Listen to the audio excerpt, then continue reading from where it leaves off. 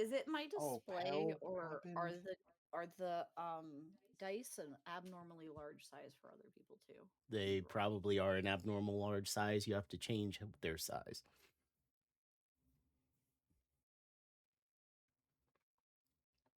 There's a rat on my screen. Get out of here, rat. No.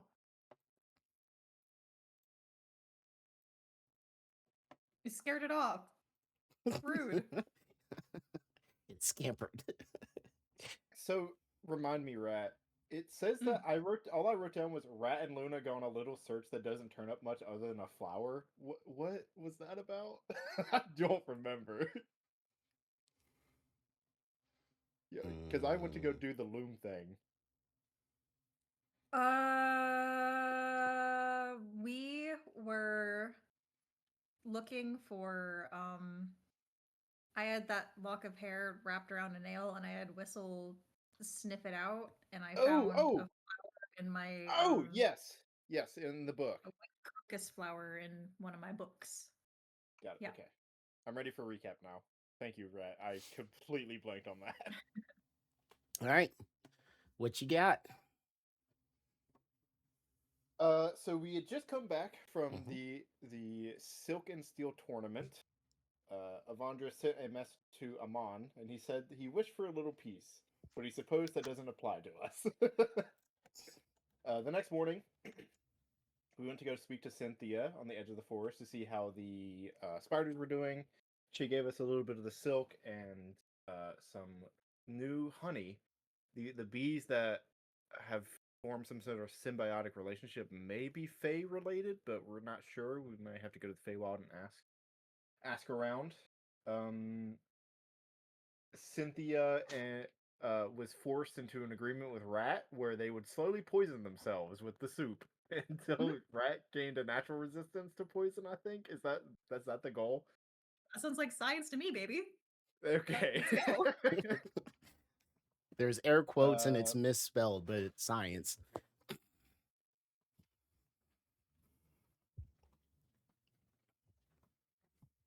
Cynthia took a sample of Rat's soup to do some tests. Also, Cynthia has a spool of silk. Blah blah blah blah blah. She gave us observation of the bees, spiders, and creatures of the. Oh, she gave us a little book of like all the natural flora and fauna of the area. She is very interested in getting a Horizon back egg. We also, I kind of did the timeline weird because my notes were weird, but we spoke to Boris before we left for the morning, and he said he received a transpondence. It was of the High Lady of House Vendal, Renee.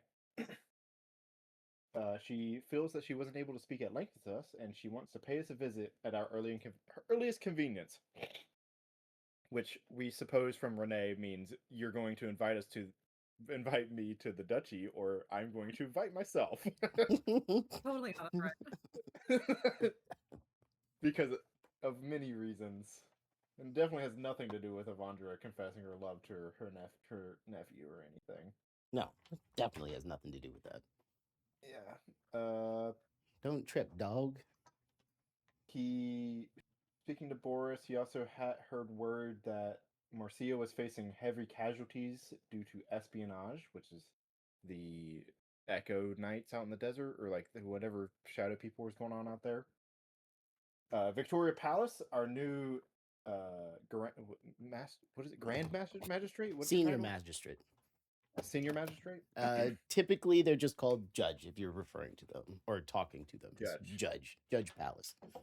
Yeah, as their time. Yeah, got it. Boris said that Victoria Palace was an exceptional legal mind, and he believes that she will be a perfect fit for our duchy. And she's a moderate, whatever that means in terms of political stuff. We went to Nova's shop, which has a new employee, which is Pell, the guy who was in charge of the guest rooms outside of the Elm or Dewstar, that had a little bit of a lie spoken to him by a rat many moons ago about Avandra. Many moons ago. Avandra's still completely unaware of this. No consequences. Woo! Apparently, Pell had traveled to Tel Amity, which is the new city ran by my aunt Fira and the Vandoviks. And he met Nova, and he got a job in the Manic Magpie, because I think didn't Nova open a branch in Tel Amity as well? Yes. Okay. He's been a busy boy. Apparently, my aunt Fira had broken away from the Nilo house to form her own house and became one of the 4 matrons of the Elmweird. Her new name is Fira Nalasir. We also, before we entered the shop, we saw a small figure hurriedly run out, and speaking to Pell about it, apparently it was Sky, the more mischievous of the twins, and she had bought 1 ton of high quality, high calcium fertilizer, and what was it? 300 like 4-foot rods that were sharpened on either end. Yes. Something to that effect. Arts and crafts. Leave her alone. Avandra, using Adelinda, sent a message to Torgrim about the meeting, and he said we would meet tonight. We were talking about ways to do a time anchor for Feywild shenanigans, and Luna believes that if we had 2 strong people, one on Terra Prima and one on the Feywild, that we could probably make some kind of ritual rite that would make it so that we can bypass the Feywild timey-wimey, go fuck yourself, you're 100 years in the future bullshit.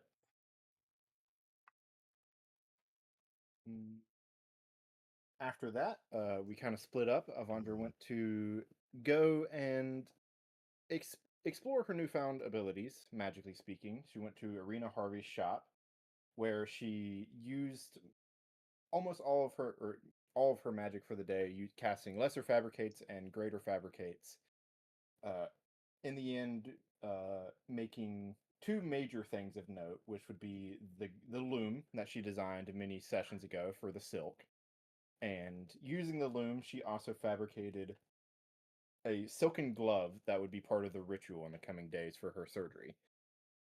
Rat and Luna did a little bit of investigating on something that was bugging Rat for a while. Many sessions ago, she found a pear on a nail on our airship between Bijou and Rose Hollow, so like session 20. Or maybe 30, something like that. She used that, and she found out, she did a wild goose chase around Embergard following Whistle. And eventually Whistle led her into her room and into a book in which was a pressed flower.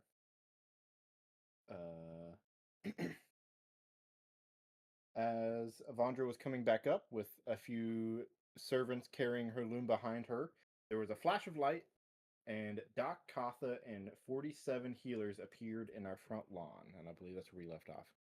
I'm trying to think if there's anything else I missed. Doc spotted you and yelled, "Where's my chicken?" But that was about it. Yeah. Did you mention that Braun is sending us an additional chunk of people to help with Marcia? I did not, but yeah, that is true. We're gonna have to figure out how to get, presumably, like over 100 people to the desert. Oh, and Pell said that all of their tuning forks that resonated with the Feywild like clonked out at the same time. All of them. No more resonating. Yeah, because of the eclipse. I guess. I don't know. Oh, and Pell did say that he wasn't interested in Avandra. See Put that one to bed after 100 sessions. Thank God. Thank God Avandra never had to deal with it. It was only Rat. But Rat didn't have to face the consequences of her actions. Perfect. As all things should be.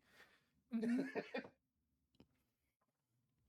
It doesn't matter if you Also, break everything if it's replaced and no one notices. Rat bought an herbology book for dummies, so get ready for that. Should be fun. Be growing some fun stuff. Start doing classes with your magistrate for law and legal purposes, and then herbology with Luna. Are we making a drug empire on the down low? Hey, hey, hey! Don't ask questions you don't want the answer to. Yeah. I I've said I noticed this wanted new to- revenue stream into the trading company. I wonder what that's about. It's just Would the new fit one. though. Wrath, you pushing drugs on legitimate businesses.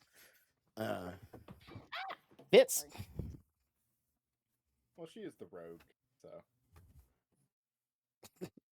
I'm allowed to have hobbies. Drug kingpin is a hobby. Yeah. Okay, cool. Or this Your the hobbies. Styx is going to be the new Heisenberg. Well, Heck, Rat we have shows to up. cook. Rat shows up with a bald head and a fedora. We'll know why. She would just do that as a fashion statement. Just to fuck Okay. with people. I believe we hit all the high points. Is there anything else that needs called out? I need you to go get me a screw and a pair of pliers.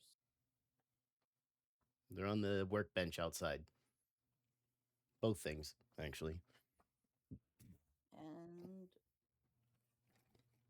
that's not you getting them for me.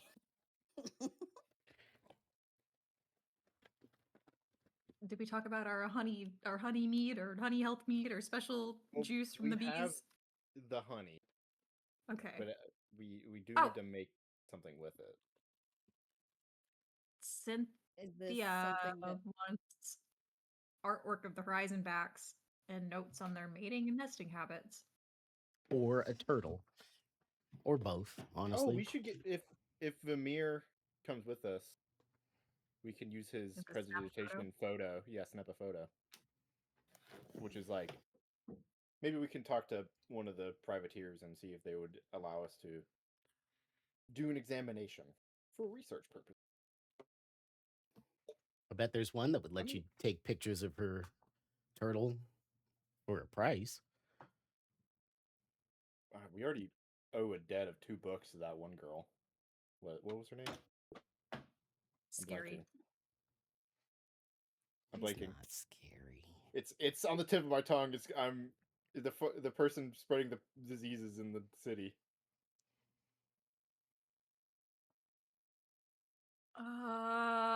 Uncall. Uncall, thank you. Scary.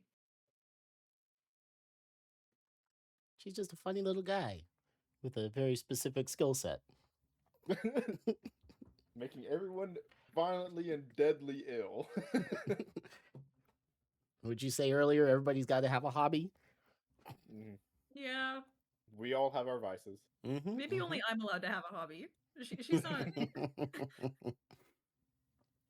Your hobby consists of making people die violently, just like my hobby, but I'm doing it, so. But it's okay if I do it. Stop stealing my shit. Okay, since we covered all our bases and I can't think of anything we specifically missed. I can't remember who has the book from Cynthia. Was it Luna I or think it was Luna? okay? Which The one with I'm all her thinking about notes it when I about looked the flora and fauna in the area. Oh, okay. I did. I don't know. I thought I added it. But I don't see it. Oh, I need to delete that. Was it that wasn't that one. Yeah, I do not have it. I also don't have the honey. I think that one of y'all have that. What is it? Like 2 pints of honey or something like that? 2 quarts? I think it was 2 quarts of honey. Can I just live in the party? Oh, I have 2 quarts of special honey. Can I put that in the party sheet? I think Yeah. that'll be okay.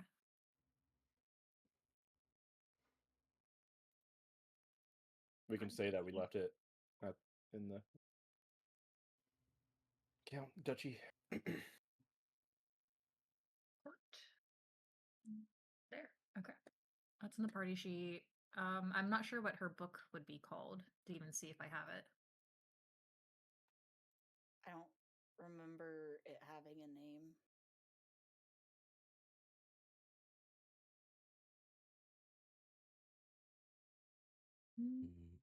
There's so much stuff in here. Oh, we have a set of sending stones. Okay. Someone needs to shake Rat out and get rid of some of this junk. Someone's gonna hit you If like we- Sonic, and all your shit's gonna go over everywhere. All our trinkets. Knock your coins flying. Lift me up with my ankles and just shake me like a rug. I remember find coming some in targets and to do us that. talking about me taking it, but I don't remember there being an actual book already made. There was not. So we'll just say Luna has it. Okay. All right. So as Avandra, you're ascending the front stairs to go into the manor house. Everybody else is headed back out. You're in the entranceway, and the door's open. You can see out. There's this big flash of light, and you see this group of people come out, and you automatically recognize Doc and Kotha. Everybody else is kind of decked out in breastplates and with white undergarments, or not undergarments, like under padding, with hoods up, simple masks on. It's not what you would typically think of a healer wearing. Do they look more like they have armor and stuff like Battlefield? Battle medics? medics, yeah, battlefield medics. Got it. But they all kind of organize themselves rather quickly. As you would all hear Doc yelling for his chicken from deeper in the house. I think Rat has the highest perception. You would hear squawking and fluttering of wings and claws on tile off in the distance.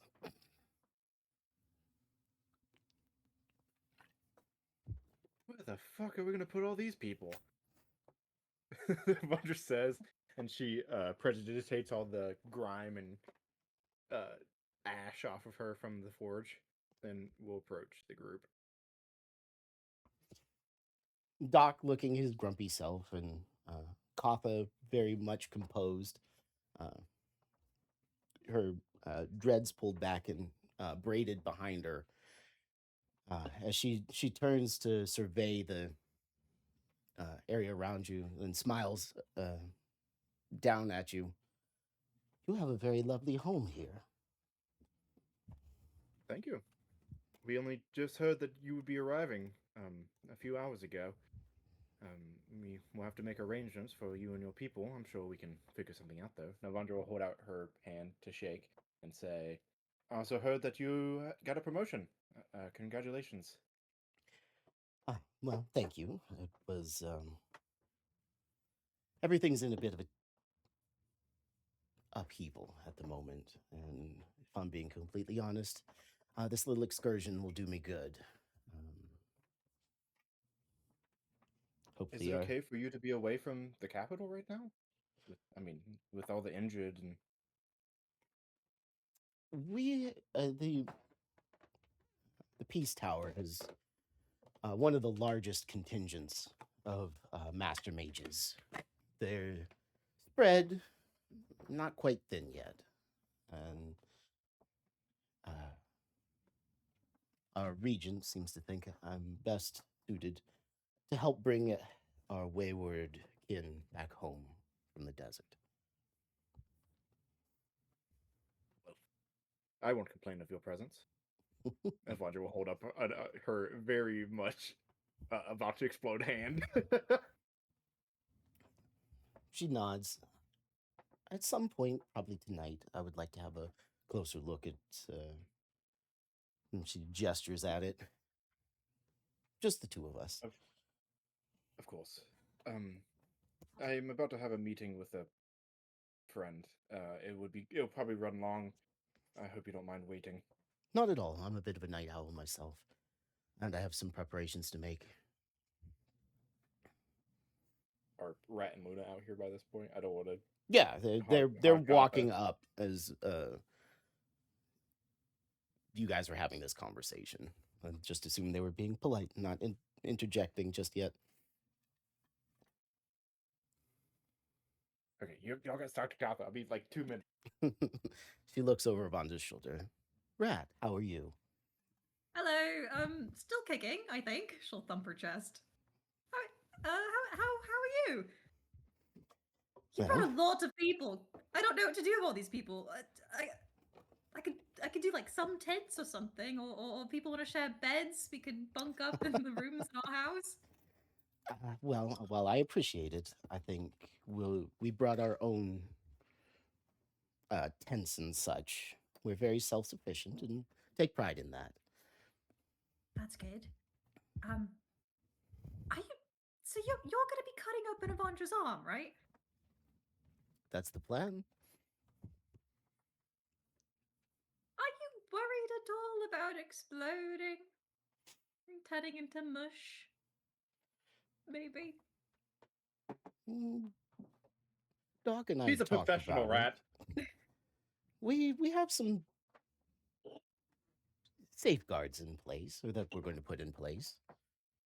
Cool. And if any of your like underlings do turn into mush from cutting open her arm, you're not gonna blame us, right? Wanda rolls her eyes. Not if you directly do it yourself. As I hear Okay. tell, you're fairly good at turning people to mush. Yes, better by the day, actually. Do But not I'll let do- her Nope. anywhere near the surgery tent. And Kotha, if you have to cut the arm off, can you like sneak it to me on the down low? Well, I think if we get to that point, if it's not going to turn us to mush, I'll see what Avandra has to do or wants to do with it. It'll probably Well, she be. said she'd give it to me. I did not say that. I Do not heard put you say words in my that. mouth. I said multiple times you cannot have it. Wow, there must be really loud insects tonight. I just hear this buzzing noise in my ear. She sounds like a mouthy half elf, doesn't she? She'll pat you on the shoulder. If you want an extra arm, I'm sure we'll be able to collect as many as you would like when we get out to the desert. I'll even Truly, find, if promise. I find Thank you any, so I much. will bring them to you. Rat holds out her pinky. She laces hers with yours. Beautiful. How'd you do that? I'm writing it in my notes. She owes me an arm now. I don't know what it is with you people and collecting my body parts. You already have 2 of my teeth, and Gehesh has an eyeball, wherever the fuck he is. If you replace all the parts of Avandra, is she still Avandra? the ship of Avandra. The mech of Avandra. I just want to keep you close. But dear friends, you know. Turn your arm That into is a back so- scratcher. That is so morbid.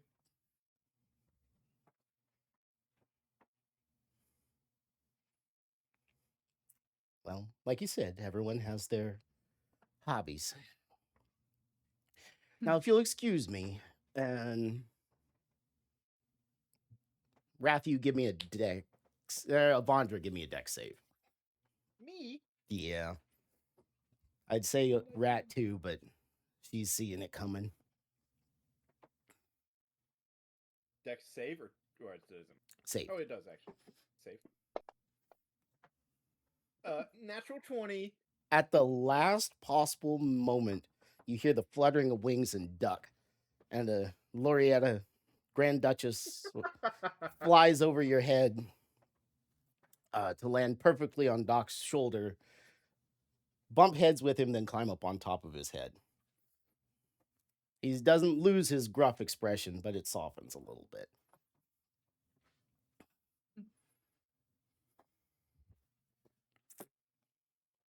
That was a good match we made. I'm happy they have each other.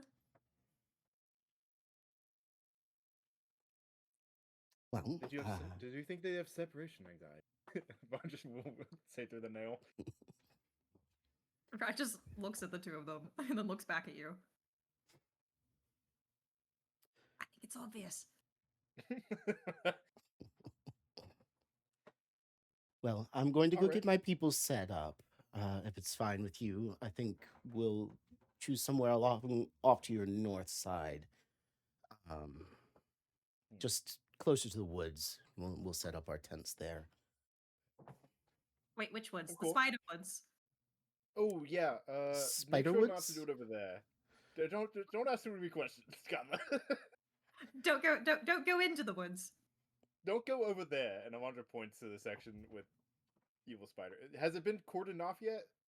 Like big signs. That was say, about "Do an not hour or enter"? two ago, so Oh no. yeah, that's true. Okay, yeah. She'll look in the direction that you're pointing. Think for a moment, then say, "We'll take the east side. We'll get closer to the over there in the plains over there." Good. Yeah, and if you want tomorrow, if you're of the exercising type, the elves are always welcome to new companions on their run in the morning. Good. I hope they can keep up. She'll turn and walk away. As she does, you can see her braids or her You good?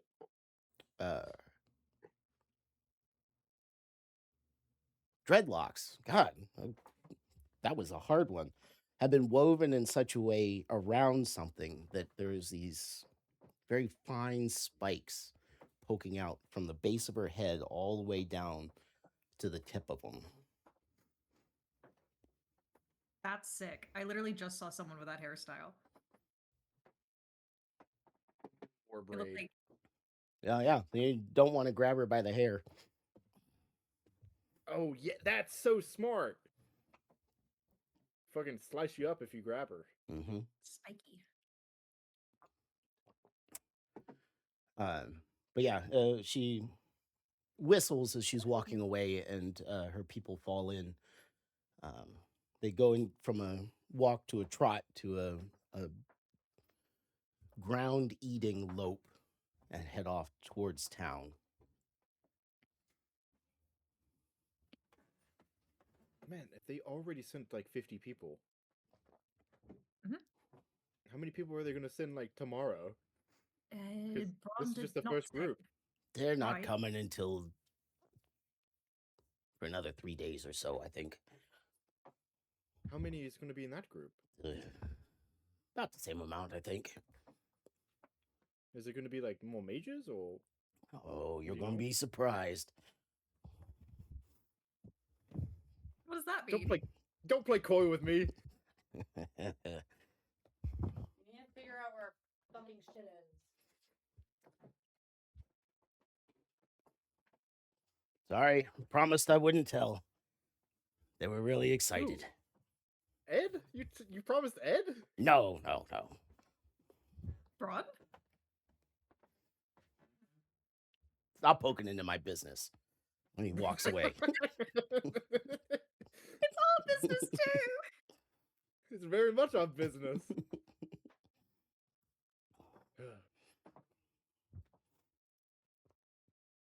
All right. Well, I'm gonna go tell Gregory to prepare a meeting room and some tea and food.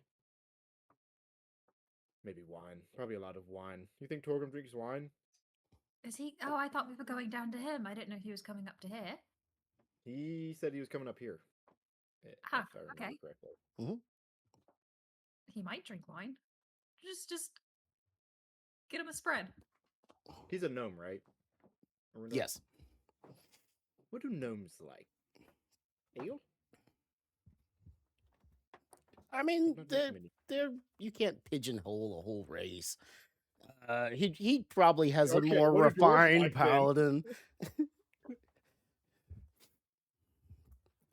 He Right. he has a he'd probably drink pretty much anything you offered him.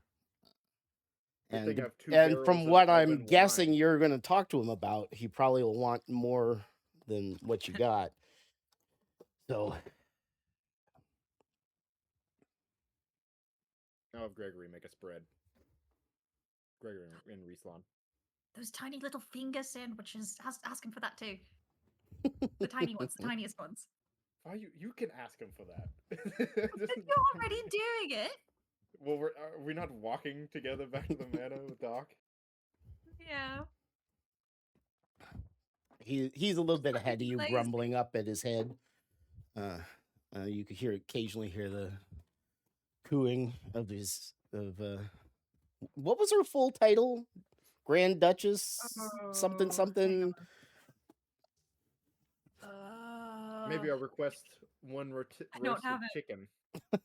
All I have is Glorietta the chicken. Damn, I thought she had a title and everything. Well, we can change that. Put it in the Book of Silver. You get me one. That Let's- would Let's be make her a sell.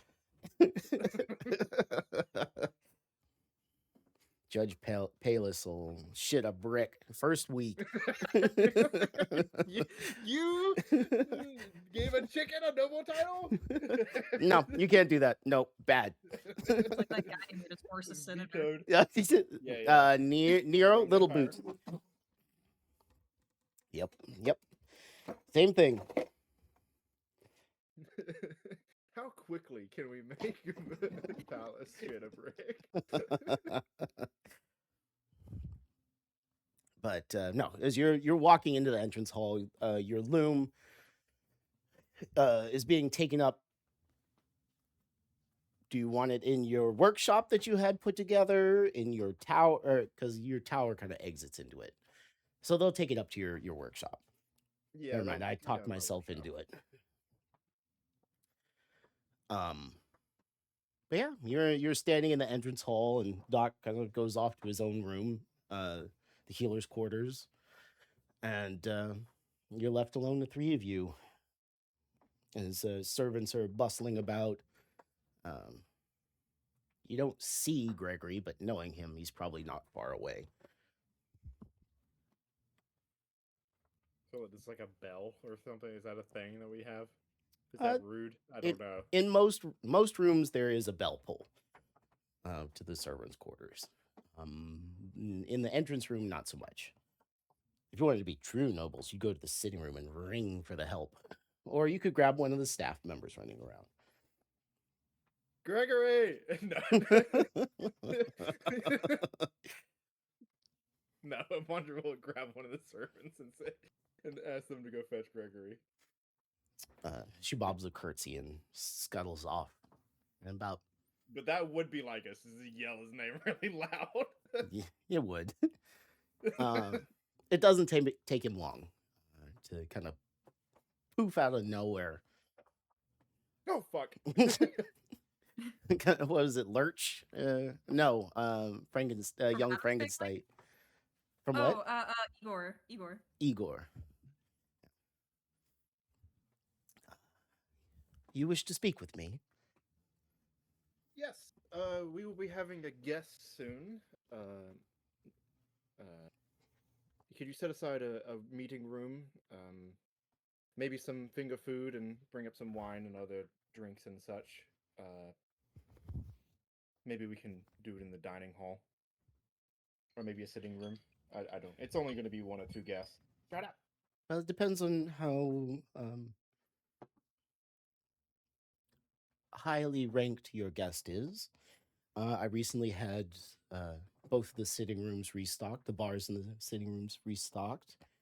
I could adjust things in the library to make it a more palatable space for a meeting, should that better capture what you're trying to portray. If you're trying to be intimidating, we could arrange the front room here into something like a throne room. No. Maybe the library. That's an option. Right, this is a friend, not a. I know. subject. I'm tabling that one for later. Thank you, Mr. Gregory. Of I course. guess he's technically a foreign dignitary. I guess. I don't know. Just something in the library would be He's the perfect. weirdo who lives in a cave. I think he'll be fine with A whatever. big cave with a lot of people in it. A lot of powerful, smart people that can build things that are powerful and really magical. What about the library? Yeah, I think the library would be perfect. I can adjust things. How many people are we expecting? Mm, 2 or 3. Maxwell's going to come up. I already invited him up, so us plus 3, and we'll probably have to invite some other people in for topics and asking questions. I will summon the dome at some points. So So you'll need some extra space. mhm. If the Um, library is too small, then we can make room in one of the sitting rooms or the dining room. well, the library is not too small. I think we'd have to move some. I'm not skilled in magic, so I don't remember the proportions to that spell, but can it overlap with existing furniture?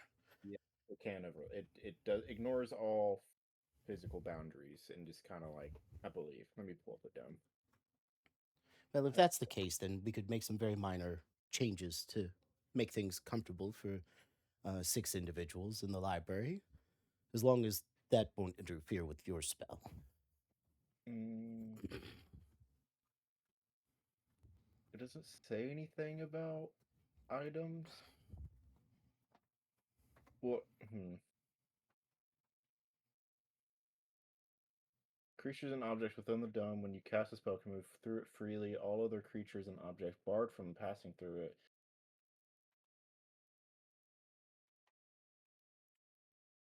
Yeah, that's a PDM. I don't think it affects. It doesn't say anything about things that are like half in it, or my You guess is know, that it I could think kind of. it's not going to. As you said, objects can pass as long as they're inside. If there's part of an object inside, it can. It counts. Yeah. Okay. Then yeah, the library's fine. Avandra will request that there is a table that she can lay stuff out on, like off to the side. How large of a table would you need? Just a Mm, side table, a full desk. maybe a desk. A desk would probably be fine. All right. I'll see to the arrangements. Will they be staying for dinner? This is going to be a long conversation, so yes. Then I will let Rieslan know that he's cooking for dignitaries that will be served in the library, or do you want to move to the dining hall or something a little bit more private for dining? You're really making me think about this. To be honest, I think once y'all get into the thick of it, there's not going to be much moving. Yeah, just in the library. We're going to be. Going It's going to through be a it. long conversation. Yeah. Right. Mr. Gregory, can you make sure you get those tiny little finger sandwiches with the apricot schmear on it? That's so tasty. The tiny ones. You know what I'm talking about? Please. I could make several different types of finger sandwiches. Apricot schmear. Was there anything Yeah. else on them? Or was it just like a Um, jam sandwich? I don't remember. Then I'll send several up for you to try and pick your favorite. Beautiful, thank you. Include one with cheese. Maybe that was it. Maybe it was cheese. Luna wants cheese. Very well. I'll make sure that the library is set up properly for you. How much time do we have before the visit? What time is it right now? Probably about 1 o'clock, 1:30. Did he specify a time? I don't remember. I Maybe think he just sundown? said the afternoon. Yeah, maybe like 2 or Okay. 3 hours.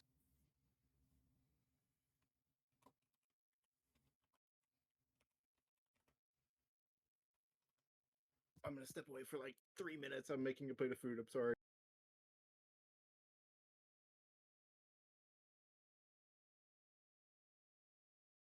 I think he's coming a bit later. Maybe, I don't know. Let's just say 2 hours. That's more Avonja's sphere. She's been the one in contact. All right. Not a big deal. I'll make sure that things are put together. We should be ready within the hour. Anything else? Any other requests? No request from me. I just have you. I don't remember if I asked this last session, but have you seen that little cat around again? The wiry, gross looking one. Sneak. That's One that looks like he was dragged face Yeah. first through it. yes. Yes. Yes, I've seen him. Infrequently, but But still he's- around. He's been spotted in the kitchens several times. Unfortunately, he's destroyed a few things in the libraries. I couldn't say. I think some of the furniture has been scratched. Do you know if he has a little nest somewhere that he curls up in, or we haven't been able to find it? Well, when you were, when he first started his residence, your Grace has said to just leave him alone. We've done our best Yeah. to ignore him, and if he makes specific requests, to furnish them. So I'm sorry. Okay. No, to answer your question, no, I'm not sure. We tend to leave him be, and he's never in one place long. Gotcha. That is perfectly fine. I might just do a sweep at the library though before we start setting things up. Don't want the little guy to be napping in there or something when we're having our chat.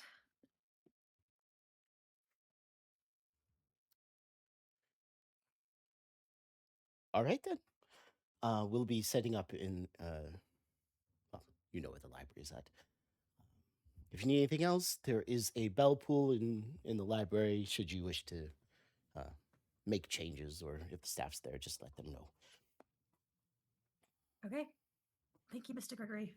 Of course, Your Grace. Thank you, Gregory. He bows deeply and then exits towards the kitchen. How's Gregory looking?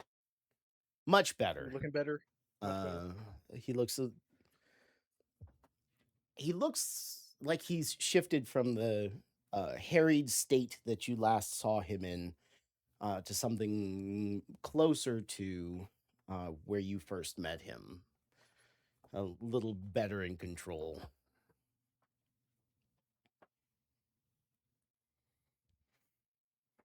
Oh my god, I made fettuccine alfredo in the slow cooker. It's so good. Sorry. I just took a bite out of it and I was like, oh my god. Yeah, don't hurt yourself patting yourself on the shoulder or on the back. But I'd say you have a couple hours at the very least to kill before Torgrim arrives, unless he's being a funny little boy and shows up when you least expect him.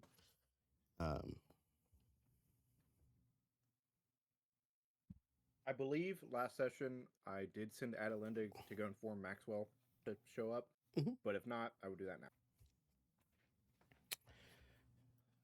I I think I did. Andra, did you invite Palace? No, I invited Maxwell. Ah, shame. I mean, I think Valis lives here. Why, you want me to invite Valis too? No, I mean yes, but no, we don't have to. I invited Maxwell because he's something of the leader, I guess. Yeah, I always saw him in that light. He was the first seeker.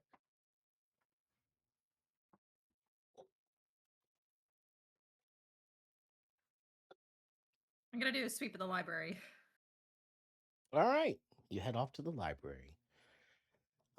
As you push the door open, or as you approach, you find the door is already open, and you can hear several quiet voices speaking and hear furniture moving about.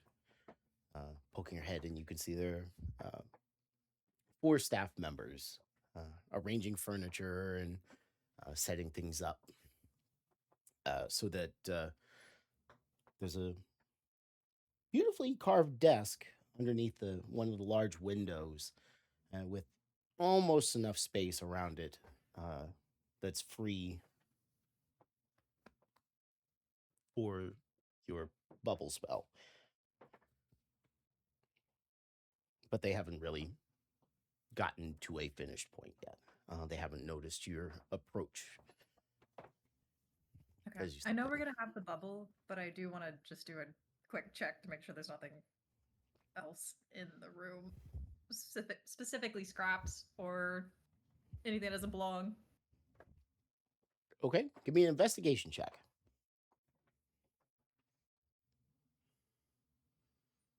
Skills there. Okay. Yikes! Nat 1. Yeah, the nat 20 the first roll of the game, and a nat 1 for the second. That's about on par for you guys. You start turned on making the your checks, and at first you get all the hidey holes and all the places that a cat could sneak into, but you find a book, and it's the spine of it is beautifully inlaid with gold. You pull it out, and the title captures your attention. Um, a Dance with Death. And the artwork on the front is this figure has a beautiful spear that they're fighting with. And you tell yourself you're just going to see what the book is about and read the first page, but 30 minutes later, you're curled up in a chair, engrossed in this beautifully written, disgusting romance novel that is the only reason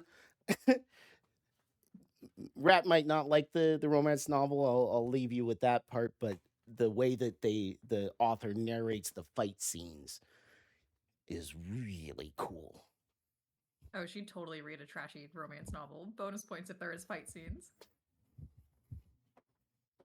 Yeah, Rat's gone for the next hour. Sorry, guys.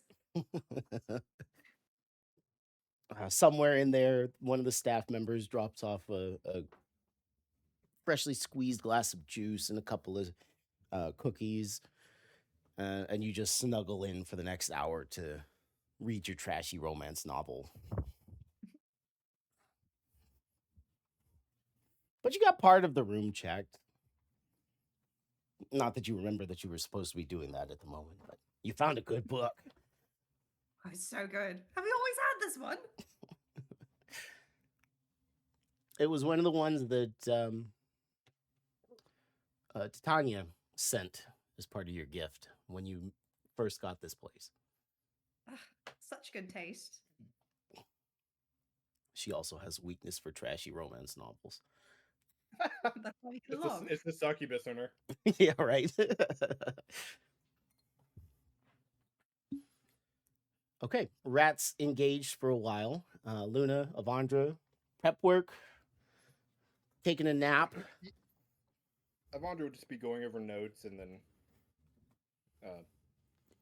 maybe sitting in her workshop for a little bit, tinkering on the new loom, adjusting some things that didn't quite fit in her, that like worked in her mind, but now in print application may not be as she wanted. But just kind of idling, I guess. Yeah, along one wall, you've got a long workbench, but above it is like a cork board, and on it are you've started to like pin Madness. some of your some of your drawings and things, but you take some away and you just spread across the whole wall with what you're, because the loom wasn't perfect. You couldn't quite get what you wanted out of it. It was close, but you lay out your designs, these ones that you've been working on for weeks now, and just match them up so you've got it all in front of you and you start looking at it.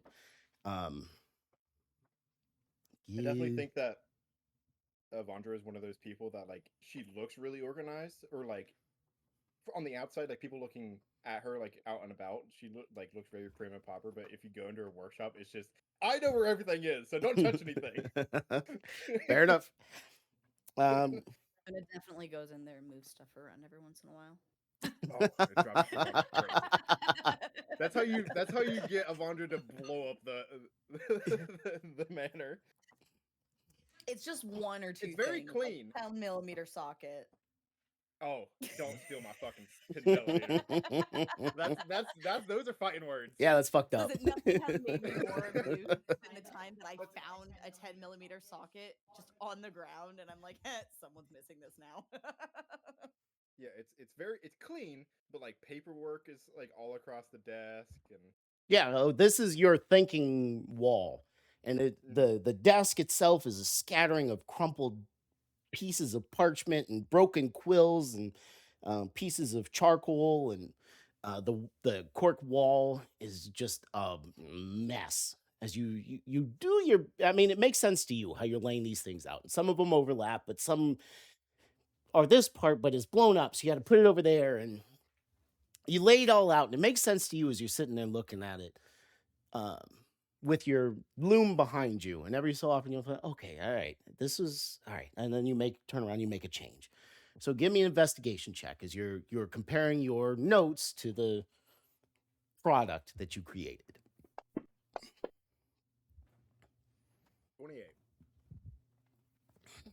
It takes on a you, roll today. I don't know about you, Rat. but you don't have a cool book, so fuck you. Yeah. My Um, boring loom. It takes you a good 30 minutes, and you have to get in this headspace, and that is not something that's immediate. You got to kind of build yourself into it. You got to kind of work your way through step by step how you thought up this plan. But once you get in a groove and you start, okay, yeah, I remember this. This is how this goes, and this connects to that. You find the failure point, and it ends up being this crux of a couple of gears that that should be powerful enough to drive 3 separate parts of the loom, but it's not getting enough torque. You can't get enough power to it to do what it should be doing. And I would say with a 28, given another 30 minutes, you could make the adjustments that you need to bring it up to par with your drawings. Well, to surpass your drawings and make it so it works. Yeah, it was just a prototype, so gotta work out the kinks. Exactly. And honestly, I think that this would be very fun for Avandra. This finding the detail, getting into the nitty gritty, and making it better. Just even if it's just a little bit better. Just I don't know. You correct me if I'm wrong, but that's how I picture No, Avandra. absolutely. Yeah, she's very detail oriented, and now that she's kind of started to, she had a weird headspace before, like whenever she was on the fabricates, and now she's like, now that all the magic is out of the way, she can really focus in on the mechanical portion of it. But yeah, that's what Avandra will do until Torgrim shows up, is just tinker until she gets a product that she can be really happy with, and something that she could train someone to use pretty in a short amount. Mm-hmm. That's one of the other big ones. Okay. Yeah, you could definitely get it to a point where it'd be consumable by one of your compatriots, one of the other seekers, or I don't know if you would refer to yourselves as seekers anymore. No, probably just a mechanite. That's just how Avandra would probably think of it, but one of the other 6, right? Yeah, maybe engineers for the time being, because I think they would most of them would try and cut away that identifier. Yeah, for sure. I think engineer would be a good one for them. So for now, they're thinking of themselves as engineers. All right, yeah, that's all I really want to do until Torgrim shows up. Luna.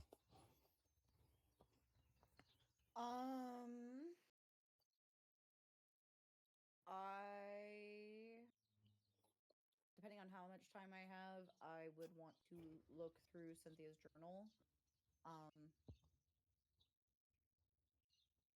Druid craft some more poison plant, ideally. So I have a What couple kind of clippings. poison plant? The Darcy poison plant. Oh, From the yeah, I got you.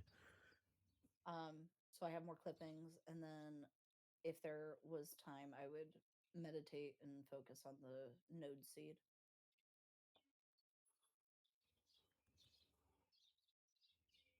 I'll give you 2 out of 3. The Cynthia is very extensive, and you wouldn't think of it if you looked at her, but she's very meticulous in her note taking, especially about the flora and fauna around her. So it's a very good status quo of what the nature of your duchy is, and where, with some predictions on where it's going or where it's trending.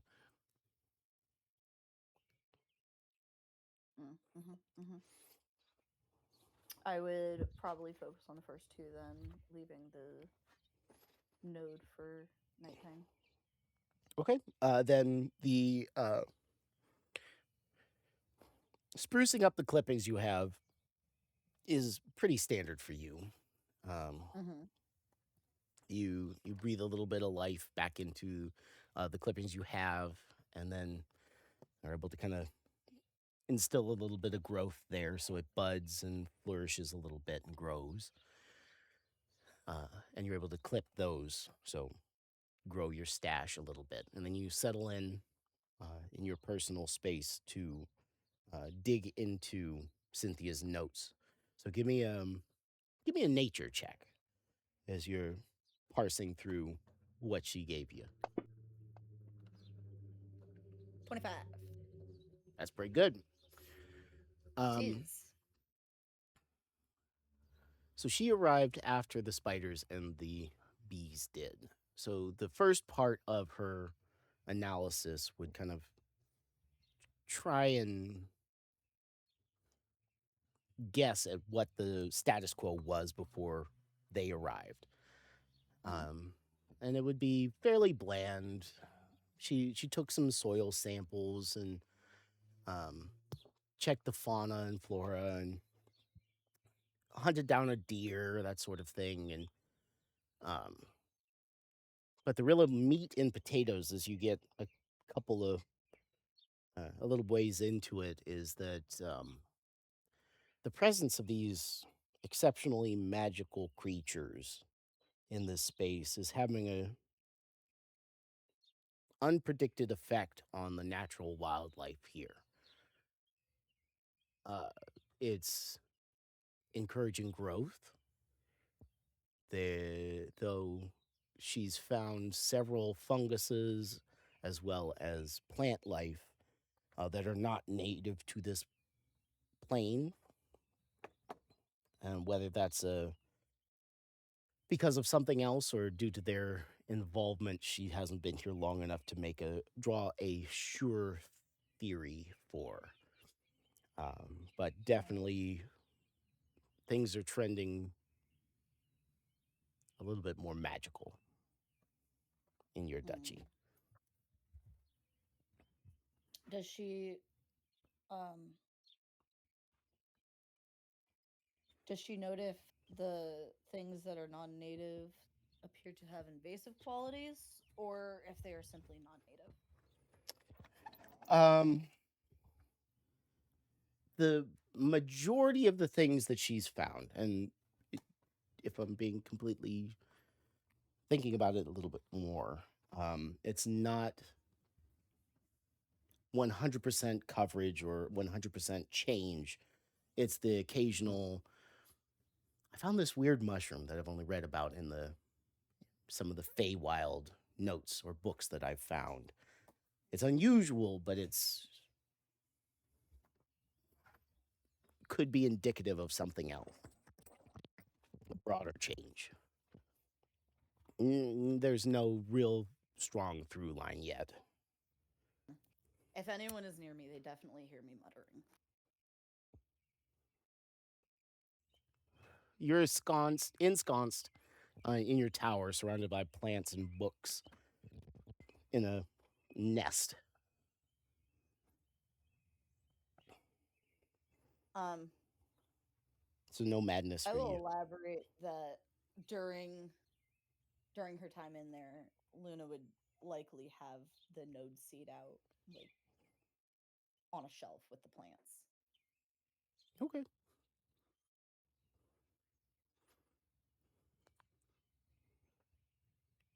How many clippings, by the way, do I get? I meant to ask that. Like, how much do I get? I'll give you another. How many do you have? I currently have one of the poison plant. That's why I wanted to focus on it. Then I'll give you 2 more. Not bad. I'll take it. Thank you.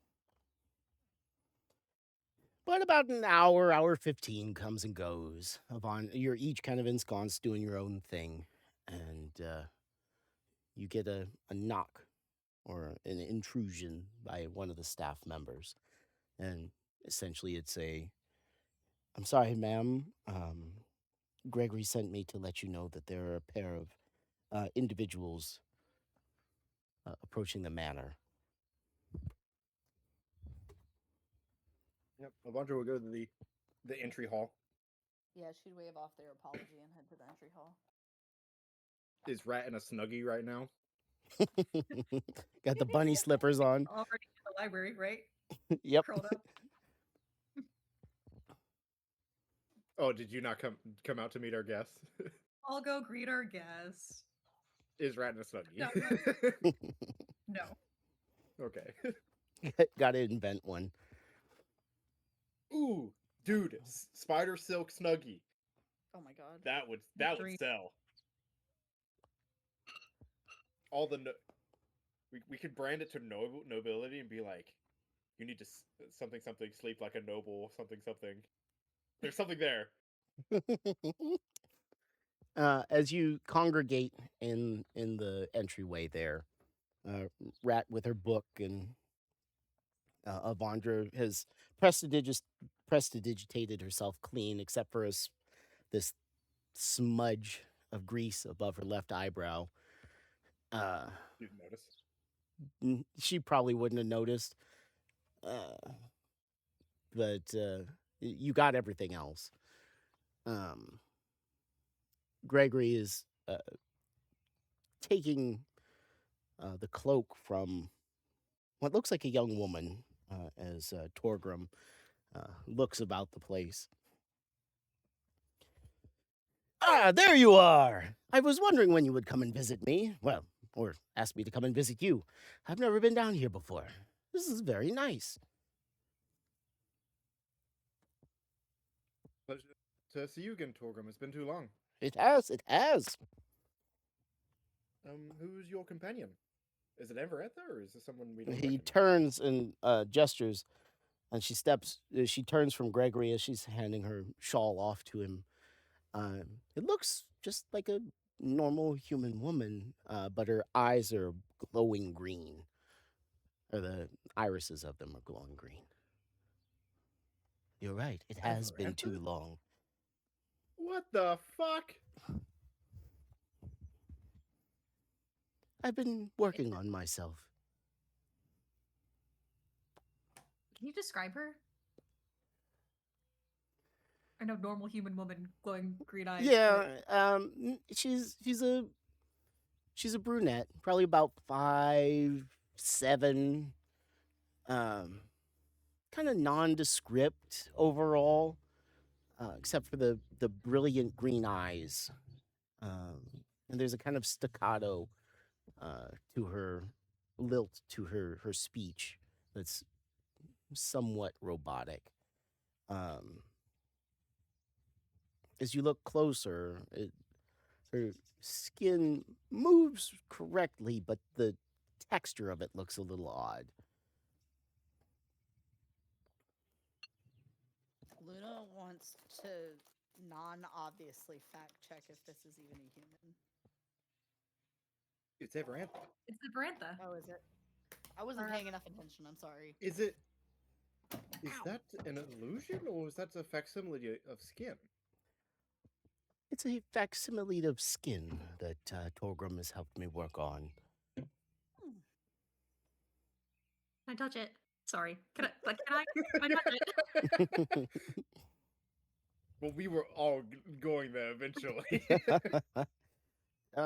She smiles at you benignly and pulls off a silken glove, silken white glove, and extends her hand. Okay. Rat will poke her hand, kind of rub her thumb in her palm. Does it feel like skin? It. The first thing that would get you is that she's still cold, or she's cold. It's definitely not living like a living person. The texture is a bit grainy.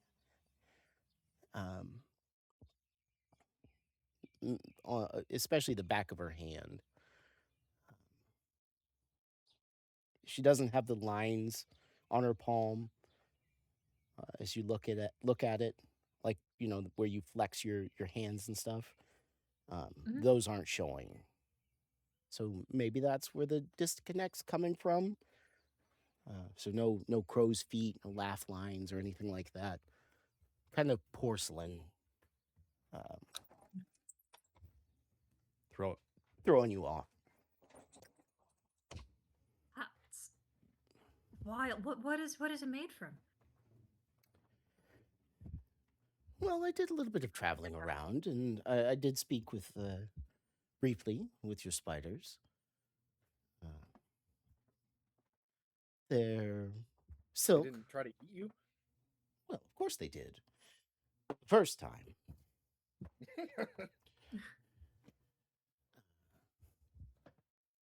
But no, it's a bit of a composite. I've been working to add metal threads to it to make it a little stronger. Can you feel through feel it? through it? Oh, God, get out of my head! Extremes. I can feel extremes. Huh. I guess we never really asked if you could feel anything in your skeleton. The original. I'm assuming you have that underneath the skin. It is. It's still there. I made some modifications, of course, but it's with the addition of the skin, or faux skin. I have a little bit more dexterity and can feel a little better. It would have taken some severe extremes for me to feel it in my prior form. Now, getting a good look at her, if I didn't know that she was a robot, could she pass for a person, like in a busy road, or like if someone didn't look too hard? Yeah, probably. There's some details that are too clean, too intentional. But if The little uncanny valley is what I'm picking up on. Kind of. It's I don't know. The longer you look at her, the more you realize, or you can see, this is an artificial creation. But if you were just walking past, kind of in your own thoughts on a busy road, you probably wouldn't look twice at her. I've been reading too much Dungeon Crawler Carl. All I can think of is Smith. She was a sex doll head. I know. And very obvious about it. Okay. Wow. Well, you're looking great. Well, thank you. I still have some work to do, but What is the eventual goal? Just to look as human as you can? she shrugs. This is just my current endeavor. I could be distracted soon and find something else to delve into. But right now, I just find myself most curious on how human I can make myself look.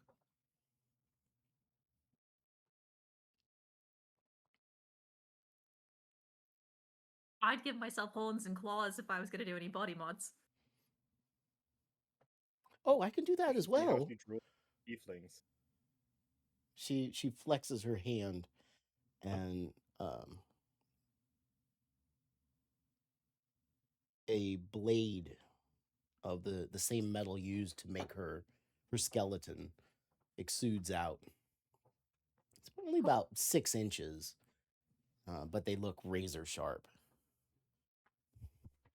And I'm See, not that quite as is fragile incredible. as I look.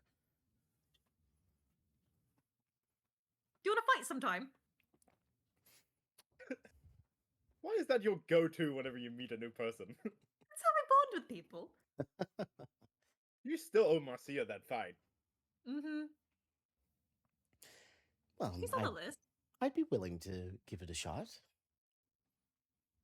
I'm not geared out for battle at the moment, but maybe next time. Get up and then jump me one day, and we'll have a little scuffle and see what happens. Oh, you wanted to be a surprise? Yes. Oh, very well then. That totally isn't going to come at a horrible time. I will be. So I have the alert feat and a 23 perception. I will be pleasantly surprised if she successfully jumps me. Challenge to you, God. I'm pointing a finger up to the heavens.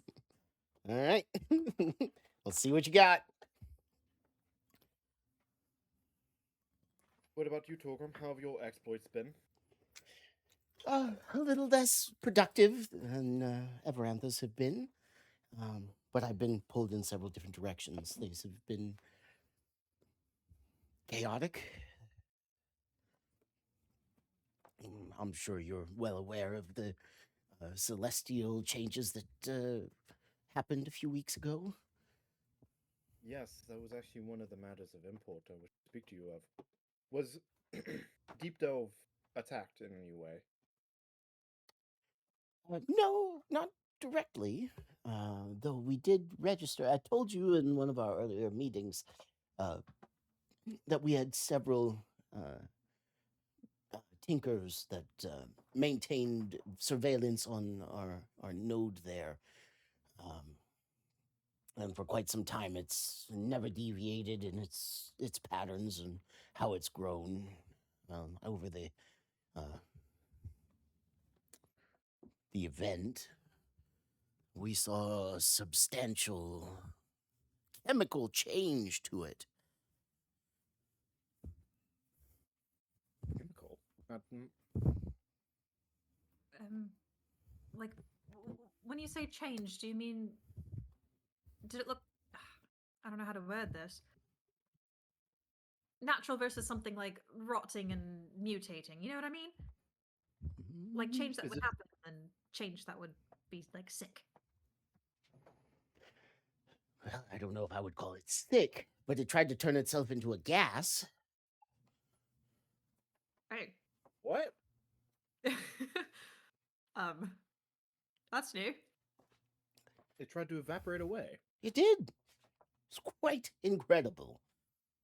How did you manage to stabilize it? I'm assuming you did manage to stabilize it. We were able to stabilize most of it. Cost a few lives, but we were able to keep it in place. Honestly, your also evaporated. Your invitation was I meant to reach out to you and get your input, as well as that of your compatriots. Will any of them be joining us tonight? I invited Maxwell.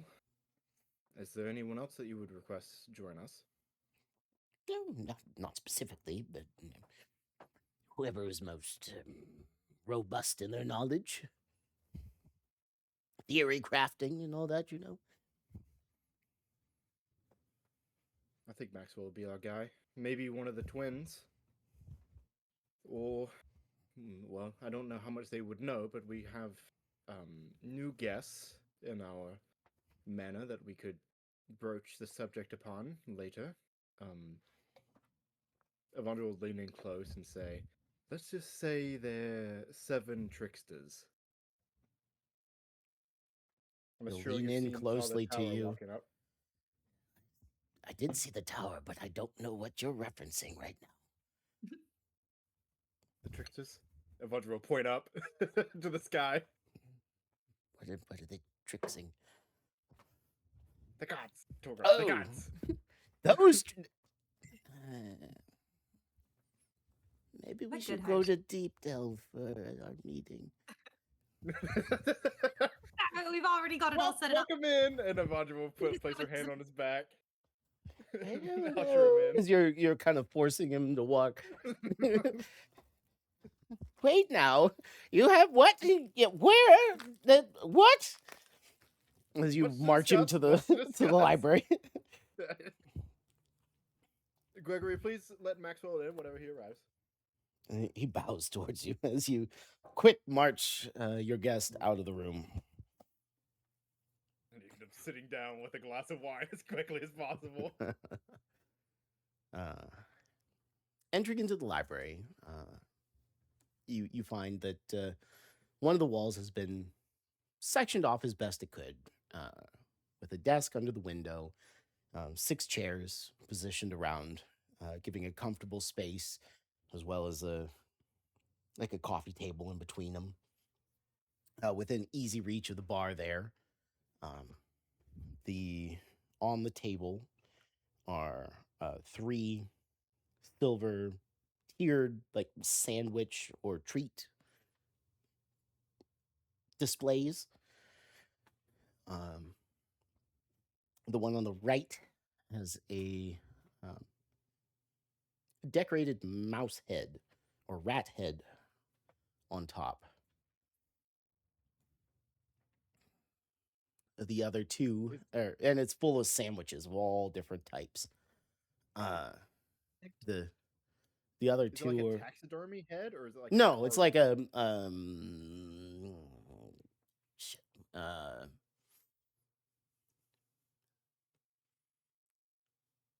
It's an edible arrangement. It's not something that's aggressively you're like, going to that's sleep with the morbid. rats type of deal. It's Who did that? I don't remember a rat asking for a taxidermy rat head to be put on top of our You don't food. know what I want. I can't think of what it's called, but because Fabergé keeps poking into my brain, but like they do it with cookies and cakes and stuff, and they roll and shape it to make designs and stuff. Yeah. But it's done in an artfully tasteful way. To say this is Rat's Tower of Sandwiches. We need to pay Gregory more. The other 2 towers are full of some like biscuits and some sandwiches and sweets and all sort of different things for you to try, as well as a nice tea service is there as well.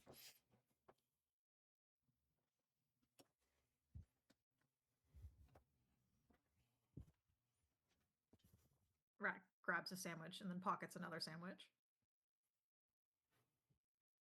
All right. Your first apricot sandwich is has your schmear of apricot, a nice slice of brie, and a few leaves of arugula on Perfect. a brioche bread.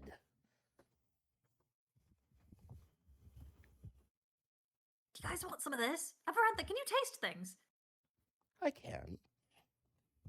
Do you like schmear? Do you like apricot schmear? Here, take this. She'll take one and sample it. I will say that apricot is not my favorite, but it is not bad. I do like the softness of the cheese.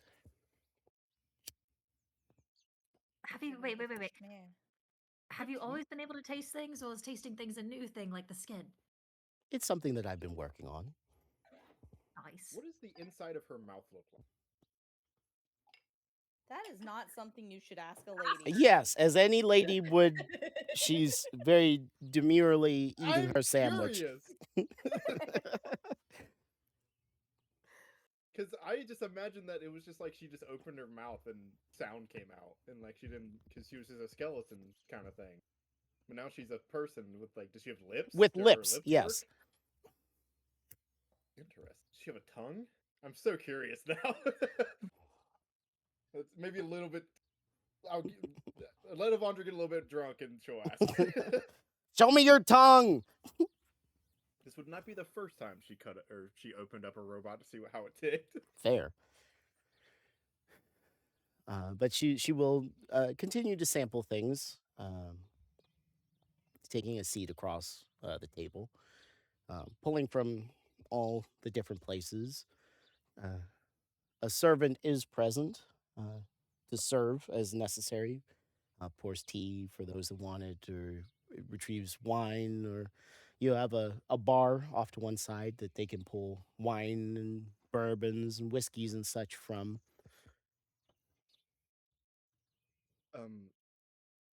So as I said before, we have a few guests. I don't know if you've met Sky and Jimmy, but we have had them around for a while. They're two halfling twins running around. But now we have a few new guests, being, well, whenever the eclipse happened, things got weird with the gods. I made a deal with Norbu, the gambler, and Yes, I know his he- stories. I didn't exactly know the consequences of that deal, at least for what he was requesting of me. He said it was a friendly favor, and that friendly favor turned out to be him turning into a preteen, and all of his trickster gods turning into preteens, and plopping a tower next to our on our manor house and living with us for a while. But babysitting his family now. Yeah, but they're like babies or like They're teenager great. kindas. They're They're really great. nice. All but they're 7 just of them? chaos. Yeah, Yes? yeah. Now, is it there? I've always surmised that there's a seed or a core involved with each of the See? deities. That is something that we'll speak about later, but I'm not sure because we've seen Norbu's core before. Really? And What I did it don't look know. like? Did you take notes? Of course you took Yeah, notes. You're a true scientist. yeah, because it was the thing he gave us in. I chucked While that we- thing to the ocean. You I threw did. it in the ocean.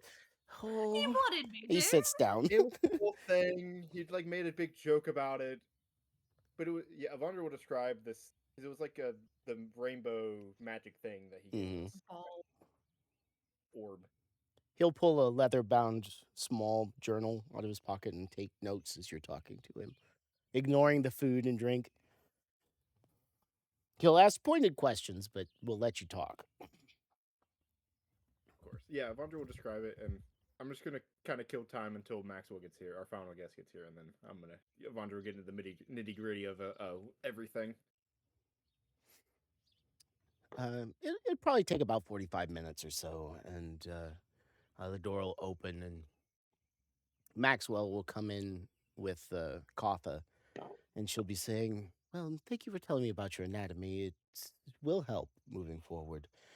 And she'll look into the room. I'm sorry, I didn't mean to interrupt. We were just having a very poignant conversation. I'll excuse myself. And he'll step into the room, and she'll exit.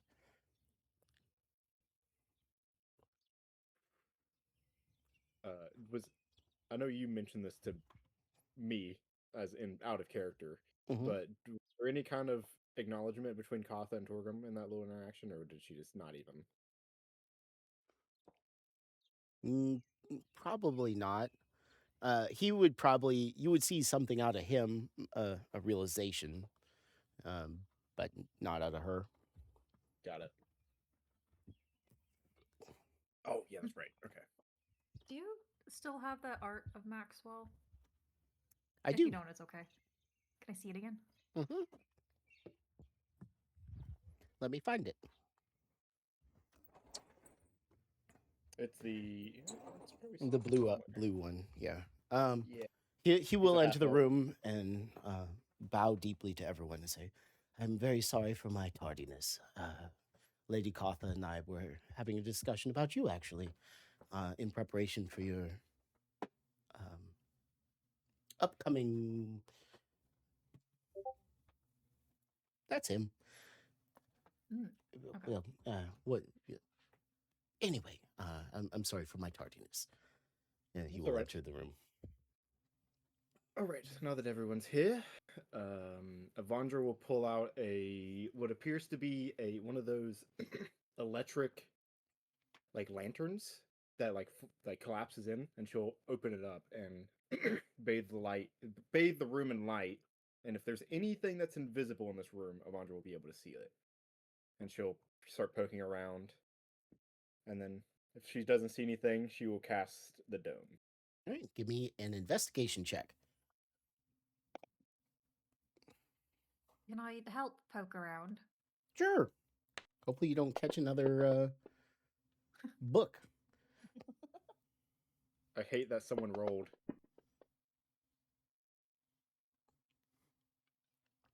All right. You look around. You check on top of the bookcases.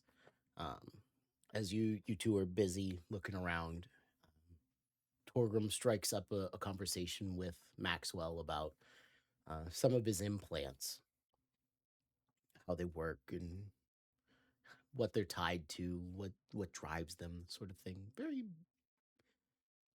technical questions, but ones that he's very capable of answering. Everantha, while she doesn't ask any questions, she's very obviously listening. You don't find anything. Seems like you're the only ones here in the library.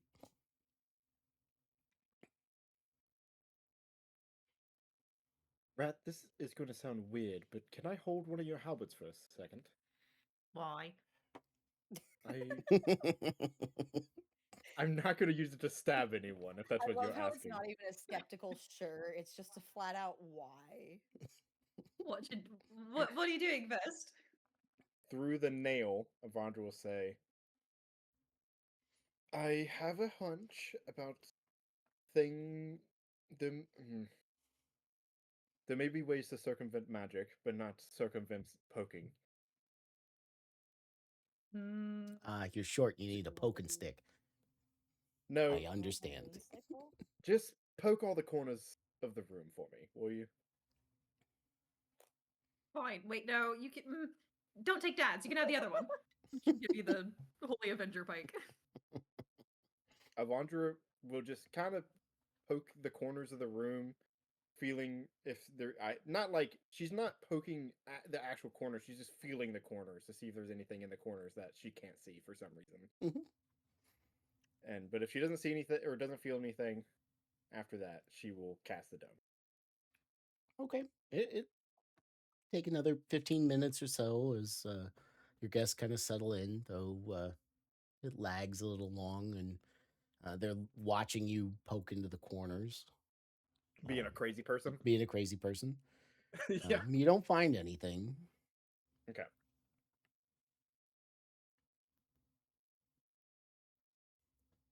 Can I have that I back? will. Oh yeah, I'll give it back. And I'll cast the dome so that the servant is in the dome, and then when it's up, I will ask that they wait outside. Okay. So that they can pass through it if we like ring for them. You wouldn't be able to well, maybe you could make it so it's opaque or Avandra non-opaque, but you could beckon to them as necessary. So, or Well, you can shift it so you can beckon to them if you need it. I believe they can still hear through it as well. But it doesn't block sound. It just blocks magical scrying stuff. So if there was an eavesdropper in the other room, they would still be able to hear it. All right. Okay. You cast your dome, and I consider the implications of that understanding.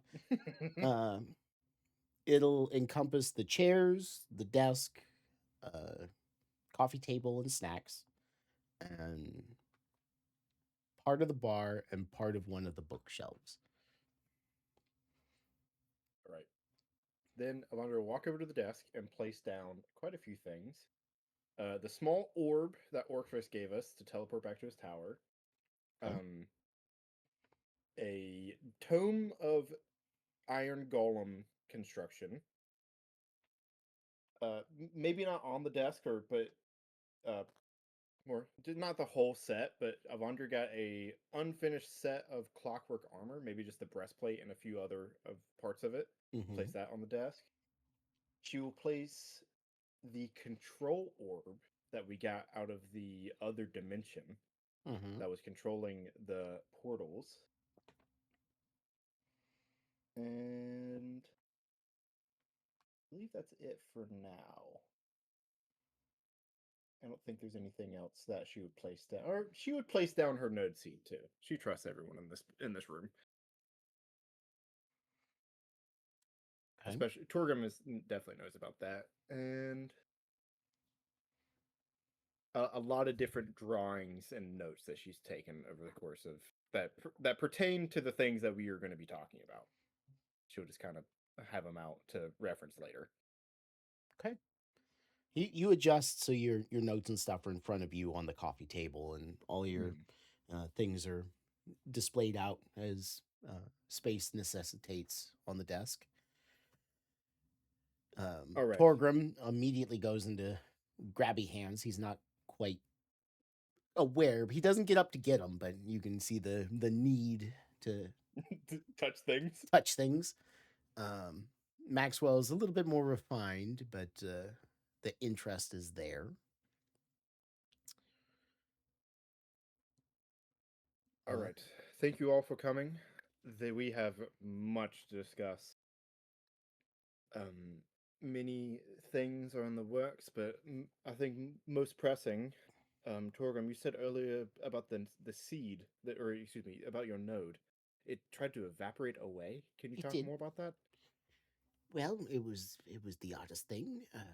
Things were going well. We were aware that likely there would be a shift in the natural order, at least for a short time during the eclipse. So we took some precautions. Master Peacock, Master Tinker Peacock, was in charge of the dispensation of the defenses. Or it wasn't really defenses, they were testing and monitoring devices. He unfortunately perished. He was a very skilled arcanist, but was able to defer some of the whatever was incoming, affecting the node. We lost about a third of it during the eclipse. Did it look like it was being sucked up somehow, or was it just dissipating into the atmosphere? Well, that's the oddest thing. It seemed to be trying to turn back into magical particles, because magic, depending on the type of magic, it's a natural thing. I'm sure Miss Luna could attest to. It's something that can be divinely imparted. It's something that through hard study can be manipulated and impacted, which is what I'm sure Avandra, you and I can very much appreciate it as part of the natural order of things. It tried to turn back into nothing, Return to the weave. It tried to return back to everything around it.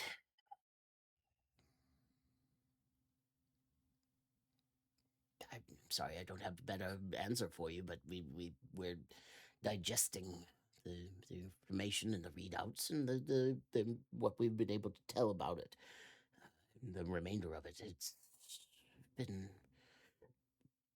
it's been chemically changed. It tried to, and maybe had we not involved ourselves, it would have returned back to the same thing that it was. But we Do you believe that the other nodes that weren't monitored are gone? I don't know. Across the empire. Maybe. I wouldn't know without being able to access another node. And I wouldn't be able to tell you as much as the node that we have down in Deep Delve.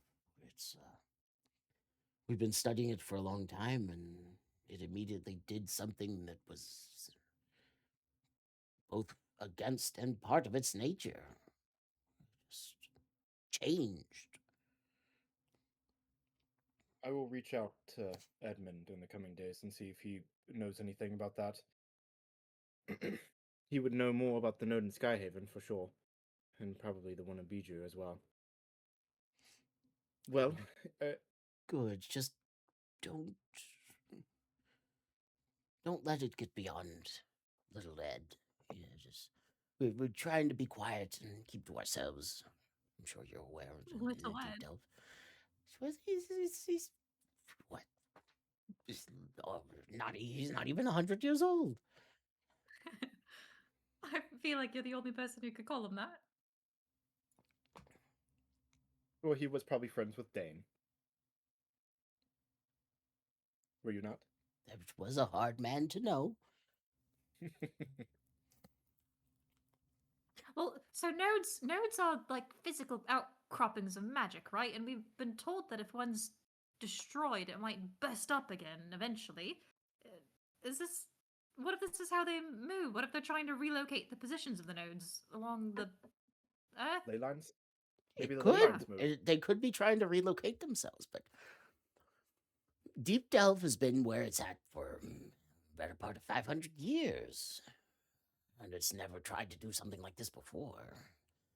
We've got a few master tinkers that have gone about and looked at other nodes. And as far as we're aware, this is a unique occurrence. It's strange, and the remainder that is still here is odd. It's more vibrant, more alive. Almost like more of itself was condensed down into itself, even though we lost some of its mass. Huh.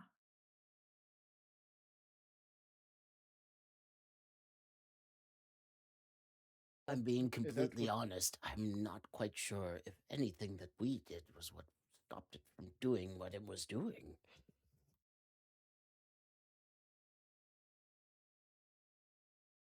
Well, if there's any updates, we would love to hear any information.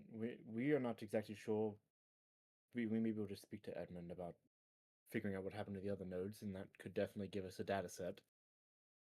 But speaking of the eclipse, I'm sure you've heard, but if you haven't, there was attacks across the Empire, and of an extra-dimensional nature. And Avandra will stand up and walk over to the control orb and bring it back to the table. In Bijou, there was supposed to be 5 extra-dimensional rifts opening up, but we managed to stop 3 of them. Still 2 opened, and monsters poured out of them. Nasty, disgusting things. Mind flares, rot dragons with engines inside of them, all kinds of crazy things. We managed to go to the other side of these rifts and found this. And Avandra will place it on the table. Some shamans or mages were using it to open up rifts from their dimension. Do you know of where they were possibly coming from? What this really is?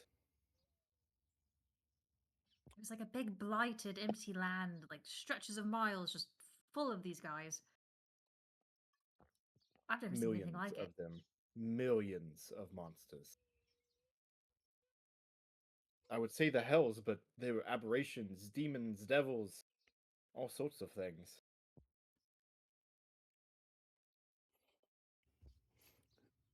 Torgrim would vomit on himself if anyone else grabbed this orb before him. So he's going for it. Okay, I'll let him touch it. He will pick it up and kind of fall in on himself, and you would hear him start to incant an identify spell. I'd be familiar enough with it that This orb is about the size of a soccer ball, right? it's a little bit smaller, but yeah, close. So it looks really big in his hands as he's holding it up, and you can see the magic kind of flowing off of him a little bit as he attempts to identify it. Maxwell will look at it. But the question will come from Everantha.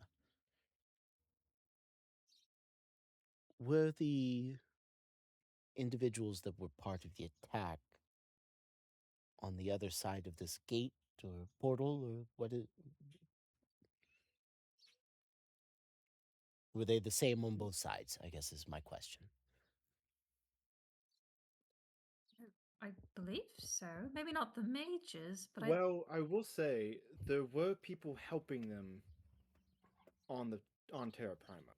I think maybe the Black Sun. They planted bombs across the city, but the monsters themselves, once they crossed over, they were the same on both sides. Hmm. Yeah, because Why, do we you know saw something? one. I'm not sure. Something about this is familiar, but I'm sorry, you were saying Rat? No, no, I was just prying into why this might be familiar. You don't remember, or what? It was so long ago that, well, she was forced to forget it. Honestly, I'm not sure. It's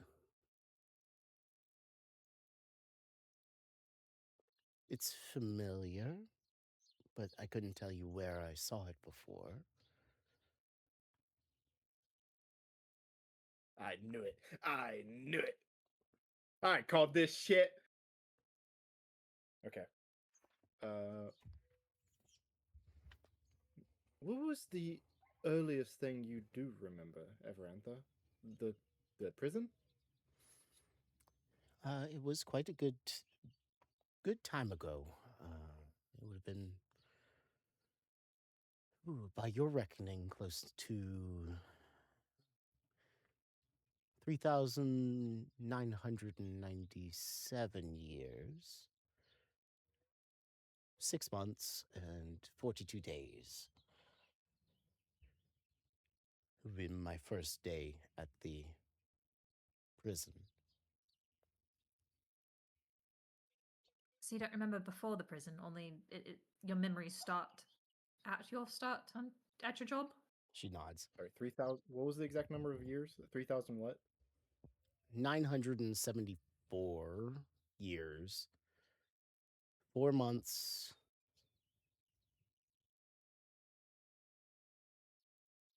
23 days, 7 hours, 14 minutes. So you can keep going. Yeah, I think that's more than enough. I'm just saying 3,000 years. Well, closer to 4. A lot closer to 4 than 3. Does the name Orphrix mean anything to you, Everantha?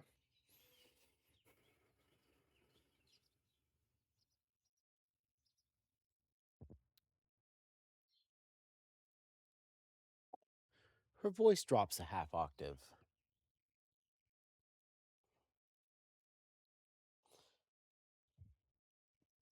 Lesser Node 1. Or no? Wait, does it look like she was like taken over, or is she something else is going No. on? Kind of like when you've seen people interdicted. Okay.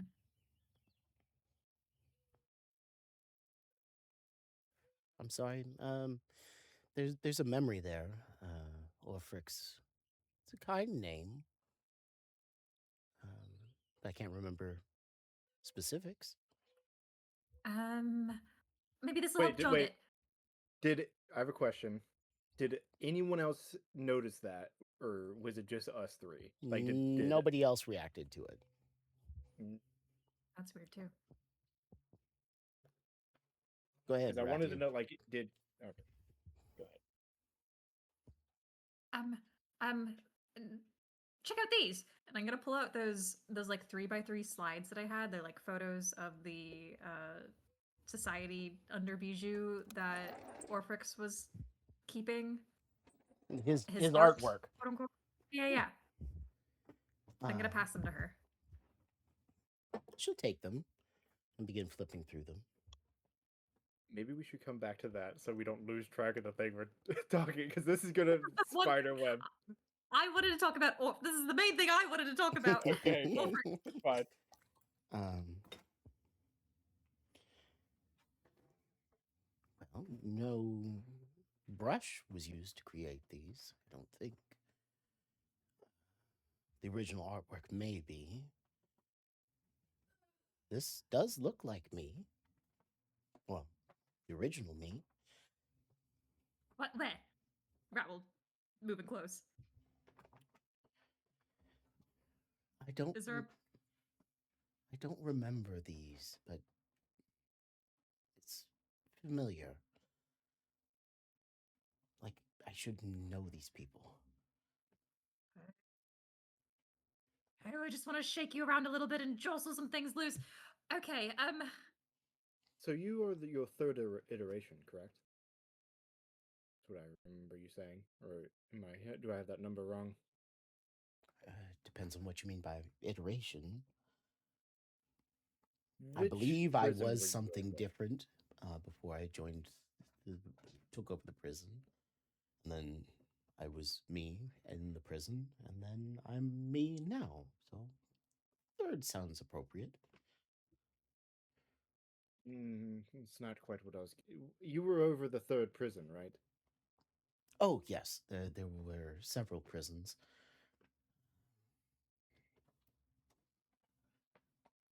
if you could meet another being that's maybe sort of like you, would you want to do that? Please say yes. Then yes, I think I would like to meet another being like me. Oh, good. Okay, so see, there's this guy under Bijou right now. His name is Ulfrix. And he's very sick right now, and we're trying to fix him. That's an aside. But maybe if you go down there, he'll be like, "Oh, my dear friend Everantha, yay!" And then his brain will be better. I don't know. I don't know the logistics, but if we get you down there, something might happen. I mean, maybe.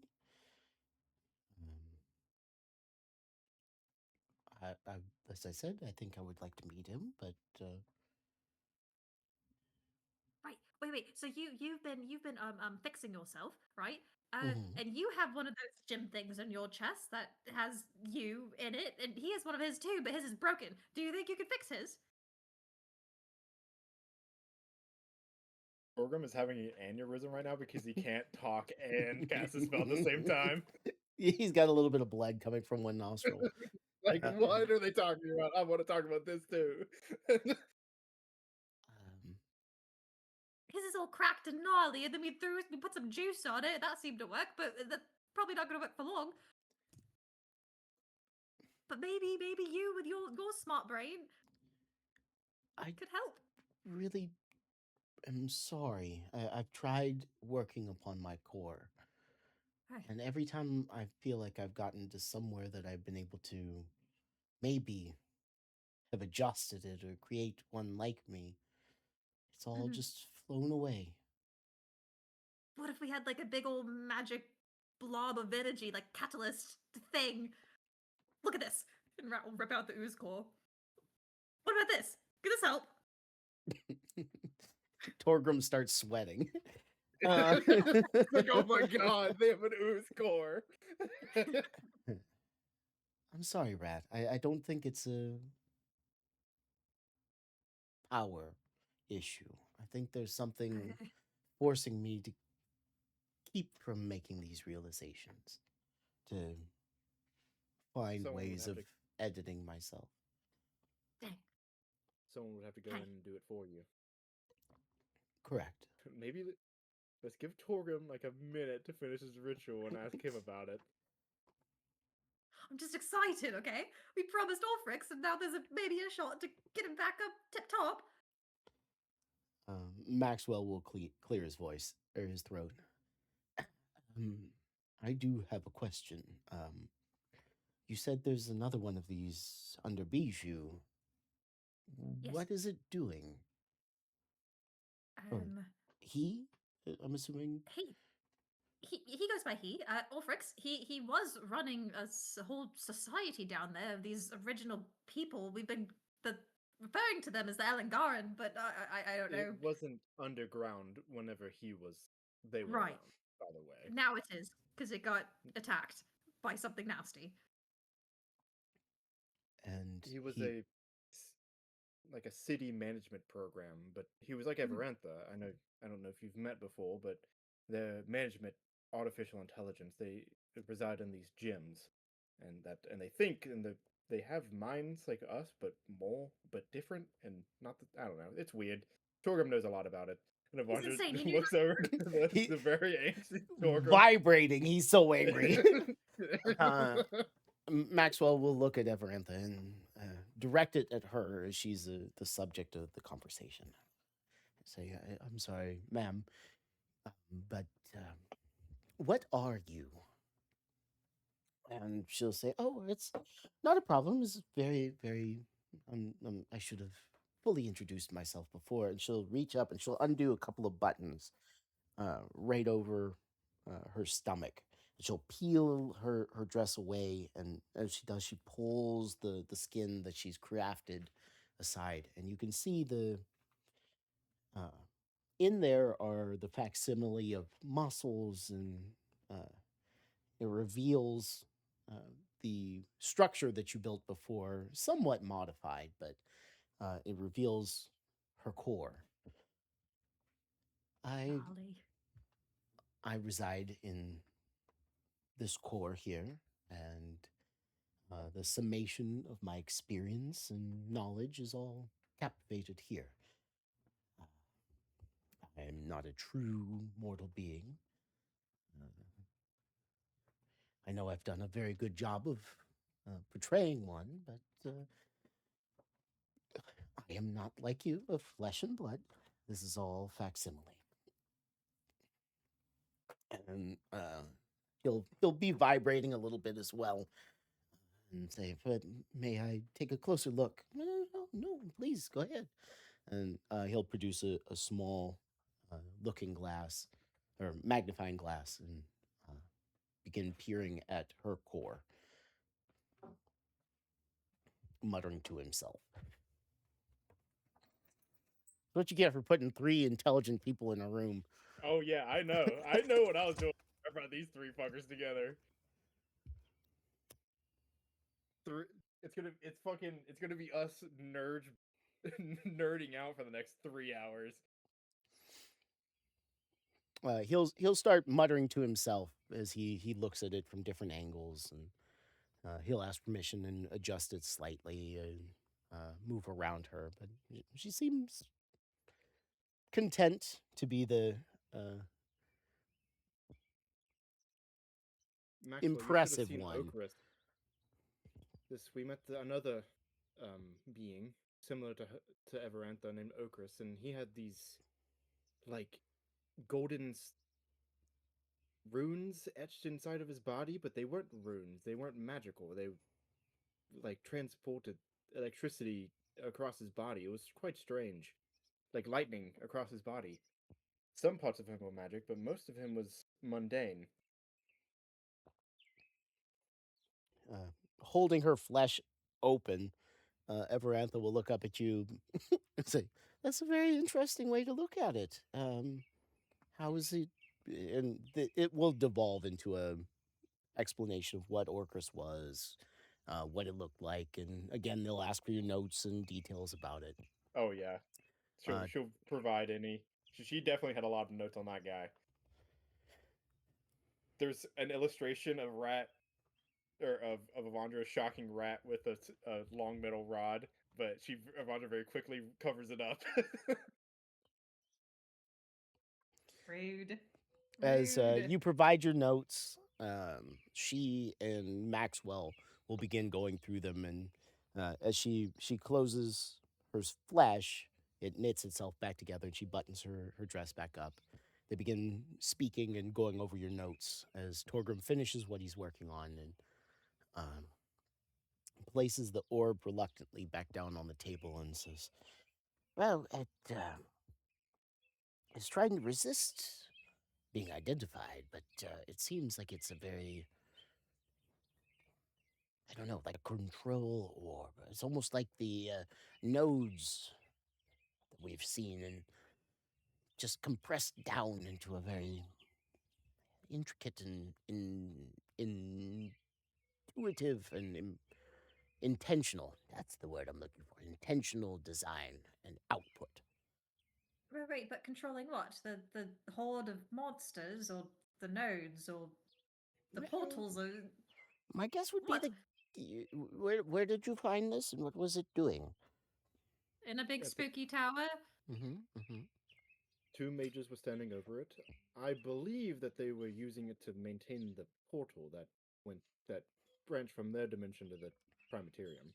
And that's what I would guess that this is meant to do. It creates a connection between one place and another, and I think one specific place and another, and joins them together. But it's not done in such a way as our typical teleportation, which picks you up from one place and moves you to another. It seems to draw the 2 points together and opens a gate Hmm. there, if you Can we use it understand to the get back? difference. Perhaps. It'll take a little bit of reverse engineering, and if I could take this with me, I would love to put my hands on it a little bit longer. But yes, that would be my guess. Eventually, you'd be able to force away the other direction. Because it's not quite sentient. It has a purpose, and it'll do its purpose, but it's,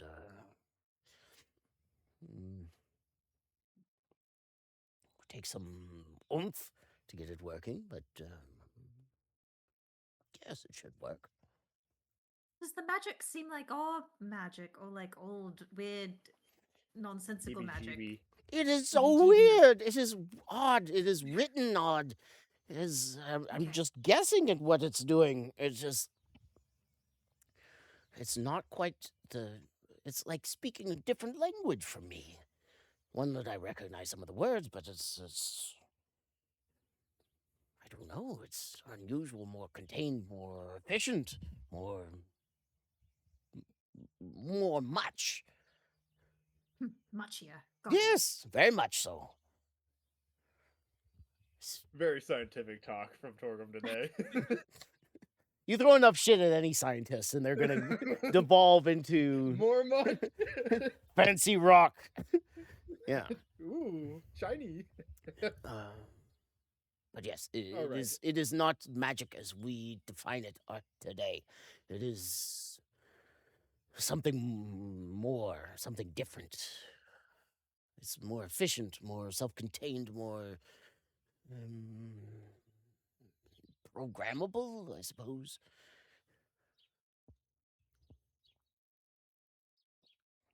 It's probably similar to Everantha's core, but not quite In as. construction, Yes, but yes. not in. This is okay. I know you were having an aneurysm earlier because you couldn't join into our conversation. Orphrix. So under Bijou, there Yes. was this whole city of things like this, and Avandra will walk over and grab the little bead that Orphrix gave me, and also we went to the crossroads. I'll get back to that. But there was this technology, and Avandra will pull out all the tech that she pulled from like the walls and shit, and place it on the table. Brad is was gonna place in- the spork down next to all that as well. a plastic fork, Mhm. the most important piece. That's what does it. He as you're putting more and more things in front of him, he touches one thing and goes to look at it, and then you put another thing down, he grabs that thing, and then the sport comes down, he goes, "Huh," and then falls back down and passes out. Oh, he's out. He's gone. We lost him. We need some Overexcited. ice water in here. Some smelling salts. I'll slap him a little bit, lightly. He Tap, goes tap. he comes back on the third slap. Give him a little shake. I think You good, I buddy? think I would like a brandy. A large You got it. brandy. Rat will You- pour him a tall glass. Way more than Make any sure he's one person properly should ever drink. lubricated. He drinks about 3/4 of whatever you pour him. I think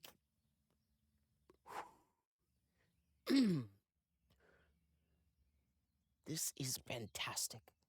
I never thought to apply the.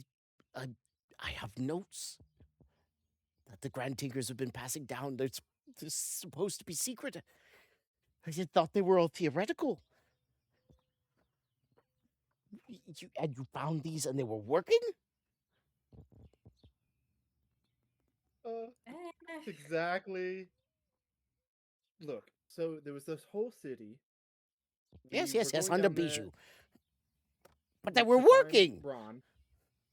Yes, and there were these automatons and other constructs, but most of the city now has been lost due to happenstance. But Orphrix's tower and all of his automatons still exist down there. But he's in a very precarious state. His core, it was shattered long ago, and there was this metal spike in it. Rat managed to remove the spike from the core and replace this potion on the core that allowed him to think through the disjointed pieces. And he regained he was mad before, but he regained most of his sentience. But he is slowly deteriorating, and our solution was a short-term one, to say the least. And while I know that you often don't leave Deep Delve, I was going to ask if you would be willing to go down there and try to save him.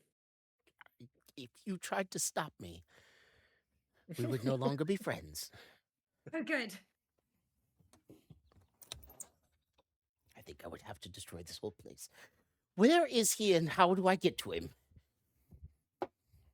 Avandra will place down. She will not actually know. She'll hold on to it and just present it to Torgrim, the little beaten marble that Orphrix gave me. Using this, one can teleport directly to the tower. And this is where his core is. This is where his core is. And me and Rat and Luna have codes that will allow us to access all the functions as well. He wouldn't. Once we explain why you're down there, he would probably give you one as well. And Avandra will present one of the identity pads that Orphrix gave us. Yes, right. Actually, good warning. Do not go there by yourself at first, because you might get disintegrated. Got it. Have an escort. Yes, so I will escort you down the first time. We're going today. Tomorrow morning. Are we? Right. No, I have a surgery. Soon. We can probably tomorrow, maybe. The disappointment on his face is palpable. There's a lot going on, Torgrim. I'm sorry. I will take you to. You're going to love him, though. tomorrow. He's super nice when he's not trying to kill you. Well, okay. Good to know. I am. But yes, there's all sorts of automatons and things down there that I would love you and a few of your people and maybe a few of the Mechanites to go down there and study. How many of my people can I bring with us when we go? Yeah, one moment. Me and was it 8 people? How many people can I teleport? 8. So I can only take 8 with me. I will likely bring a few of my own. So 6? 6 total for you? And when are we going?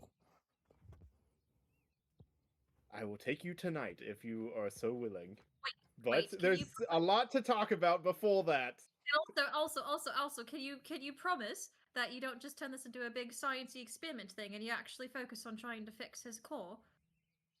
Yes, he is a person, and we will see if you do any harm to him, we will never forgive you. We have promised I know him, what you like. we've promised him that we will do everything we can to save his life and bring him back to the surface. He's not I know you obviously with Everantha, you see them the same way, but we just want to make that very clear. And I, as well as any of my people, will be able to access any information that you gather while you're down there.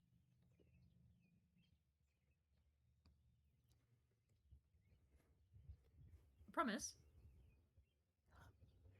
any and all research notes that we take, samples, tests that we run will be cataloged as is understood as a master tinker and will be remotely uploaded to Deep Delve's library. And you'll prioritize saving him, not just running around in the city. Right. I will try. Hmm. But I will say that it will require a good amount of investigation on all fronts if we're to save someone as intricate as Miss Everantha here. We've only barely scratched the surface on her, and we've had her for the better part of a year now. We Okay. maybe have something that might be helpful, but we're not exactly sure. Elandra will gesture towards the ooze core. We found this in the depths of a dungeon on the desert, inside of an ooze. I believe it only happens very rarely in very ancient oozes. Yes, an ancient ooze core. How does that tie into Mr. Orfrix We were and wondering Miss if Everantha here? it would be compatible for creating a soul gem. A new core. Hmm.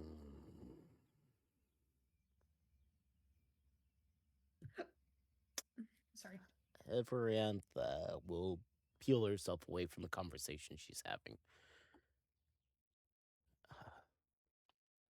I will interject here.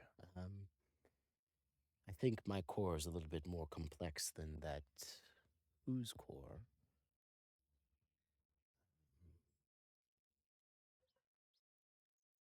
It might be a rudimentary step in developing something similar. If you're willing to part with it, I'd be willing to work on it myself. Maybe we could ask the guy in the crossroads where the cores are made, and then we go nab one. Maybe. Oh, right, the crossroads. Yes, what Another are thing these that happened. crossroads? So we went to space.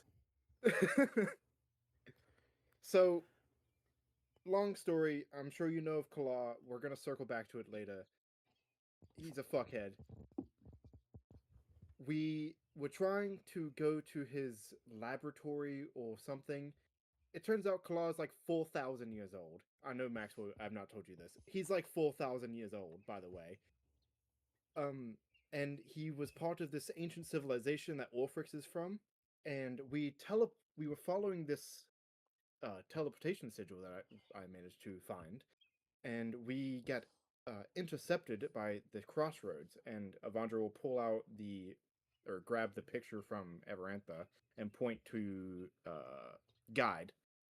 This AI, his name is Guide, stopped us and said that we didn't have clearance, and we were in this like platform in like high above the sky, and we were This looking house down is and we could. just floating between the stars. Can you believe it? Torgrim and Maxwell say no, but but That's not Everantha possible. Everantha kind of thinks about it for a moment and goes, yeah, that makes sense. I There think has to be something out there. And you said this, what was his name? Guide. Guide. He He was didn't much seem less as, advanced than you. Right, he wasn't as muchy as you.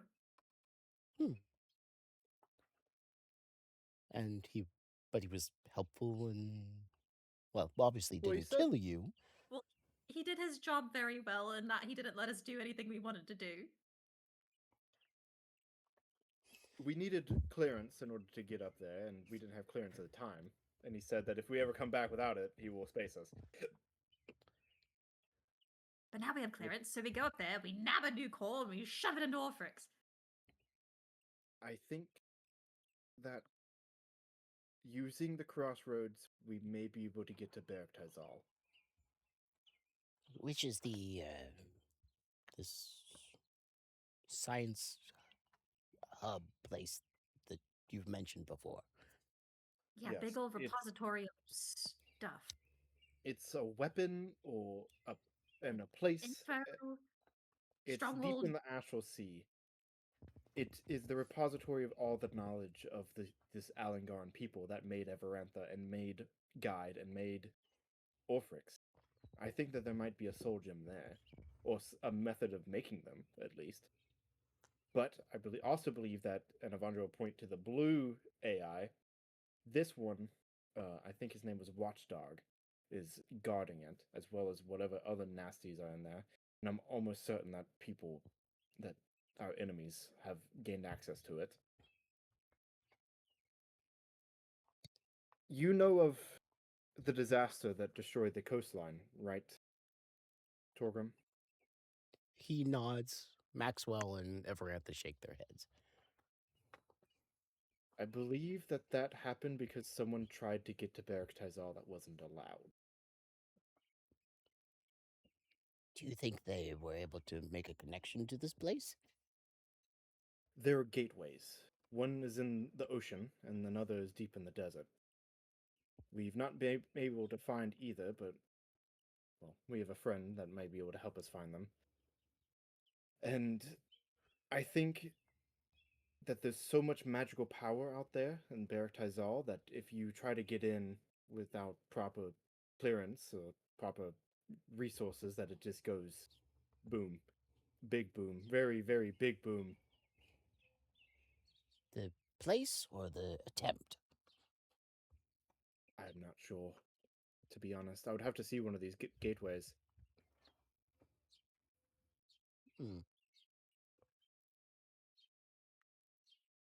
Out of character, because I feel like it was the attempt, right? Them trying to like force the gate open. Yeah, what- but it Okay. it rebounded, but it was a lot. I'm sure it was a lot more powerful, a lot more magic than they put into it. Yeah. But while you're down there speaking to Orphrix, try to get any information you can about Beric Tizal, is all I'll say. And I'll ask him as well. Fascinating. All of them say. Simultaneously? Yeah. They're all the same person. Mads, how do you cross out words in Google Docs? It is under format. Actually, I'm lying to you. Hang on. Yeah, because I've been like trying to find it because I want to cross out things on my list and I don't want to delete them. Go to help and type in strike through, and it'll pop up.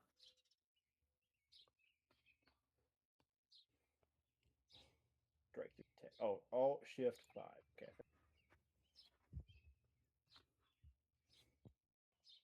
And they all just kind of sit back a little bit, and they're digesting, but waiting for you to continue, because it's very obvious that you have a lot of more on your minds to put to this three.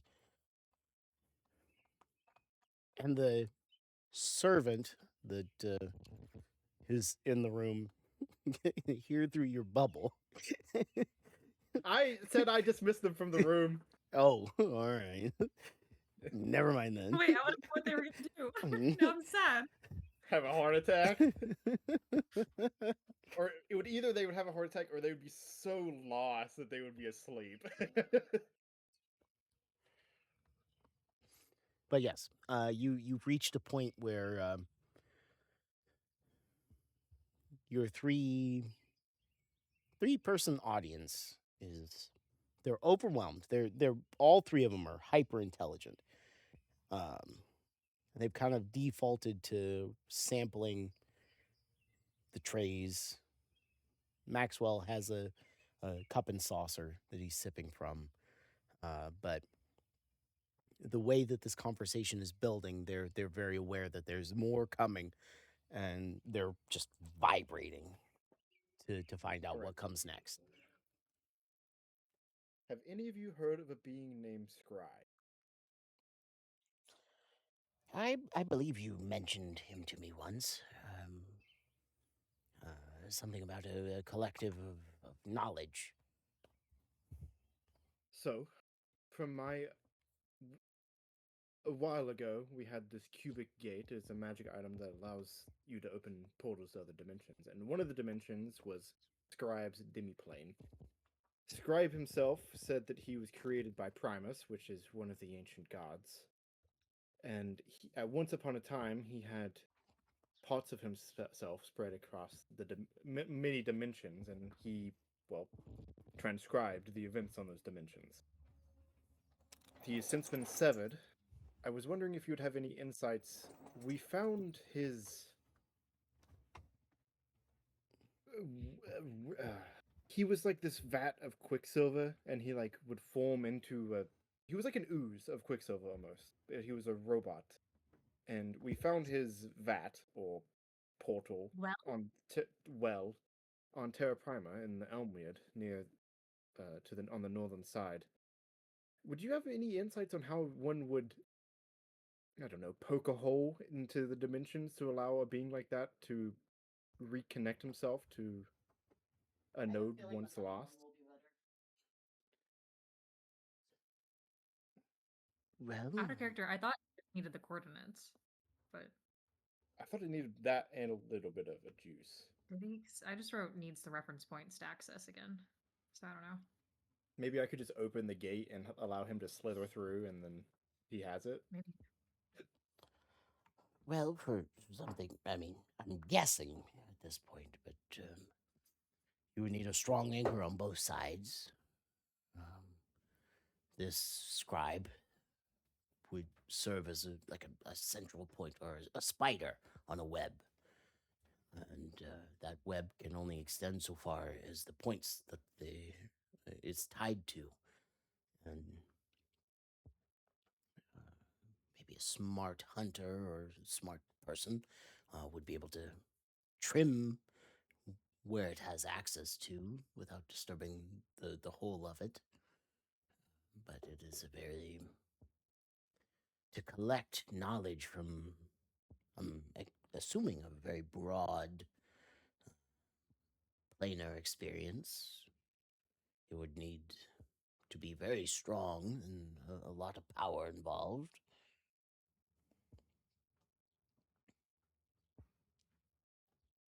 It's something to think about for sure.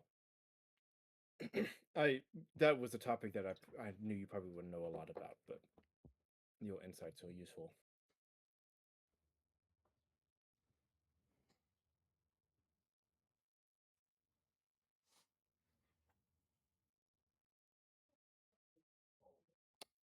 Maxwell seems a bit overwhelmed, while Amarantha seems more pensive.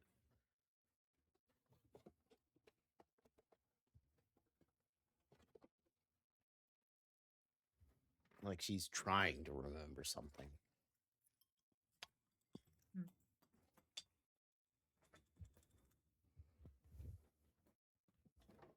Were there 2 contact points on the prime material, or is it just the one?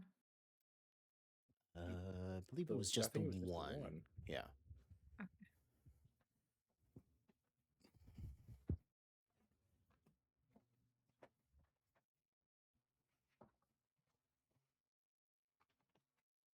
Okay, time for the meat and potatoes. This was not the meat and potatoes of this discussion. No, it was not. Torgrim, tell me everything you know about Kala, the Mechanites. You knew of them whenever we first met. Things are different now, but I need to know what you know already. What their interactions have likely been negative with your people. So I need to know exactly what the baggage is. And then I'll tell you my recent experience. He starts to speak a few times, but isn't quite able to encapsulate his thoughts at first. He looks at Maxwell and I know the pair of you are deeply tied to the religion of the Mechanites. I don't mean to make it sound disparaging, but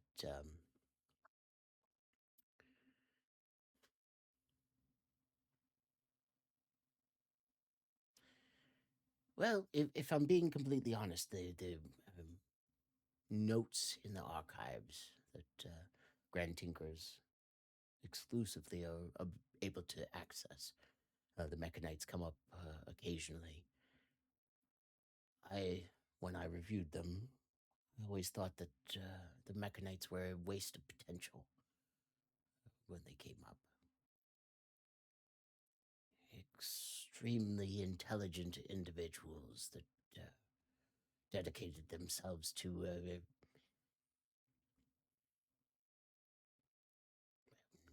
no disrespect, but a cult of personality, led by a figure that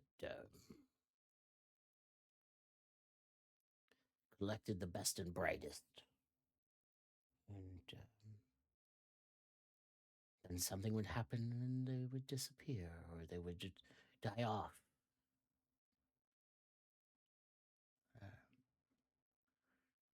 Which was unfortunate.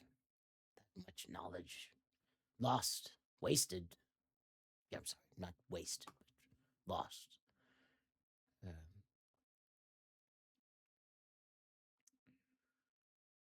Kalar was a more recent figure that popped up. We had very minimal interaction, but everything that we did have from him was he was able to pluck our greatest master tinkers, some of my own apprentices. And, they joined the Mechanite cult. Even one.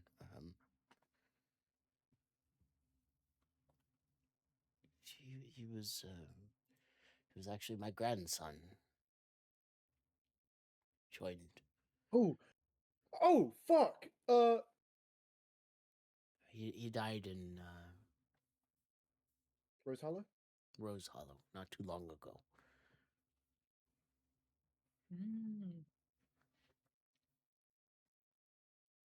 Oh my god, what's his name? Where's his name? Fed.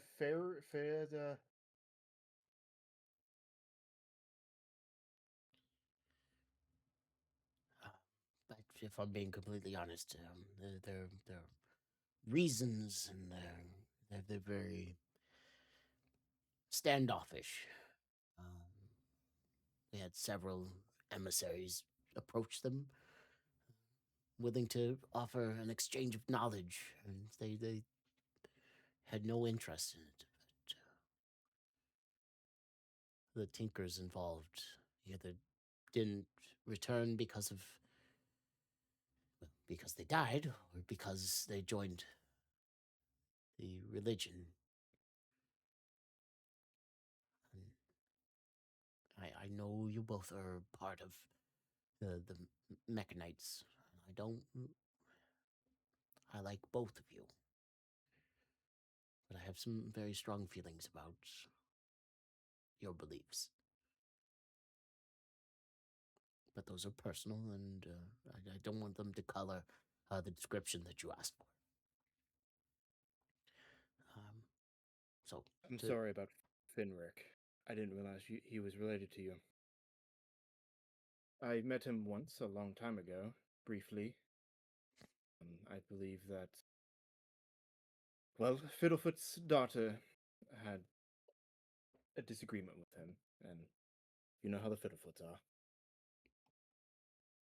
Some of the most dangerous tinkers we've ever produced. But thank you. My grandson made his own choices, and he was a smart lad. But as things stand, I'm sorry, I've deviated from your point. Greatest minds lost across history. That would be my summation.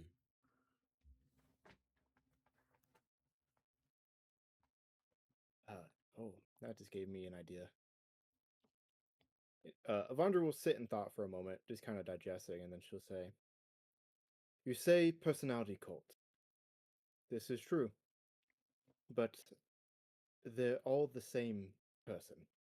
They all were the same person. They were all Kala. Kala is not human, or not in the sense that, not normal human. Maybe he was human once, a long, long time ago. He was there 4,000 years ago when the Alangarn fell. He was some sort of engineer or something. And, well, there have been 7, or I guess 8 forges across the many thousands of years. 8 cults where he brought everyone together under different names and different locations, but they're all the same story. Except for the most recent one. In the end, they all died, staunchly following the personality cult. Kala did something. He gathered pieces of Meccan. Meccan is a real god. I can tell you that. And then he did something to it. Avandra will produce like drawings of the one in the Desert Forge, and then the one in Sortra's possession of the like corrupted pieces. I don't know exactly why, but he was corrupting them. I don't know if he was trying to bring about some abomination of Meccan, or prevent him from ever rising, or what. But based on what you just told me, I have a feeling that one of his objectives was to keep, well, the technology level of the world low. If he was collecting these insanely smart individuals, then killing them all off, I can only imagine how much this slowed progress across the world. For those people too smart, they might be able to stop him or learn too much. Kala is a bastard, an evil man, and an apostate. He's killed thousands of my people. So, just know that whenever I speak to you about him and what I'm about to ask, or about to reveal to you, I do not follow that man, and if I ever get the chance, I would wring his fucking neck. Well, there's a lot of baggage there.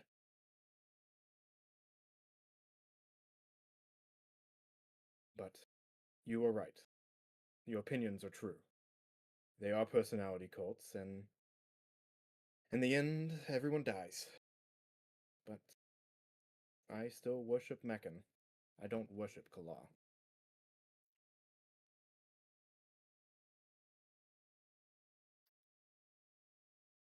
Your words hit Maxwell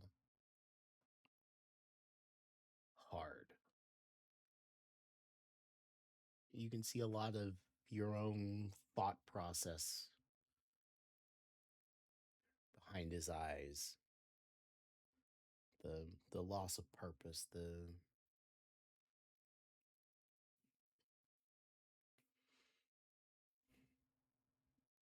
failure there.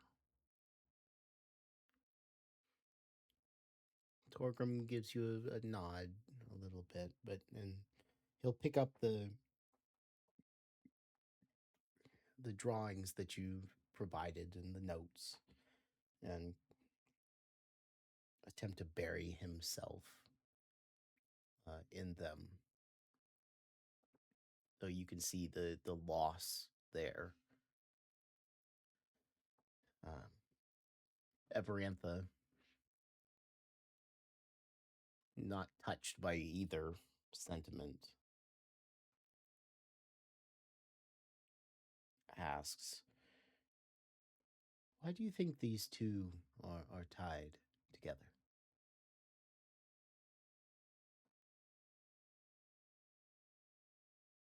Does she mean Torgrim and Maxwell? The 2 drawings that you provided, the corrupted grouping that Sortra has, and what happened to the pieces that were in the Desert Forge.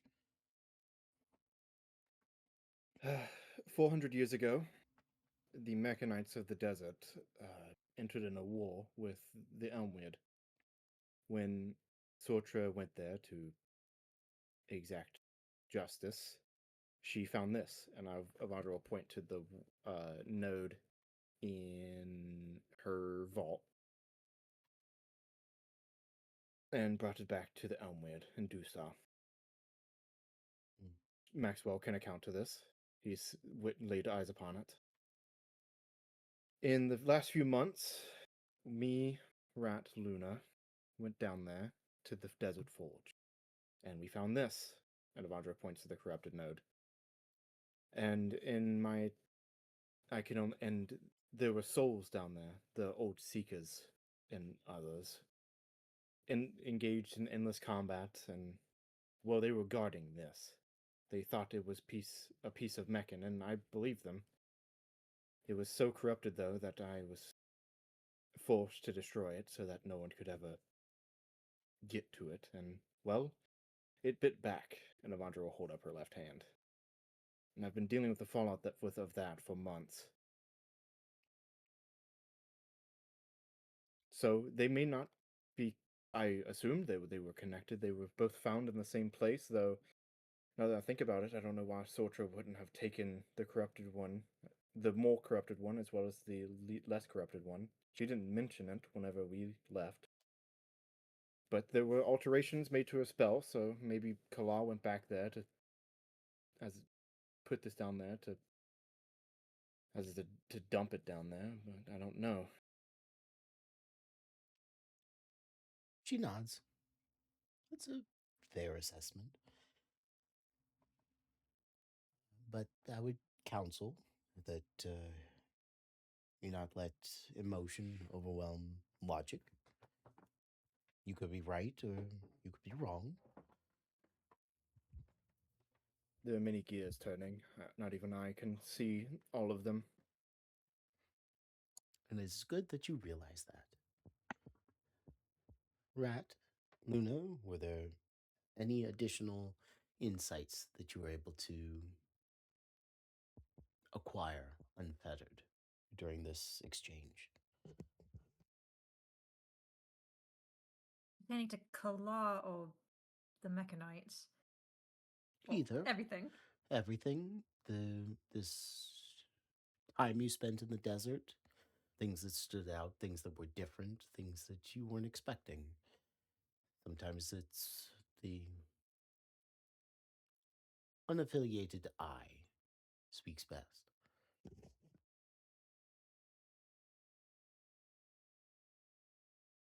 I don't.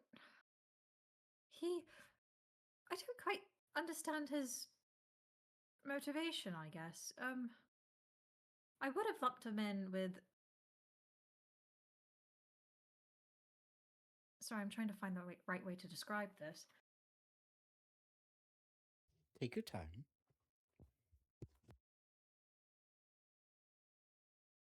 We have all these lately. We've had all these world-ending catastrophes we're up against, and before, I don't know, being face to face with Kala, I would have lumped him in with that lot. But now I don't know if he's part of the team. It seems like there's some other goal maybe that he was pursuing. Or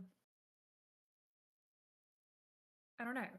When we went up to the big floaty room up in the between the stars, he had a whole like security clearance up there, and guide knew him, and it's just weird. It feels like there's a lot of pieces that are out of place, or I don't know where they fit yet. I feel like I'm just rambling nonsense at you right now. I'm so sorry. No, it's fine. Your honest reaction is important.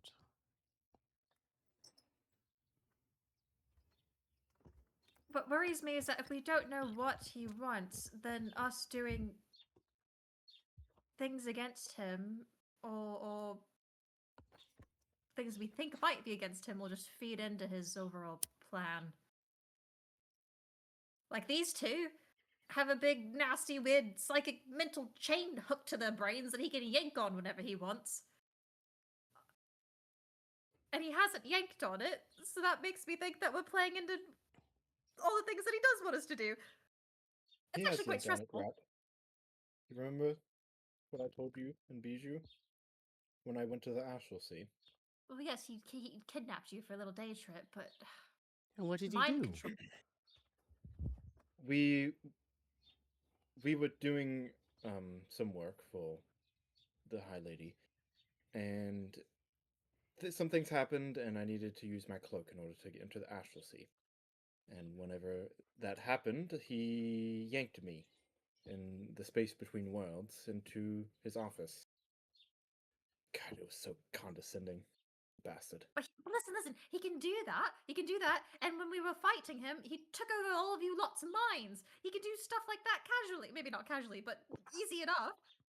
It's something I want to talk to Katha about. But the Uh, fact that we he need hasn't to- done that, we're not aware that he's done that recently. It just, I don't like it. It's too quiet. It's too peaceful. I don't know. She all stands up, of moves across the table or around the table, and places a hand on Avandra's shoulder and looks at Rat and Luna. Then a thought experiment. You're an all-powerful, all-intelligent being, plotting something. Why haven't you pulled on their chains? Arguably, some of the most creative minds. Why leave them alone? Why visit briefly with one? Your instinct. Don't think about it too hard.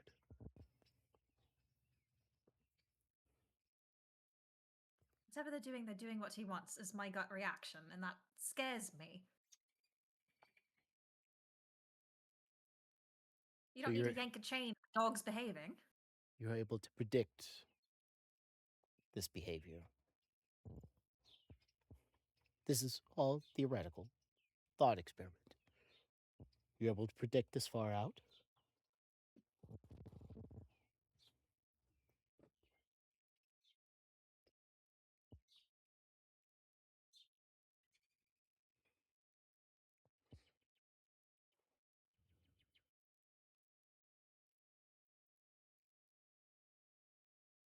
He has another contingency in place, another sword ready to fall.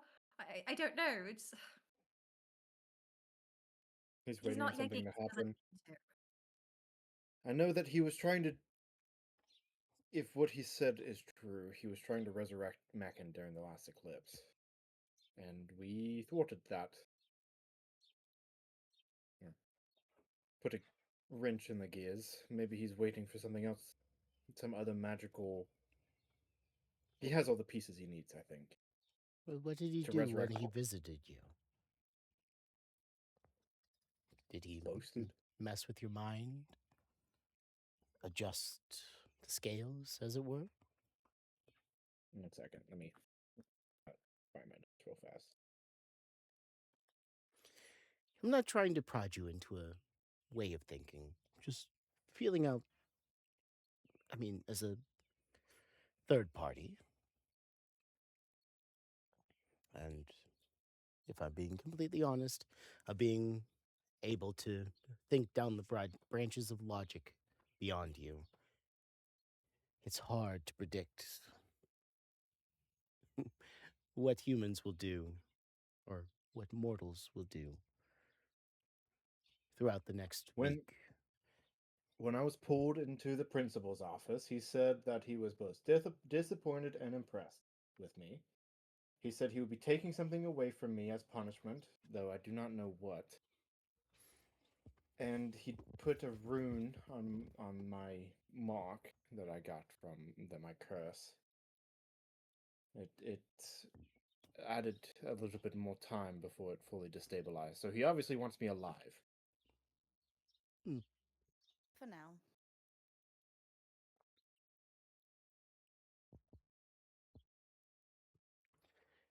And you, Miss Luna, I'm sorry, I should have asked your opinion.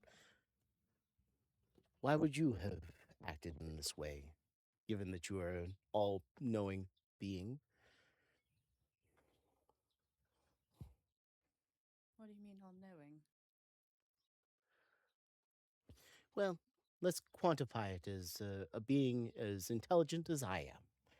Someone able to look down the threads of logic and predict with some certainty out to, I would say, 6 months. Why help Avandra? Why contain this curse? Well, not really a curse, it's magic's run wild. Why help?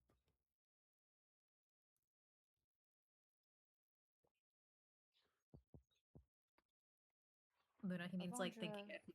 Kalar. Yeah. Sorry, what were you saying? I missed that. Like Think- if you were pretend you're Kalar. Yeah. Why if you were Kalar, why would you help Avandra? Why would you build all these cults up over the years just to watch them fall? Control. What's your is a gut mind thing. reaction? Souls are also powerful. Following is powerful. Think So he's Lars, been collecting power souls hungry. this time. That's what my intuition says. Things are powerful. Mortals want to not be mortal. They want to have power. They want to not have demise at their feet. Interesting. Sorry, out of character. That net that was put on the Desert Forge, though. No, that was by a third party. That's why the ghosts were still there. Okay, never mind. Well, Maybe we should go back to the Stag Rock and see how that's looking. thank you for your honesty. I think I need to internalize this a little bit. And she'll squeeze Avandra's shoulder a little bit and then go and sit down and kind of fall in on herself.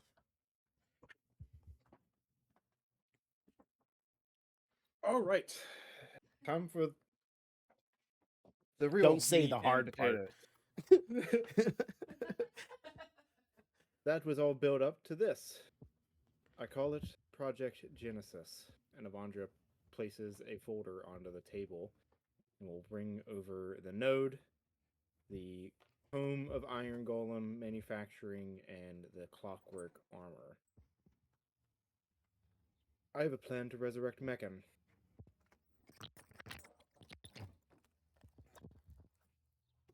And I need help. Maybe this is what Kala wants me to do. I don't know. If it is, then, well, we're gonna have to burn that bridge whenever we get to it. But this is what I want to do, and I'm gonna do it whether I have help or not. This node is the seed to one of the greater nodes, and I believe it could act as both a soul gem and the core of a god. Something like Norbu's core that we saw once. And I believe that if we are able to transcribe an AI onto the soul gem and make a suit of armor with pieces of mechanite, presumably the ones of the purified node that Sortra has, that we can make something of a prototype, a genesis. And then we build up from there. That would just be phase 1, getting awareness and a soul gem implanted into a suit of armor, and allowing the pieces of Meccan to integrate in with it. The pieces of Meccan have already shown their ability to alter mechanical forms that they have been augmented and planted into. Avandra will gesture to herself. I have experienced this firsthand. I believe that if pieces of Meccan were placed near or alongside a mechanism that would allow them to think, that they would be able to latch on. The pieces of Meccan are more than just items. They are fragments of his soul, I think. And I think if given the opportunity, they would be able to attach themselves to something, a mind. if Genesis works and Genesis was brought into being, we would begin phase 2. Navandra points to the manual of Iron Golem.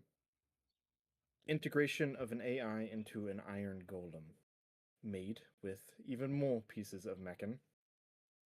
Probably the remaining pieces of what Sortra has. And then, well, phase 3 is a bit more wibbly wobbly, because I don't know exactly how things would roll out. But I imagine it would be the full awakening of a divine being. That is the basics of my plan. But first, I need to know more about artificial intelligence and the integration of them onto crystals. How would one even start the process of making one? That's why I wanted your help, Torgrim. You're the closest thing to you and Amarantha are the closest things to AI experts that, don't want to kill us. Well, I don't know what an AI is, but Oh, artificial intelligence. Avandra would have said artificial intelligence. excuse me then. And Maxwell would cut across him. How many shards do you have? Because last I was aware, the pieces that we'd collected during our time have been lost. Is it just this? And he'll wave the image of the corrupted pieces in Sortra's. Will you stop nibbling on my chair? Sorry. No, I will not. No, it's tasty. Give me like Is this the extent? Because that has additional issues that must be addressed.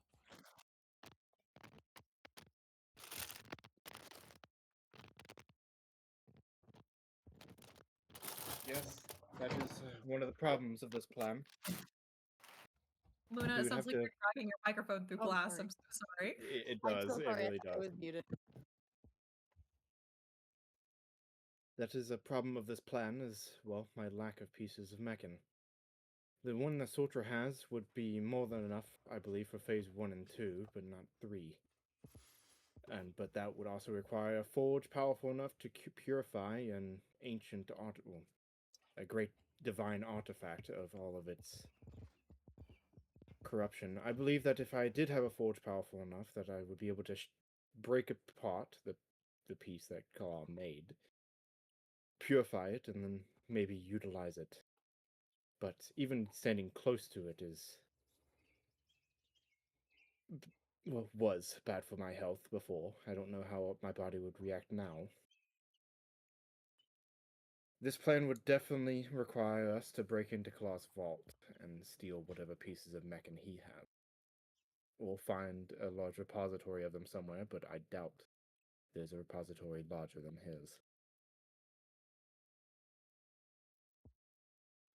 And to break in, well, with him still alive, would probably be very difficult. It is just the beginnings of a plan. Was ever said, but does Avandra have like any like connections, like pledges or some stupid shit that she did to Kalar? Not like blood stones, like blood deals, but like I did do the Seeker ritual that made me a cyborg, which he very much had a part of. Wrote a signature on your ribs. Mm-hmm.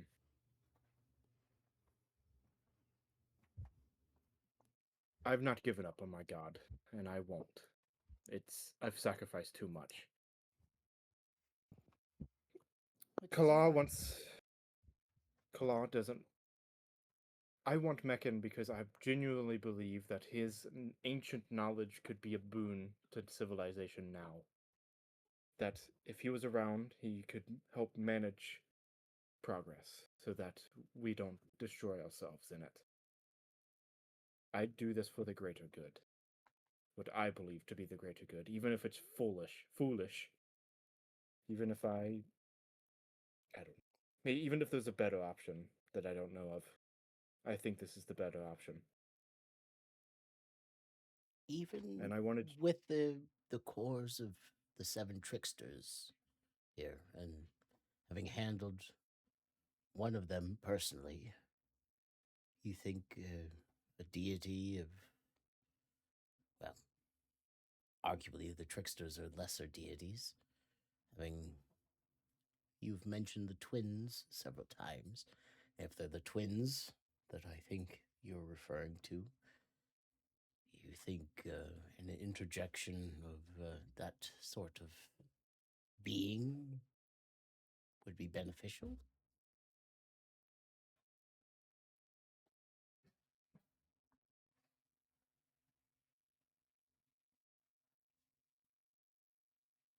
does he mean to cleanse the node? Or cleanse the mechanite piece? I don't No, quite like- understand Phase the 3. question. Like if you bring Meccan back and you add him to the pantheon, Mix. yeah, is that a good thing?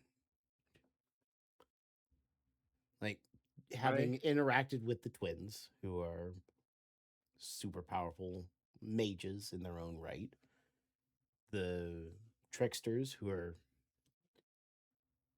lesser gods in their own right, a greater if they work together. Adding something more powerful than that to the mix. That is the beauty of this plan, Torgrim. Assuming that it progresses along these 3 phases, there would be a progression of sorts. I do not know exactly what Meccan was like back then. I thought he was destroyed 10,000 years ago. No one can know for sure. But if we go along this progression, we have the opportunity to mold him into something greater. We have the ability to show him why we need him, what we need him to do. I know it is foolish to believe that one can mold a god, but, well, it is our best chance of doing it.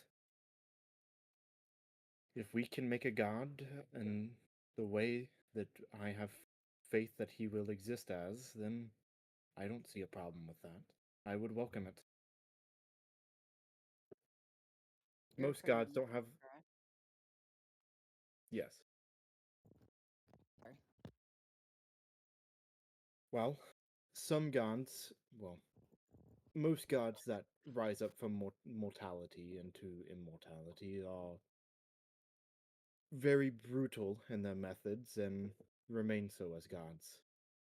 Maybe we can find a way to transition him smoothly from lesser to greater in a way that doesn't require so much bloodshed, in a way that would create a better being. A god truly set on helping those who brought it into being.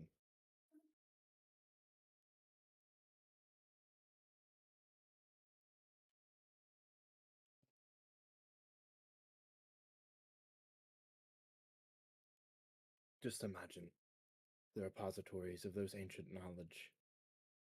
What hides deep within those pieces of Meccan.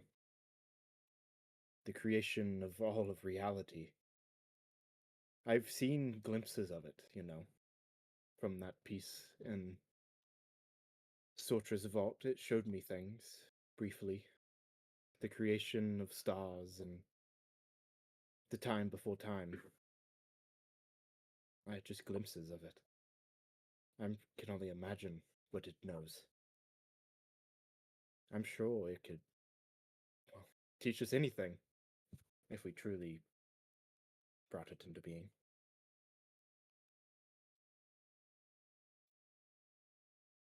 And then it could act as arbiter of knowledge. There is knowledge out there that is too destructive for mortal hands. I can fully attest to that.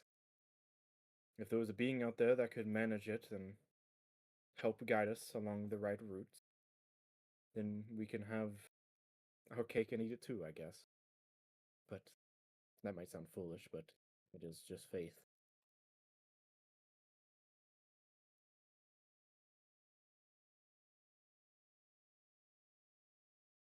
Is this how you all feel?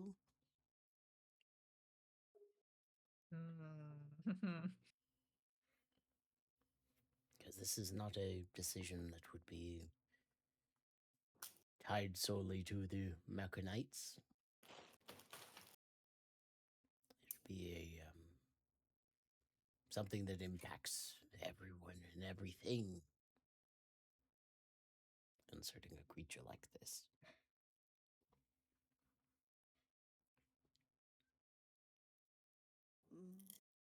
I venture that, with no actual disrespect towards Avandra's beliefs, because Avandra can believe what she pleases, I find it hard to trust that I am not close to in such a way. I know nature, I trust nature. I don't know Meccan. I don't trust it.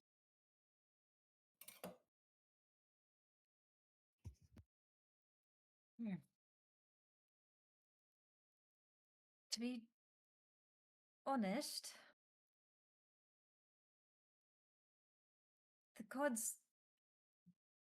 seem just as messy as us at times. Maybe I just don't know enough, but I don't truly see a benefit to bringing this Meccan back. I mean, the only truth I know for certain is, well, death, and having this thing appear just feels like you're willingly putting another chain loop around your neck. But I say that though. I know, Avandra, you want Meccan, and you're not gonna stop until he's up again, or the pursuit blows you up. So I don't know. I want to be around to keep you around, I guess, even if I don't fully understand why you need him. Why do you need him? Why can't we be our own arbiters? Or are you sure this is not? Are you sure this is not just an ego thing? And the rat kind of cuts herself off, like, "Ooh, I didn't mean to say that." It is an ego thing. I'm aware of that. I can't be everywhere all at once, Rat. No one can, except for gods. And if and when certain magics are released onto the world, we won't be able to stop them alone. And they will come. Oh, they will come. We are already seeing the first signs of it. We nearly got destroyed by it, and that didn't even know. Meccan would know. Meccan would be able to guide others in order to prevent it. Prevent annihilation. Been shown to be susceptible to corruption. All of them, truly. Do, That blow took out half the Pantheon, or the whole Pantheon, actually, as far as we know. It scares me to put so much faith in something we don't even quite understand the nature of. just because Meccan can, do you really think Meccan will? This is genuine. Listen, Avandra, Yeah. I have your back. I'm going to support you in what you do. It's just I want you to be smart about it. You know, think all the way through to the end. This is Maxwell why clears I... his throat. We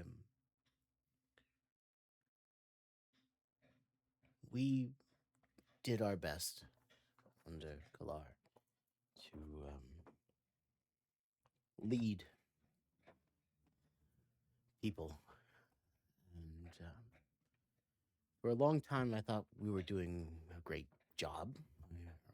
We were doing impressive work. And the rug got pulled out from under us.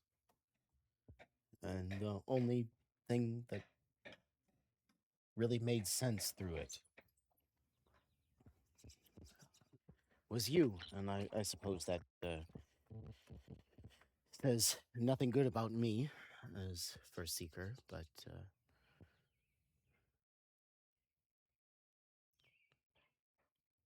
we've fallen back a bit, and those of us that survived have, well, we've struggled to create on our own. And I know that I take some time and try and teach what I know is true to the kids of this county, duchy now.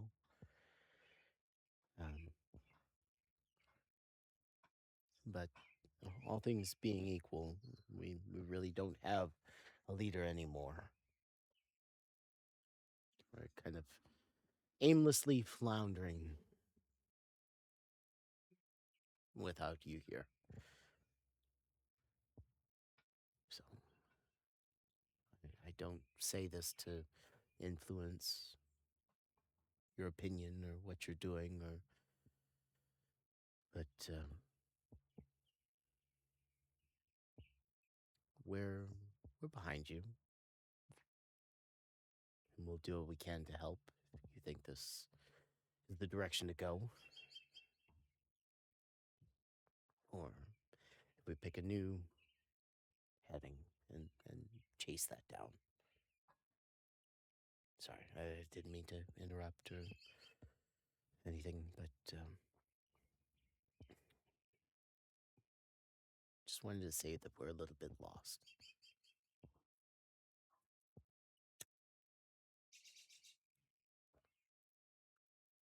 I know, Maxwell. And I understand. I was lost for a while too, until I went down into that forge. Oh. But then I realized that faith in Kala and faith in Meccan are two different things. I know I can't convince most of you exactly of my vision or what I see with the future, but I know that this is what I want to do, and this is what I will do. I may not be good at articulating it, but I see it. I see the path, or I see where I want to go. I see the light, but I don't really look down a lot. I need people to help follow the path, to not stumble along the way. People not blinded by the light, so to speak. And that is why I broached this with Torgrim and Everantha and the rest of you. I know for a fact I probably can't do it alone, because I am too blinded. I have a vision, yes, but it is all-encompassing. I often fail to see the nitty-gritty details in these sorts of things. That is why I want help from people that aren't Mechanites, that never were Mechanites and never will be Mechanites. Because as you say, it will not affect only Mechanites, it will affect everyone, everywhere. I know that. And I want you all there as a quality control, so to speak. So we don't get lost in the faith of it. Because we will. Especially if Phase 1 comes along, oh, I can only imagine. It is a crazy plan. Made by a crazy person.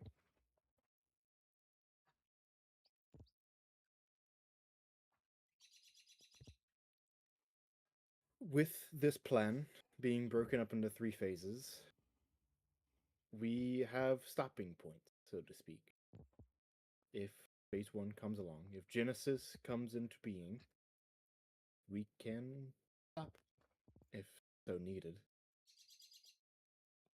Same thing with phase 2. I would hesitate to call it a demigod, but I imagine that would be the power level of it. If this Iron Golem idea was to come into being, we could stop there if so needed. It would be harder to stop, but we could, and put it down if we had to.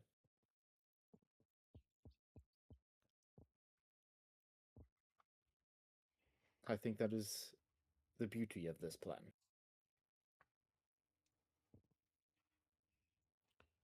Evandra, my interest, I suppose, isn't keeping you alive.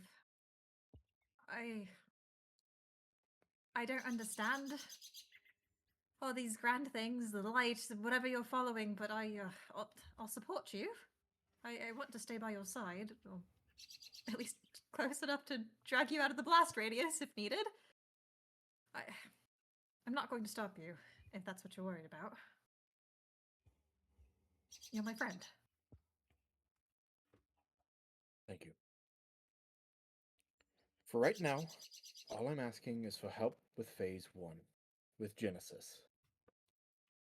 It is the creation of an AI, and its integration into a suit of armor with pieces of mechanite infused into its being. A new being. I will be calling it Genesis just for the sake of understanding.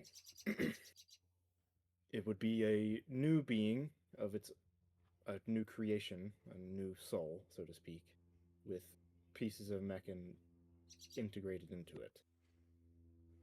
Then we will see how it reacts, how much of Mechan and its memories phase through, and how much control we have over it. Obviously, we will have to loosen our control as the progress goes along, as no one can truly control a god. Even if they thought they can, then it would be a fool's errand.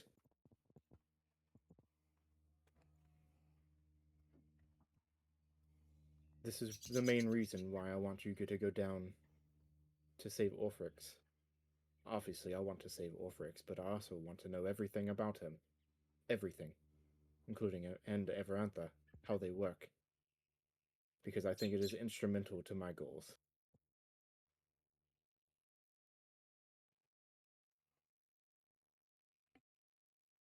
And if we can... I want to save his life. And learn everything I can about him. I think we all deserve to see the stars again. And I don't... Just like Orphrix is now, Mechan is shattered and lost, and needs help getting put back together.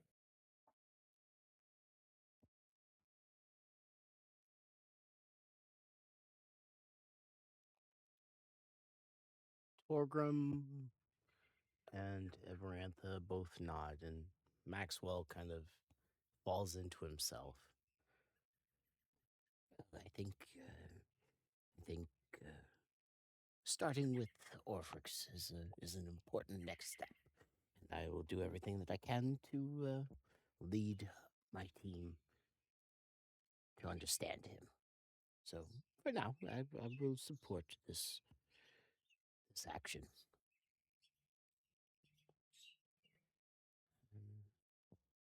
She says, I feel like I'm missing parts of myself, but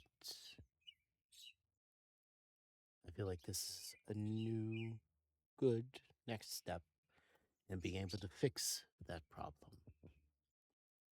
So I'll help as well.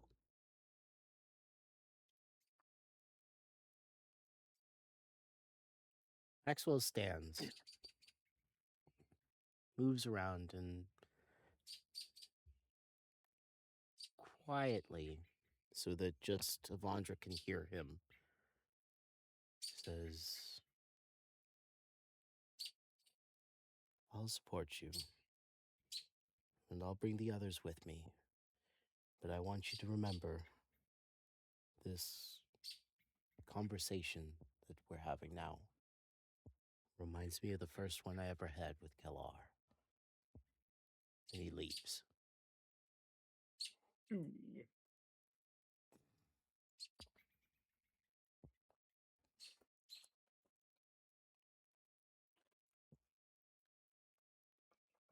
Ouch.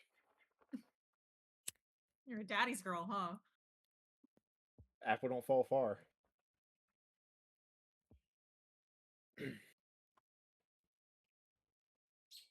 Now, I was promised food.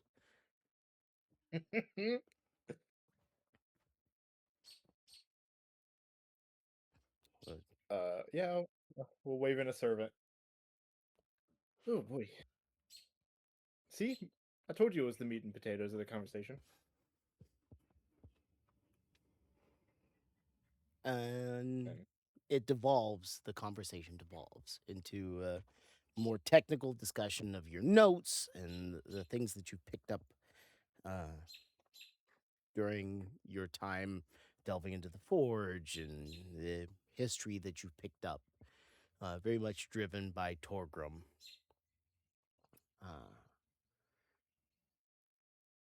As the five of you have a solid supper. Rathu, you can try a handful of different sandwiches with a schmear of apricot jelly. Lovely. But I would say that as the night progresses, Maxwell's absence weighs heavy on Avandra.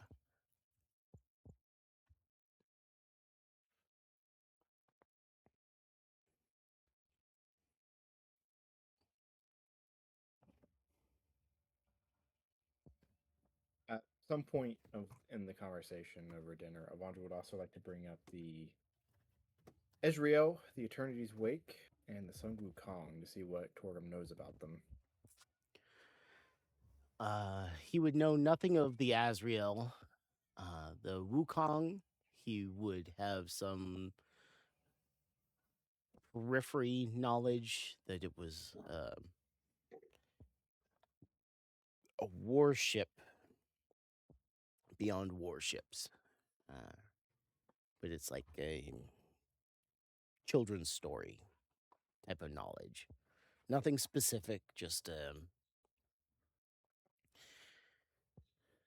dangerous precursor to the airships that now occasionally populate the sky.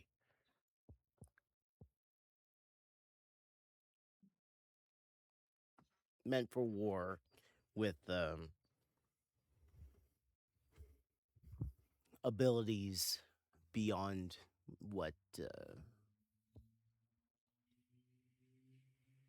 even you guys would call science. It'd be magic.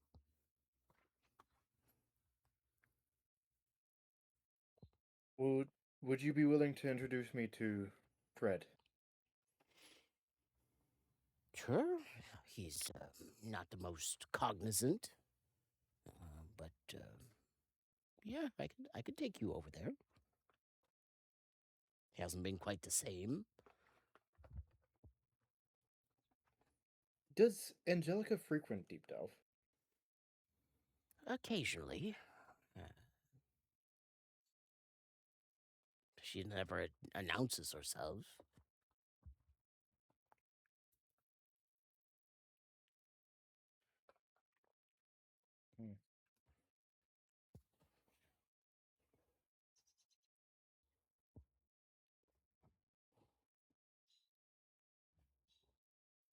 Was it Tawny or Mesmer that was the shipwright? I don't remember.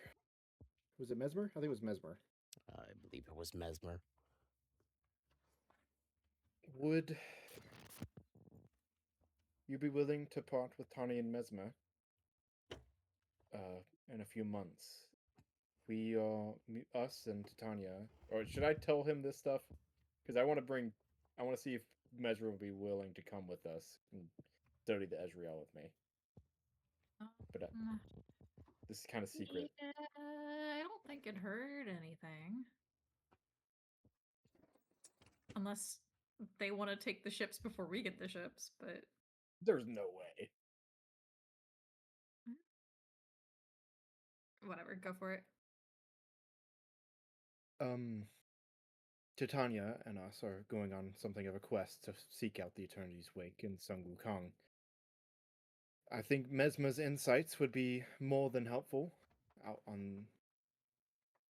Well, Titania's ship is the Ezreal, and it is something akin to those other ships, but much smaller. And that is what we will be taking out there. Do you think he would be willing to come along? I know Sure, the Tanya pair of probably- them, they are a pair. I'm sure they'd be more than happy to go with you. I'll have to bring up the subject with them.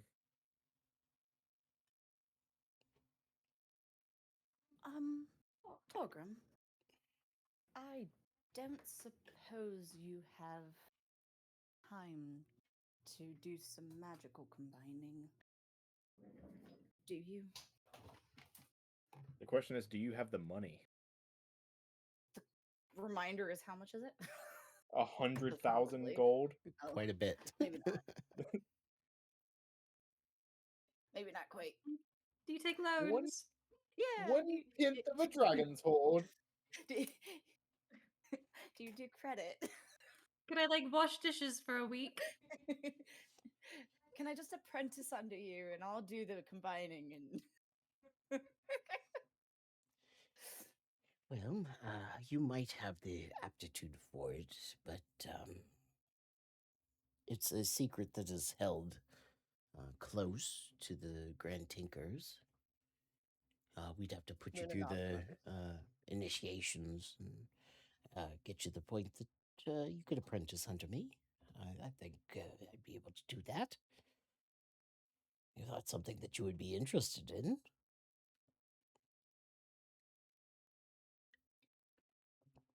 It sounds like it would be really enjoyable, honestly.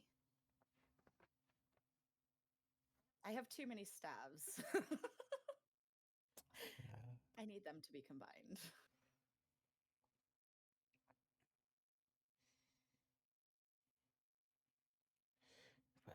Well, as things stand, I'm missing quite a few components, but Maybe you can give us a list of things that you might need Yeah. that could cut down the cost. Yeah, can I help in acquiring the required stuff? perhaps, but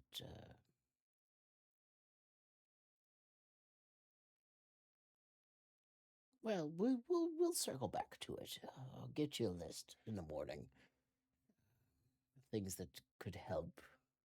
But We might need to go see Nova.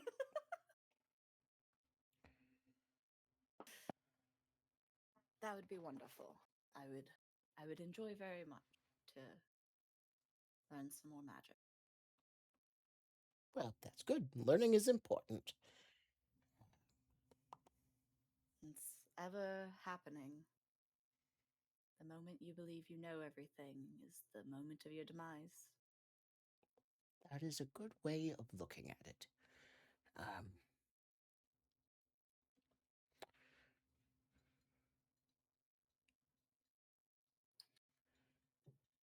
Torgrim, if you had 12 teeth of the son of Oceanus, what would you do with them? Like the Oceanus? Yeah, oh, the Big- son big- of Oceanus.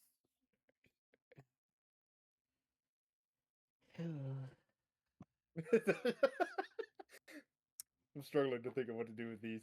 You know, we could. I might be able to use them as a catalyst to turn a new item into an orb to slot into items. Then one of them or all of them. And probably need most of them. Well, I thought making the slot was the expensive part, right? That is correct. But turning things into something you could slot into them is. I could do maybe 2 apiece. Depending. How many did you say? I have 12. I could probably do about 2 piece. Is that something that you would? Jen. But of course, you don't have all those teeth. Wonder puts 12 teeth on the table. Of course, you have all those teeth. Yeah. All right. Well, I would take a little bit, but I could probably supply what was left. We could turn a pair of items apiece into slottable items. So one teeth can turn 2 items into gems? 2 teeth two- could turn an item. Oh, okay.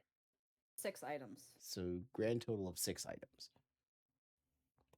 How many teeth would it take to slot an item? Like put a slot on an item? Mm.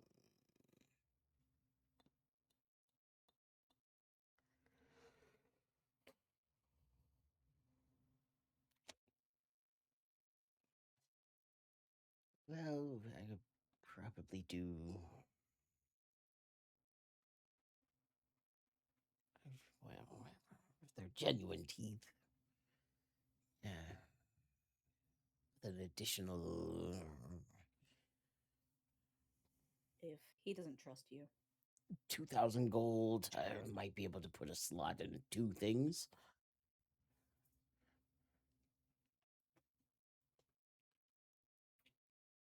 This is very interesting. So 6 teeth, you can put a slot.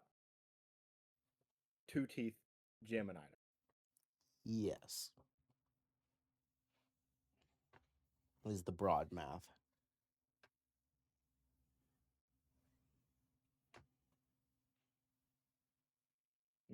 Yeah, but like 2 slots with no gems would not. It would be pointless. Interesting. I might have. Ooh. Much to think about. Excuse me. You're excused. Rat rubs her nose. Sneeze wasn't even audible. Good. But bless you. It's personal. You don't need to hear that. No, well, now I'm aware that you did it, so stop. So, just open statement. Like, I'm willing to help y'all gem some stuff, but I would like to slot an item and gem an item myself, which would take 8 teeth, which would leave 4 left over for y'all to do something for like 1 item each. But I'm amenable to a different deal if that's what y'all want.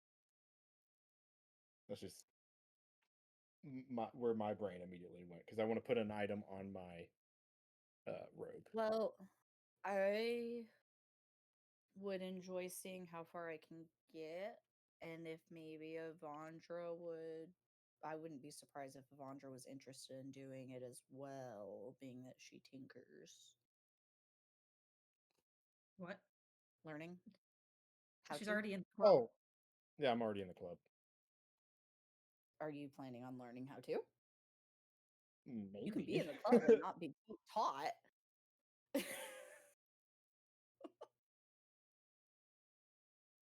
I thought Torgrim would be very don't touch my shit about it.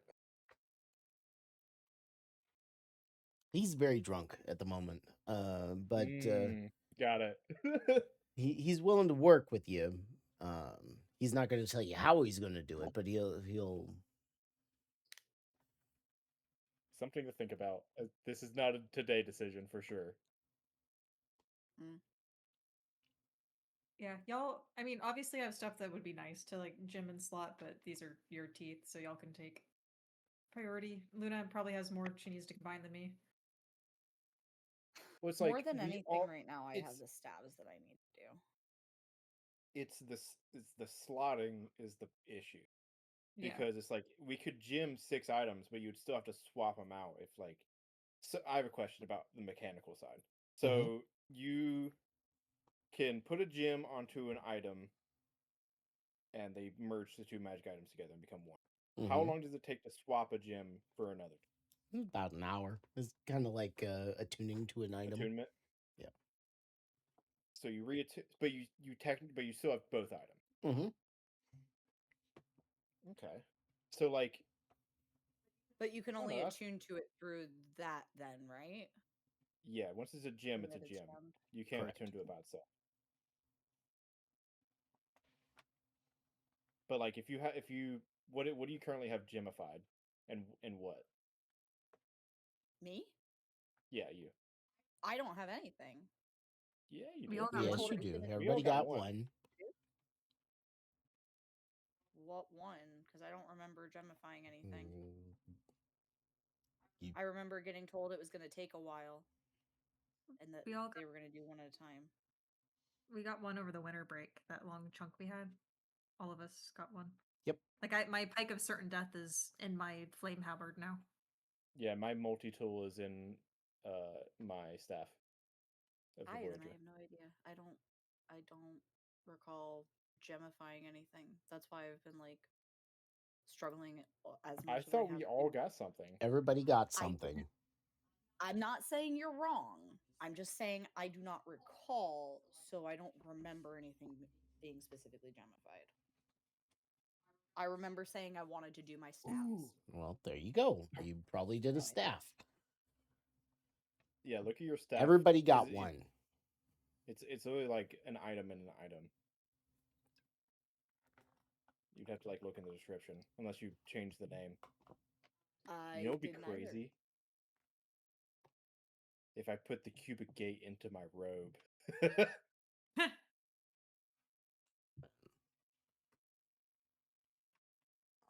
I can work on it with my husband. It's irrelevant right now. Okay. I would assume that it was my stabs, though. I would be surprised if I did anything else that I needed to put.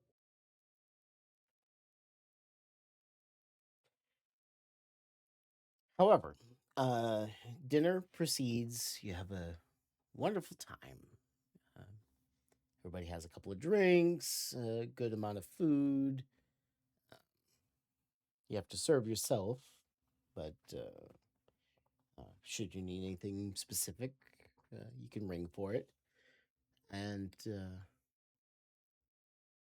while it might not be particularly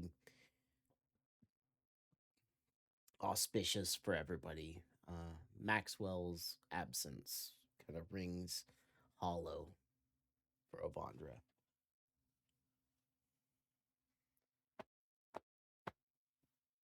Only had like one very minor thing left, Okay, what you but got? Torgrim's like gone. So Mm. I've been toying with this idea for a few months, I think. So Avandra would lay out this drawing of it would to us it would look like a firearm almost, but to Avandra's eyes it would look like a crossbow without arms, and it would have depictions of like primordial like lightning runes along the barrel of it. Oh, your lightning So- stick The shock lance is what Bug I've zapper. been calling it. and bug Yes, zapper. bug zapper. And Avandra's gonna try to coerce Torgrim like ideas of. So I already have an item written out of like what I want it to be, but I also want it to be an uncommon item at the most powerful. Mm-hmm. And basically just something that Avandra could mass produce and give to people, and like give to military people, and we can have like a little like a lightning brigade, which I think would be cool. And see if Torgrim has any insights, because I know Avandra saw all of those firearms in his office, which look similar to this, and she maybe doesn't fully understand what those were, but she would imagine that he would have an idea of how one would go about it. Avandra would explain that she was thinking about crafting the item itself and then shooting lightning down on it with Call Lightning in order to like energize it, maybe.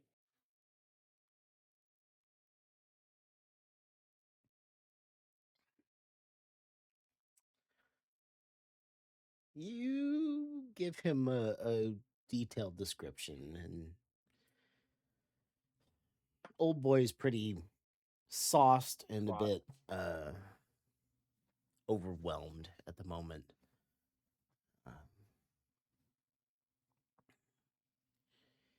Yeah, I've seen a few things in my notes and some of the Grand Tinker diagrams. Could compare them and see what we could come up with. Something similar, at least.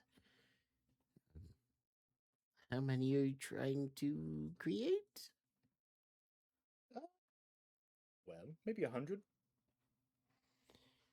Um, I imagine that this would be like a strike force of some kind. Not a legion, but a battalion. That we could. Shock infantry. Yes. Well, give me some time, and I'll review your notes on it, and along with the rest of today, and try and come up with something similar, and we'll talk about it. Thank you. All right. That's my list. It was a think I hell of hit a list. It was, wasn't it? Rathu, Luna, anything from the pair of you? Trying to milk out this poor My drunk main- man. Yeah, no, my main Okay. concern was Orphrix, and he was taken care of. Unless dear old Torgrim will want to volunteer to help me tape my poison dagger to the end of my halberd to make a scorpion tail that I can jab people with. Ooh, that's so cool. That's a smart Love idea. this. Did you have I mean, you have two. Yeah, which halberd did you have in mind? Whichever one you think it would be most compatible with, but I was hoping maybe my flame one, just because I use that one the most. That's the one that I worked on before. Right? Yeah, you put my other pike into this, not a pike halberd, and made it Yeah. extra spicy. Now I want it to be just a little tiny bit more spicy. Have a little You scorpion know, tail I could. That one jab in people with. particular was hardly susceptible to reworking. I might be able to work something out. You had Okay. an item in mind? Oh yes. Hang on before you. Let me hang on. She's gonna take the poison vial out of it before she hands the dagger to him. Oh, thank you. My hands are shaking You had a that little thing bit. lock and loaded? Always. In case you have to Really stab a man. questioning that. That hasn't kissed you as a stab of Vondra. And look, I need to be able to still load poison into the tip of it. But it'd be super nice if I could like flip my staff around and go, yeah, and jab someone, poison, win, death, yay, you know? Yes, I would work with that. Like I said, it was fairly susceptible to tempering and rework. Bit unusually so. You had the dagger, the poison, this poison dagger, and he'll hold it up and he'll look it over. This is fairly well made. Drow make, I believe. Maybe I took it from a place and now it's mine.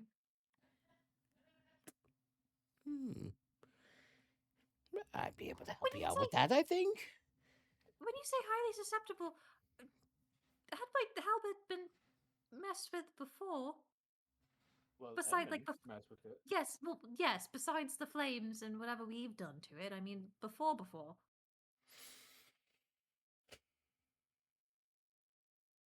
It was like, well, Yabandra, if you've worked with steel and adamantine before, it's like the difference between working with adamantine and copper. It was, Yes, one is much more malleable. and one's unforgiving. Your halberd was understanding. It almost helped. Seemed like working towards adding slots to it. Huh. Nothing that I could really point to, but it was probably the easiest out of the four that I've worked on that winter. That's Well, I guess Dad always favored this. Maybe that's why. Good piece of work. What was your father like? Was he a metallurgist? Skilled blacksmith? Did he forge Mm. this? I don't believe so. To be honest, most of my life it was just hanging above our door. But he was very good with his hands. A crafty sort of man. Could fix pretty much anything in our little house. Hmm. Stuff like this he wasn't big on talking about. Fortunately. Well, we all have our secrets. Maybe this is an heirloom or something that was passed down. What was his family's name?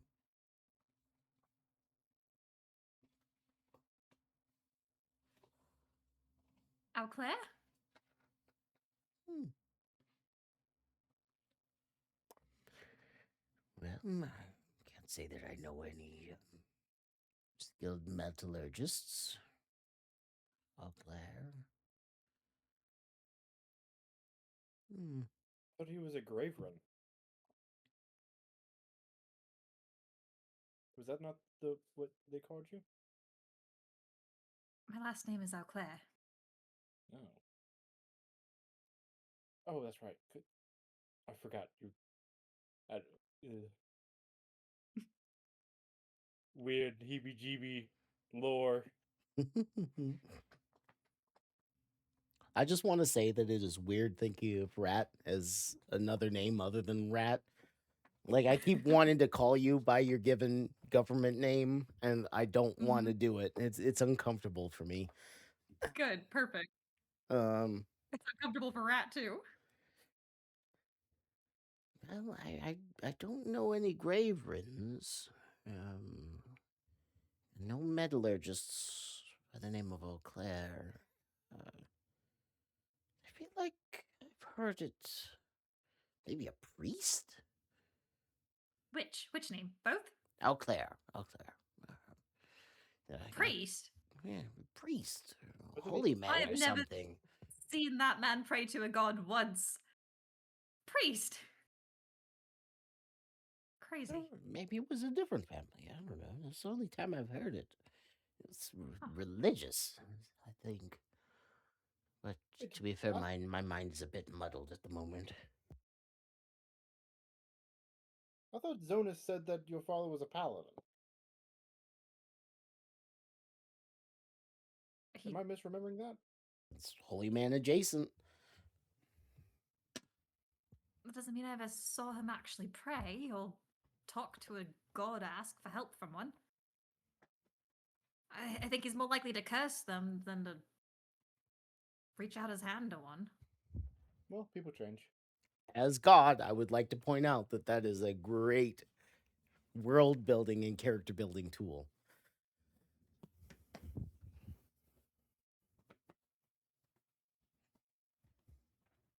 What, being a paladin? A fallen priest, fallen paladin, Okay. a used to be holy Windbreaker. man. Just saying. Yeah, I'm sorry. I don't. Just something. A holy man, maybe priest. You wouldn't happen to recall where you might have heard that? You're a bit lost in the sauce right now. Where I heard it. I feel like it was a report from the south. No, not the south. The east. It's from the east. Something holy man.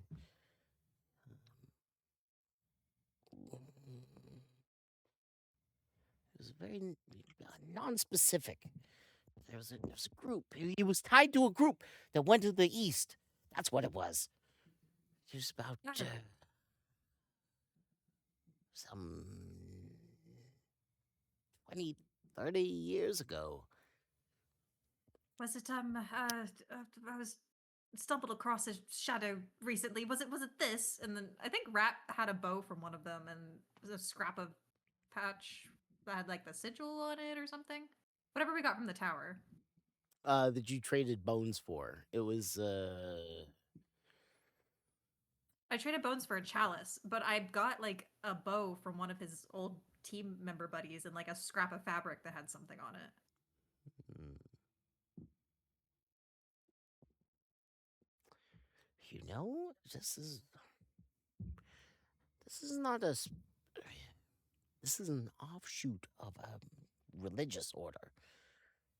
The design, you can tell by the right here. It's Pelor, but this is a subsect. Uh,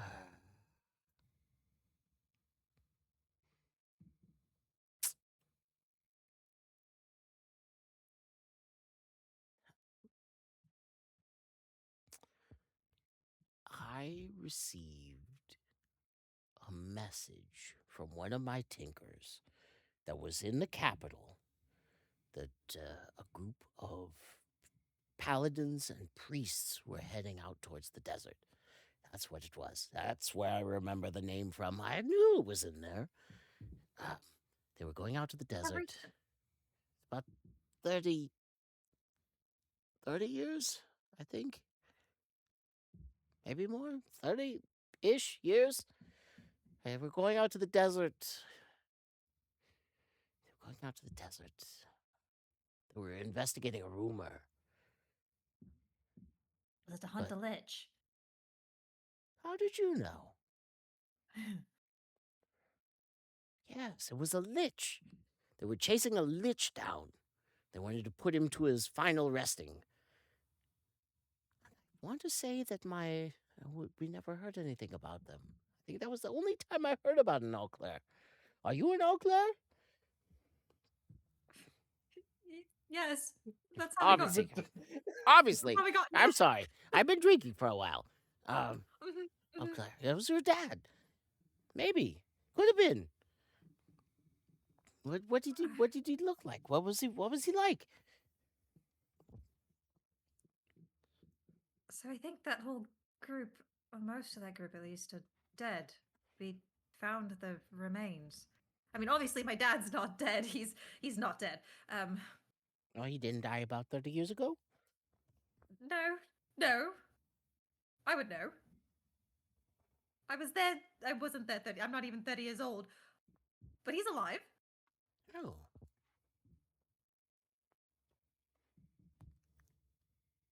I don't know. What is he? He's a big man, big beard, big guy. Could probably pick you up and chuck you half a mile.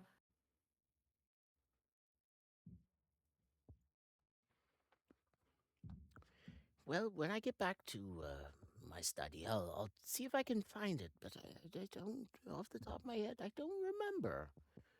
I'm not sure why it sounds familiar. All Claire?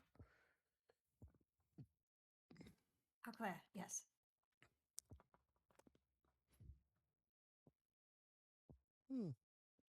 Interesting. Are you a religious type? No, I not really. I mean, there's gods that I like, but I wouldn't say that I'm particularly religious. His first name is Ursus. Do you know what Ursus All Claire? I'm so sorry. Oh, he would hate me spreading that. Honestly, I don't remember. It sounds familiar, but it was a one-off conversation I had with one of my spies in the Empire. We're off looking for something. Oh, I remember what it was. There was a master tinker that was heading in the same direction at the same time. That's why it. Okay, it was tinker.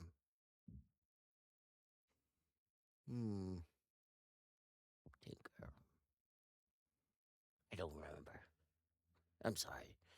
But he lived through the experience, right? I remember it was about 30 years ago, and you're obviously less than that. So, um, you said the rest of Ah, his team died during that expedition. I guess. I am assuming they looked very dead. I. Hmm. Weird. Very weird.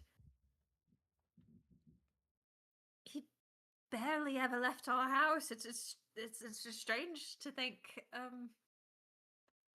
he was in like an adventuring party that went to hunt a lich and knew your boy. Okay, right. That is very interesting. Well, Big man, big beard. Yes. Kind of the brooding sort. If that helps. That probably doesn't help. No, I can't say it does particularly. I'll have to check my records. It was while I was a Grand Tinker at the time, so I should be there. I'm usually really rather particular in taking my notes. Okay. What else could help? What else do you need? Well, I've got a good starting spot. Just need a day or two. I'll get back to you. And you won't forget, right? I'll do my best. It depends on if we take him to Orphrix first or not.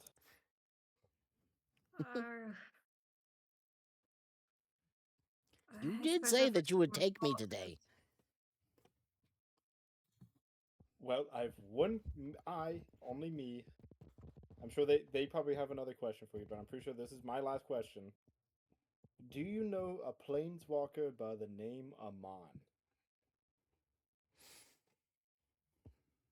Just the child's stories. Amon the Wanderer.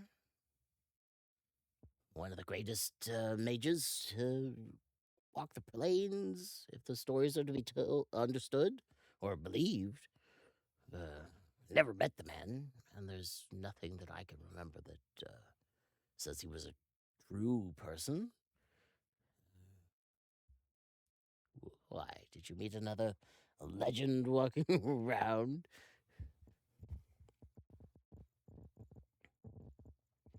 You didn't meet another legend walking around, did you? Well, we participated in a small tourney recently.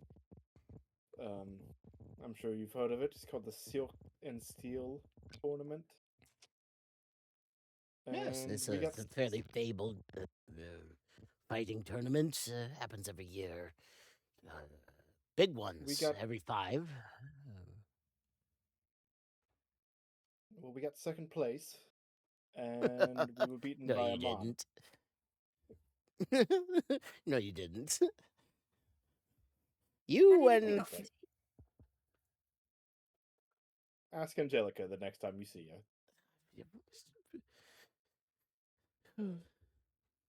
No, you didn't. There's no way.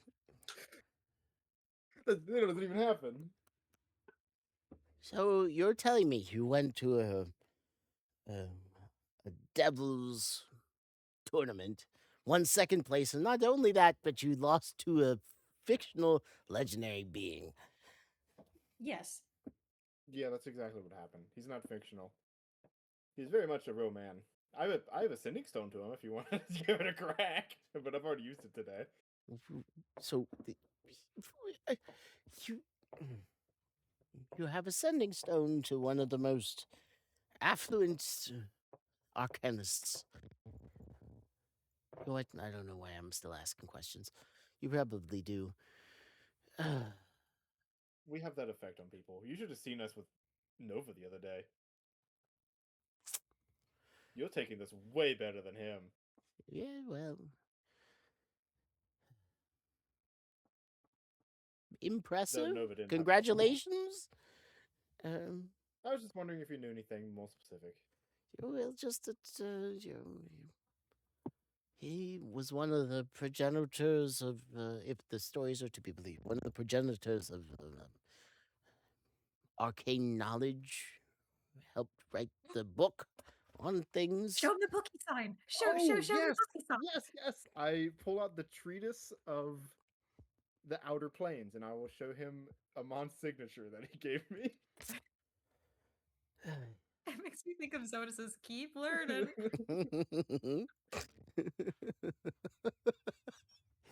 Not my best moment. It tickles me. All right. Not only is this old man still running around, you met him. That's okay. That's okay. Well, he beat our ass too. Well, I gave him a vial of poison, by the way, so watch out for that. well, that sounds like a That's great nothing. idea. It's not gonna Um, bite us in the ass, totally. What's at the time?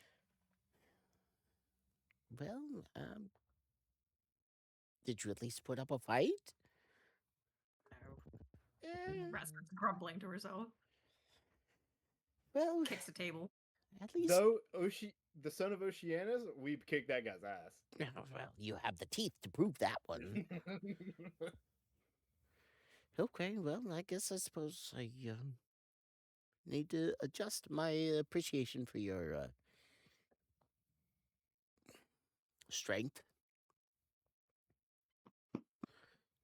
Just drink some more brandy, Torgum. Devondre will pour I another would like glass. another drink, please. It will be good for you to know that my tracking of Oceanus tells me that he's still deeply asleep off in the crevices of the world. So hopefully he'll never find out that you Killed his son. defeated, killed. He's dead. Yeah, of course he's dead. Killed his son. Did we get his skull? I don't remember. Wait, is that weird little thing in your workshop that like looks underwater? That I totally didn't touch. Is that tracking Oceanus? Well, it's not tracking him specifically, but it is touching on all things in the oceans, both deep and shallow. They have a Interesting. very strong tie to the waters of the world. Oh, Could he that's use a it good to find a question. gate? Yeah. Well, that's another good question. I have found several areas within the waters of the oceans that might be gates, which is probably why I believe you so much and appreciate the fall of Earth and his attempts to open that gate. I knew it. So is Earth dead? So if Ed is fire and you're water, then who's air and earth?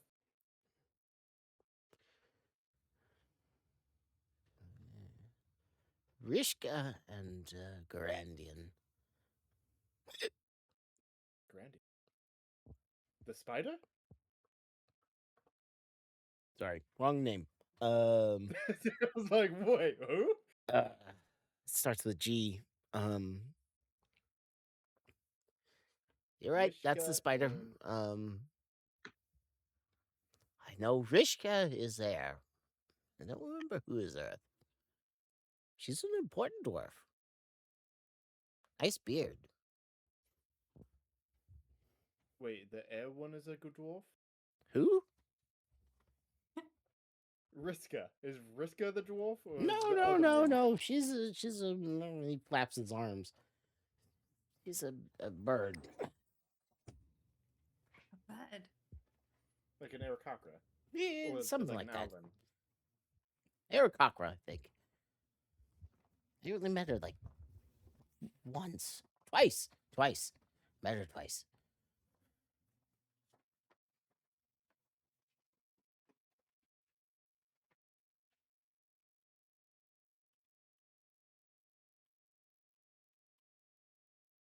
So, how does that work? Is there like a what does it mean to be an element mage? What is this? Because obviously Ed is fire and you're water, and this Riska is air. Mm-hmm. What is this? Is this like something to do with the pinnacles? It is not. It's a brotherhood of some sort. It's about as close as I can get. But you can't even remember one of the names. Well, we don't interact much. How do you get your element? It's passed How do I down. become the Earth Mage? Oh, Because wasn't Ed's grandpa, not well, he was grandpa, storm magic. Dane was storm magic. one of them was Earth, was weren't they? Dane was storm magic. I thought one of them had Earth something something. I don't know. Maybe his dad.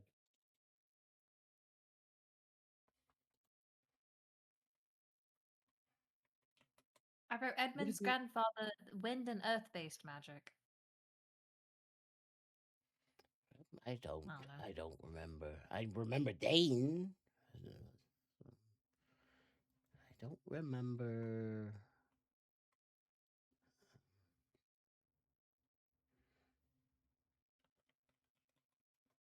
But how did you come into your power? What exactly is it? It's like a. Do you like eat a weird rock or something? And it just I was sitting gonna in you say that, but I yourself? stopped. Like, did you eat something? Is it like All Might, where you just eat a hair and you have it? It's an understanding, a binding. It's Can there only be one of yous at a time? one For each apiece, yes. element. One apiece. What happens if you die? Does the power just like lash out of you? It falls to whoever is most worthy. That's why it's important to find a successor early. You can guide it to find them. How do you know? How do you know who a good successor would be? The histories tell of several that were not worth holding the title. And if that happens, it typically resets.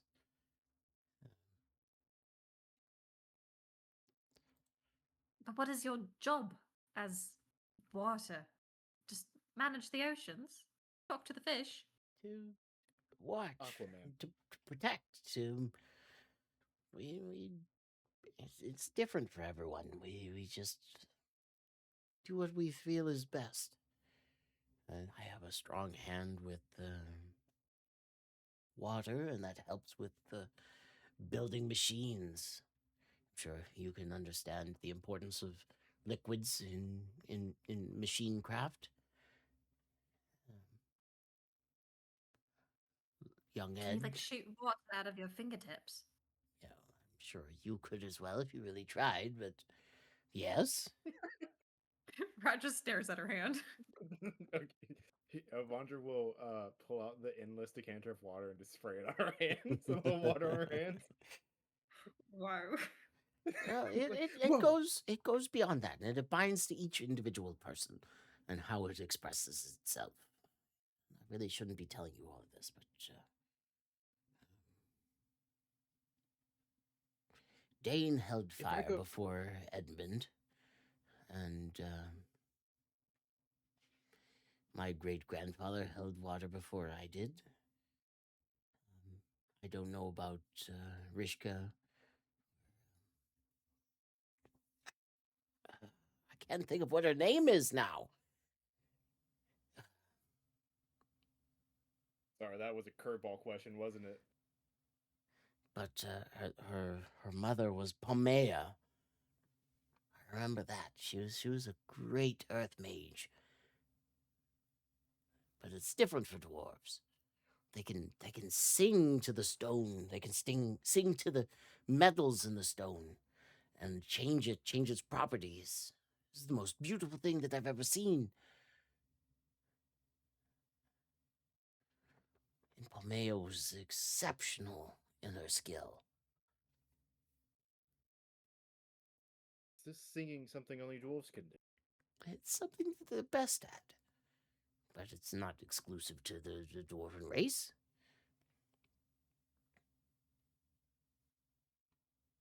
We will soon have to venture to the Dwarven lands in the coming months.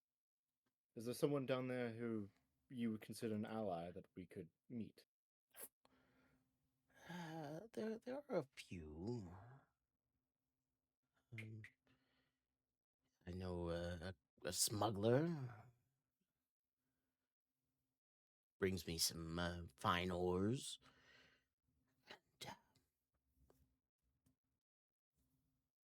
And, I can't think of what her name is. I'm so sorry. Pamea's daughter.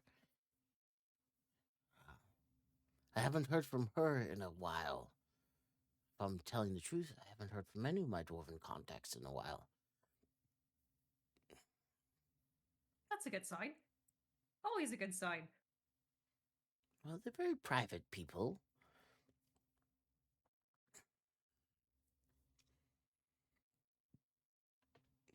But if you do have a contact that could maybe ease our introduction, that would be peachy.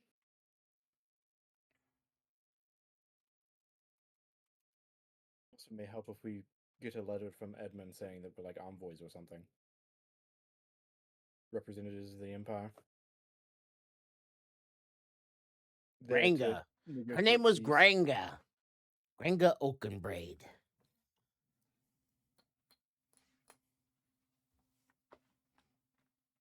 Strong name. Stronger I'm just trying to beard. figure out how am I gonna finagle this Earth Mage magic out of this woman? You want to be the Earth Elemental something something? That sounds awesome. Were you kidding? You don't even really know what the job is yet. Yeah, I got it.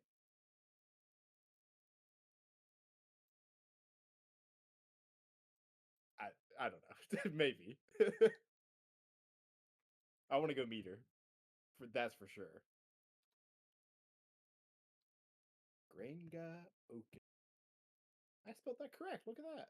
Of I spelled it Clan wrong. Clan Crystal Scar.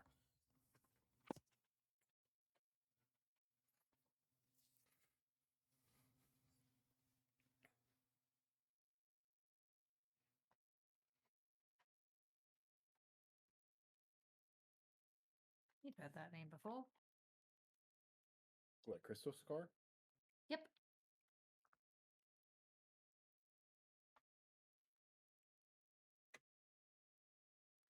The book on how to deal with the crystal scars. They have very interesting rituals.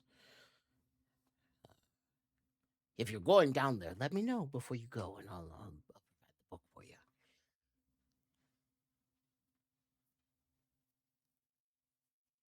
Is that the people that made the big fucking mural of us, but in the past?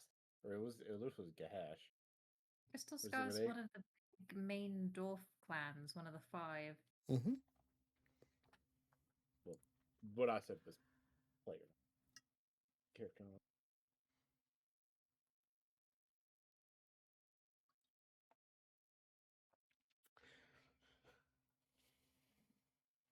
She's their clan chief, or was, last I talked to them.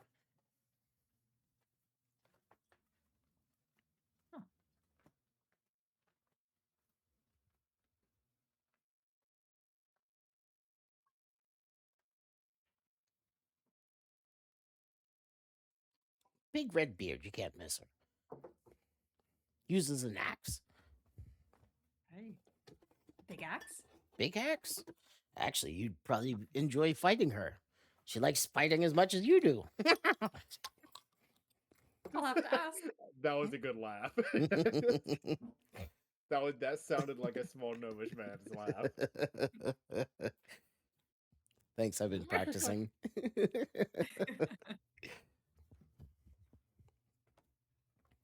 Yes, she's a great warrior. Doesn't lean into the magic so much, but her understanding and knowledge of earth and metal is exceptional. And that clan is, they keep it to themselves, but they work a mineral in the earth that they won't even trade to me, no matter what I promise them or offer them.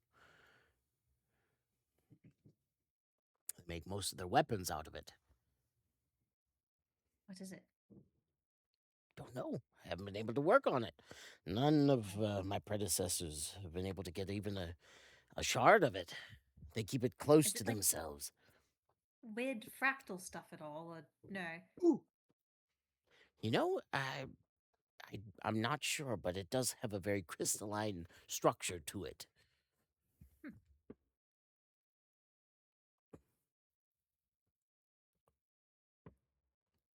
And if I'm being honest, there's a standing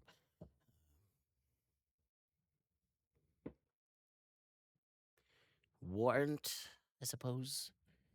The gnomish to common doesn't translate well, but warrant is probably close. For even the smallest amount of that mineral. How much? What's the cost? 75,000 gold pieces. Oh, For how much? Per how much? An ingot? An ingot is ideal, but I'd pay that much for.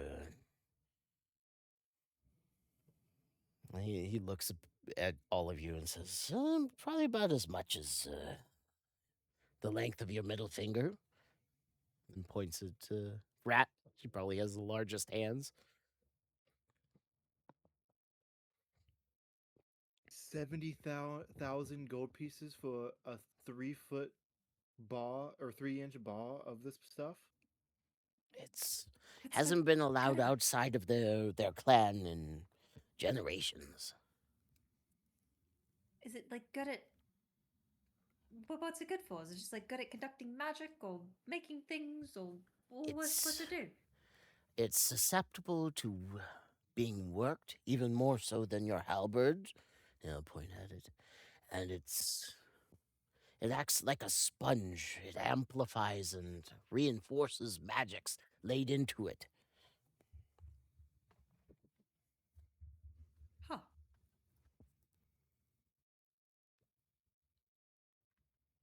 If Avandra had a visible light bulb on top of her head, it would go off right now.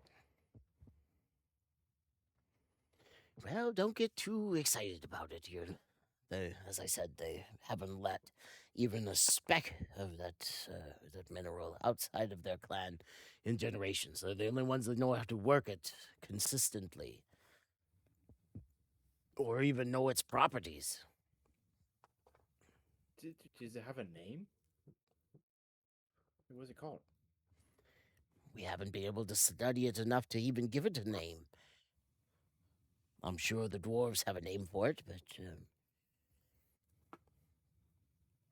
they haven't shared it. It's a closely guarded secret to that clan.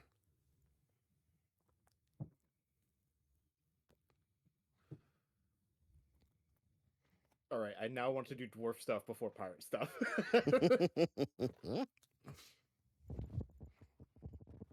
Oh, I'd need it. And if I'm being completely honest, this might be a good stopgap for your Project Genesis phases 1 or 2. Be able to I know. fill the It's gaps. driving me crazy. Oh. A 20-minute adventure to the Dwarflands, guys. 20 minutes. But that's a pipe dream, so.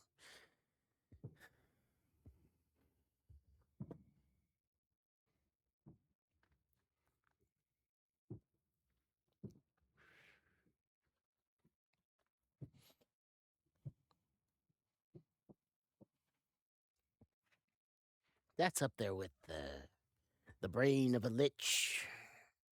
A few other things that we're willing to pay a great sum for. For What science, can you of do with a course. lich? Well, if it's extracted properly, you can even probe into the knowledge that they've been able to obtain over the years. What? Some of the oldest liches have some of the most potent secrets locked up there. They don't share it. You have to pry it loose.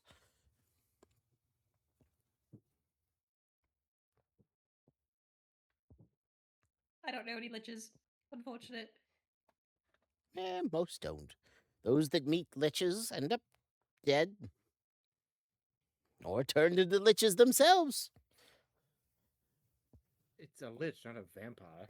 Yeah, well, if they like you enough, they'll teach you how to become liches. Then you have to We've already start been over detailed again. about this.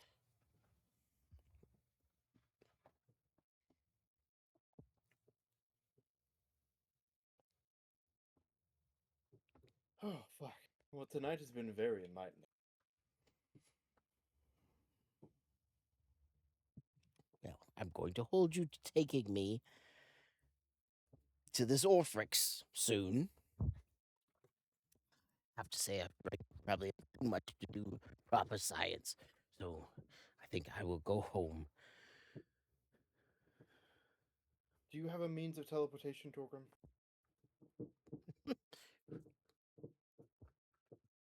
To an extent. Well, I can take you there. It's just I'm going to be stuck there for a day and not be able to come back. It's my only thing. So if you have a way to send me back, that'd be awesome.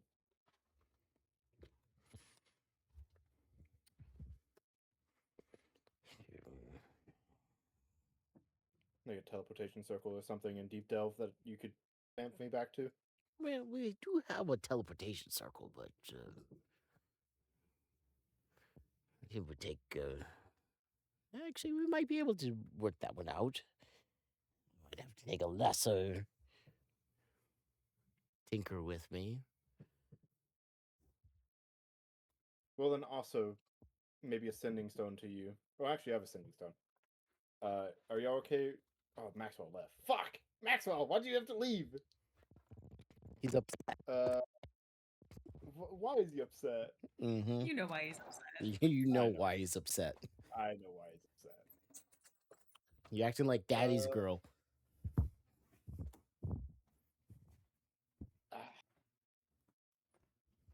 I'm not Kalar, that bastard. Uh-huh. Sure. Sound like him. Teenage angst. Why do I plan to kill all my friends? Mm-hmm. Intentionally.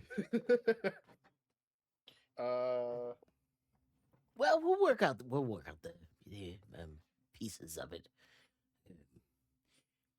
But I think I'm done for the night. Wait. And you won't forget to look back in your notes about my dad, right? I will check my dad's about Ursum Check your Urson's dad's. Oh boy. Big Jesus Bear. Christ. Maybe We're looking for Big write Bear. write him a letter to remind him. Write it on his Right on forehead. the back of his hand. No, I'll remember. It's up here. He'll poke himself in the eye. Ah! Oh, it's up there. Oh jeez.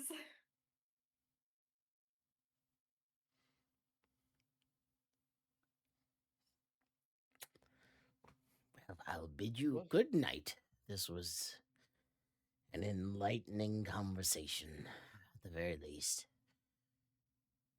Do you want one of us to block you home? No, Well, it's here's fine. Eberantha. Yes, it's fine. I'll see him home.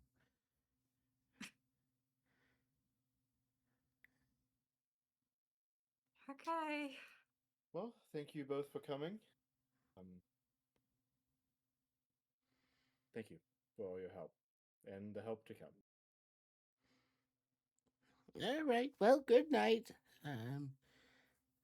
You have a beautiful home, and he'll just kind of natter as Oh, and Everantha leads him out, and a little senile. just a little bit. You put enough drinks in the man, he'll natter at you. But no, the three of you are left alone in your bubble in the library. The lights have gone down. You're left alone with revelations and new questions. Few answered, but more given.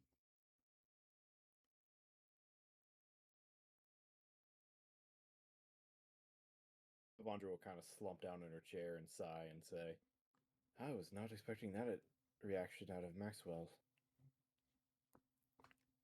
Truly.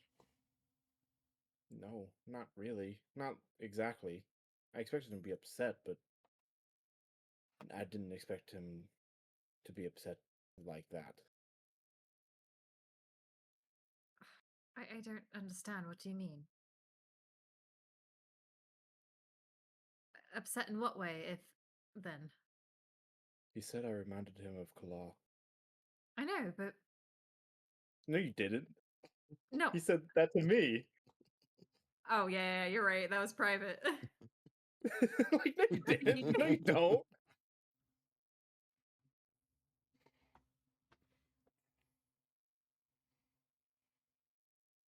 Does that help you evaluate things differently? No, because I'm not trying to kill all my friends. I'm sure Father Halls was thinking the same whenever he started out. You mean Kalar? No, I mean Father Hall. All the little buddies that got corrupted and turned into what they are. Good intentions. Get wibbly wobbly. Road to hell and all that.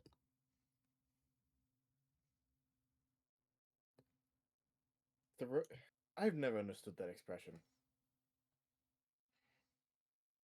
Because it's like, if good intentions are really what lead us to hell, then, well, then there's no point of doing anything good ever. I think it's more if you justify what you're doing for the greater good, you'll let a lot of things slip by. Morals get a little loosey goosey then.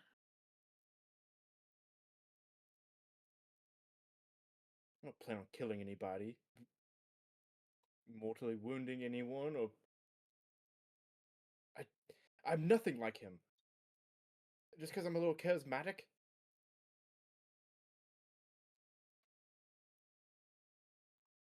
Rat just doesn't say anything. I'm sorry. I need to go talk to Katha. Other things to worry about.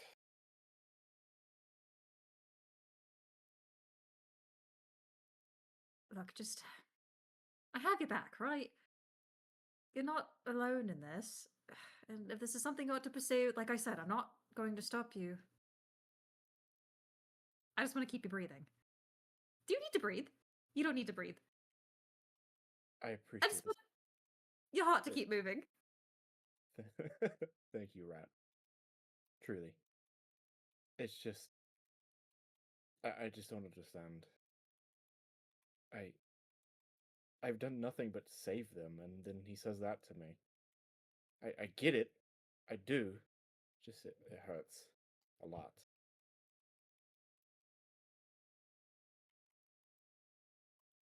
I think.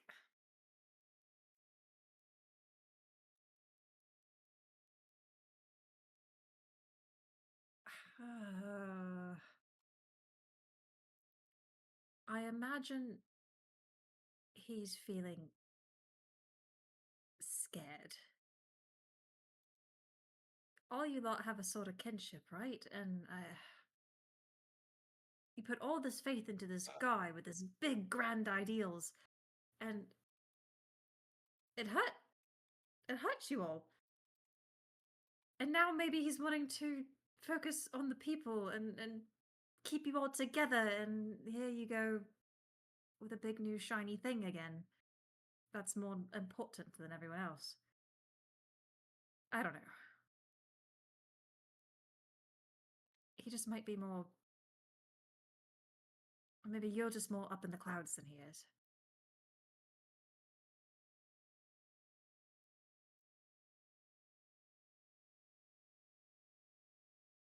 I just can't stop moving. If I stop moving, I never start again. That's the way I see it. Everything is moving too fast to stop moving. If I don't do this, then Kalal will, and then that we'll have a evil Meccan flying around being an evil god.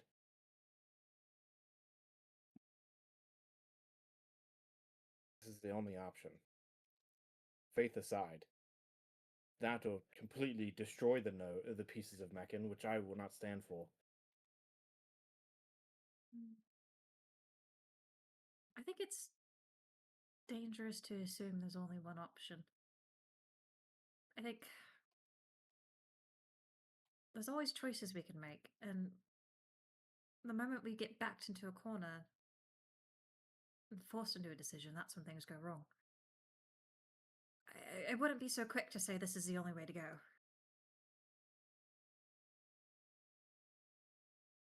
Especially when we know that the people that we're up against want us to think like that. They want us to think we're trapped with one way out they can stab us from. I don't know. It's.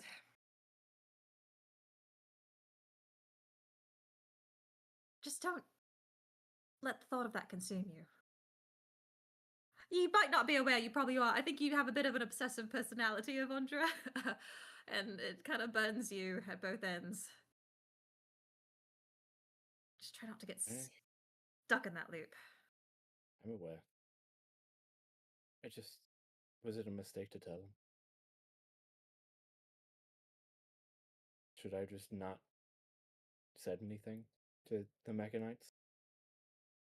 Been like Kala. Not tell them what he's doing. I told them exactly what I was doing, exactly what my plan.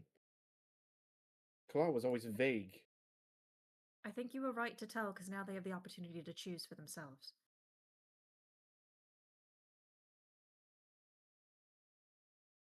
Maybe I should make that more clear to them. That they can back away if they want to. I'm happy to take on this burden alone. I don't want to, but I will. Because it's... I don't know. I think that ability to choose is very important.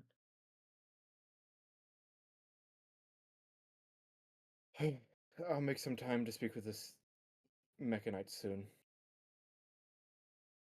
Inform them of the plan. Maxwell probably went straight to at least a few of them. Or maybe he went off on his own.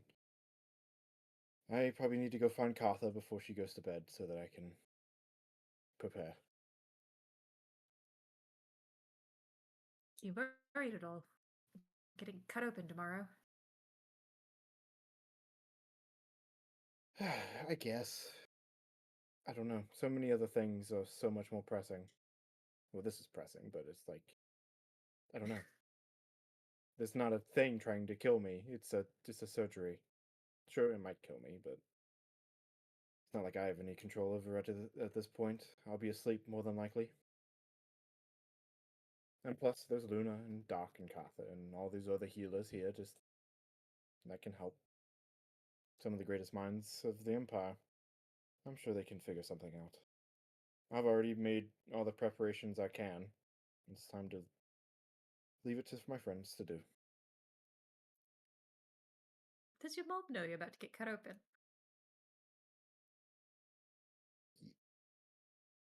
I don't remember if I've told her. I think I did. I think we're circumspect during the last conversation you had with her. She's probably not aware that you're doing what you're doing and how dangerous it is. But she would know that something weird is coming. Wonder like does the flat handshake. Right. Well, okay. Let me follow up with. Do you want her to know? No, I do Would not. you rather her find out after the fact?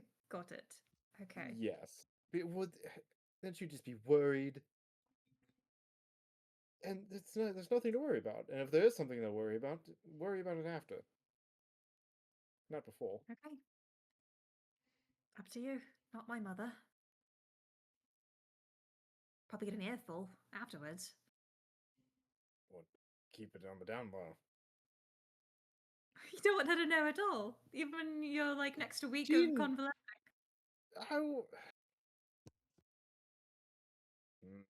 Oh, I bet you were a joy to raise, Avandra. Pot kettle, but still.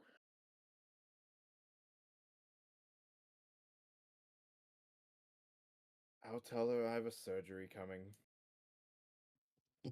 But I will be circumspect on the details.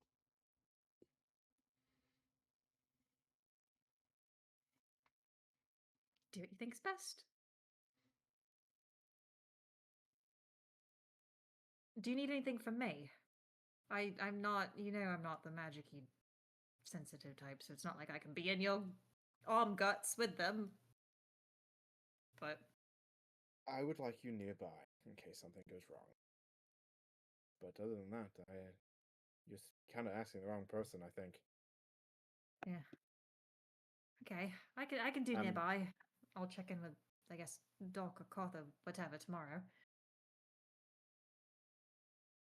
You're not gonna have crazy demons popping out of your arm, right? That I need to hack in half. Well, if there are crazy demons coming out of my arm, there's no one else I would want to stab them than you. Right, very sweet.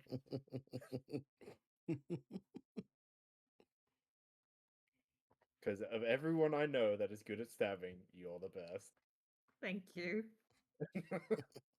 Flattery will get you everywhere. Is Rat actually flattered, or does she know I'm fucking with her? Both. That willing suspension of disbelief is important in a friendship. No, it is true. Avandra believes that, but also she's saying it in such a way to mess with you. All right. I have more people to speak to. So much talking today. I felt as though I've hogged the session today. We have a lot going on.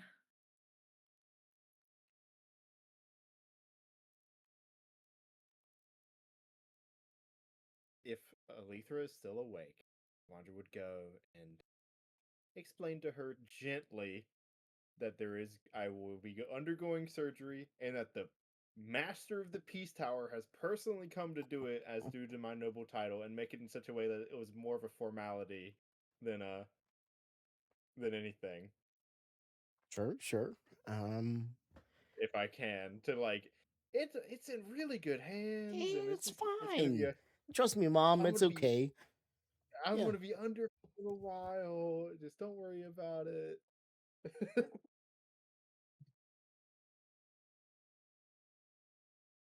I can roll a deception check if you wish.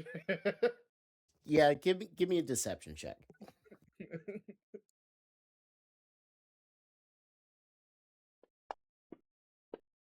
Oof. You know what? I'm gonna let it ride. 10. Like any mother, she doesn't believe you. And she's fairly aware that you're lying to her. And you're aware that you're lying to her. And you're aware that she probably knows that you're lying to her.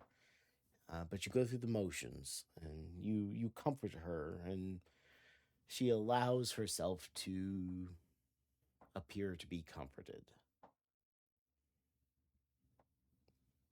But it is you've had this whole conversation.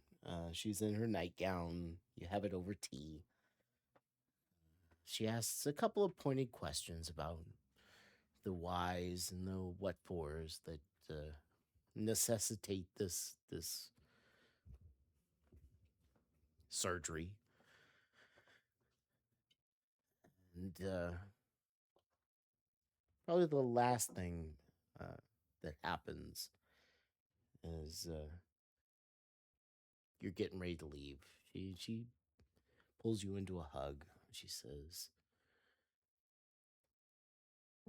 I want to meet this Katha and see if she's good enough to work on my daughter.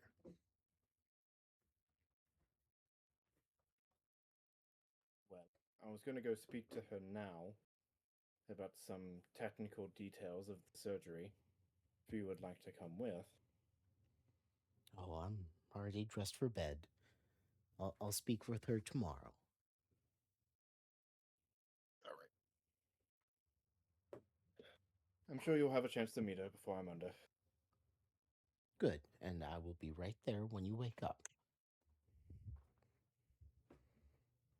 And she just kisses you on the cheek. I'm proud of you, my daughter. Thank you, Mother. There's nothing to worry about. Everything's in great hands. Well, It's part of my She only job. has one hand. I'm supposed to worry.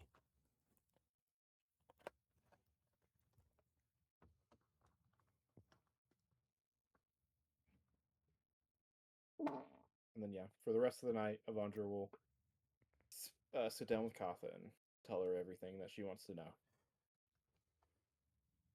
Okay. During this conversation, Rathu, Luna, you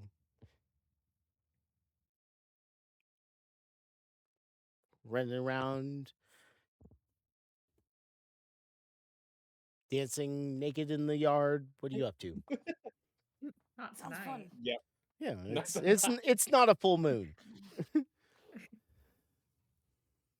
That is not only full moon activity. Actually, I'm pretty sure. You know it's what? That's full fair. It's also a new moon activity. It's extra moon. dark. Yeah. So what are you It's also guys whenever- up to? Because this is not a Well, short waxing conversation. gibbous, a waning gibbous, crest it's any night activity. Yeah, but This if it's the new moon, you coat yourselves in goat blood and Yeah. All right. So everyone's aware that most books written about witches were written by men. So the dancing naked under the moonlight, the coating in blood and stuff like that. Not quite right. That's But a you get- quote from somewhere. What is that referencing? Good What? omens. Thank you. Oh yeah. Okay, there. That's why I knew it. Okay.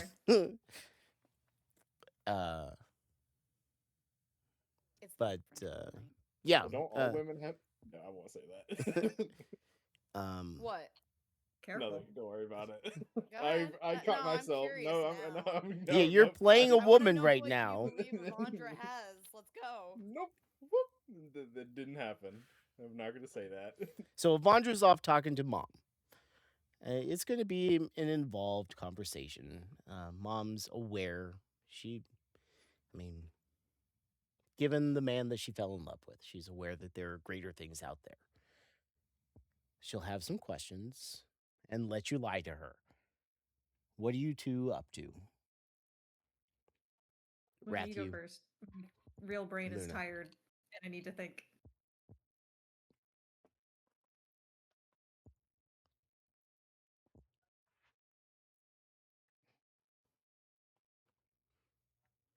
She's dead. No, You better kick that real brain into gear. I can't. Sorry, was that not one of the most enthralling conversations that we've ever had with an NPC over the course of 4 hours? bits and pieces? Oh, I have so many things I want to do, but I don't know what I want to do.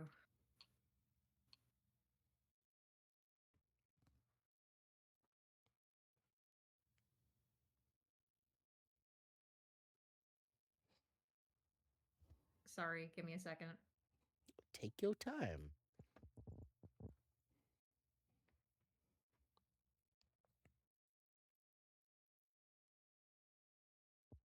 Oh, I guess if we do have time, I could go check out. How much time do we have? Well, the sun's down. It's late. Probably the bar is thumping. Most of your household is only awake because you're still awake. If I wanted to pop into the chest and go to the room with the curled up body and see if there's a spirit there, would that be too involved? No, probably not. But it would probably require your next couple hours. Would that make me exhausted for the next No, but day? it would probably be the only thing that you were able to do tonight. Okay. Good to know. Because it's more of an art than a science.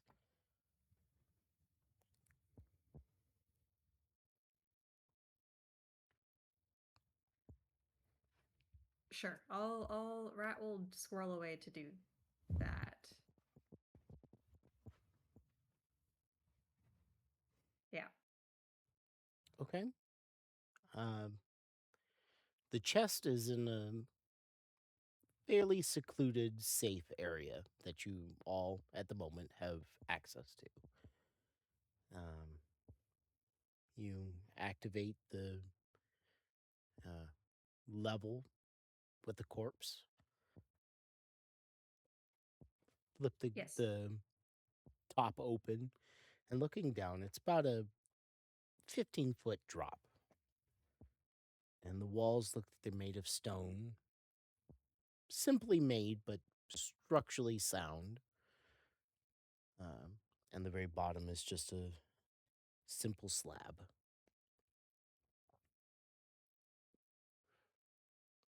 On it is a body, a small body, curled up, where you found the sword so long ago. Smaller than me? Yeah, probably. Not by much, but a little bit smaller. Do they have human proportions?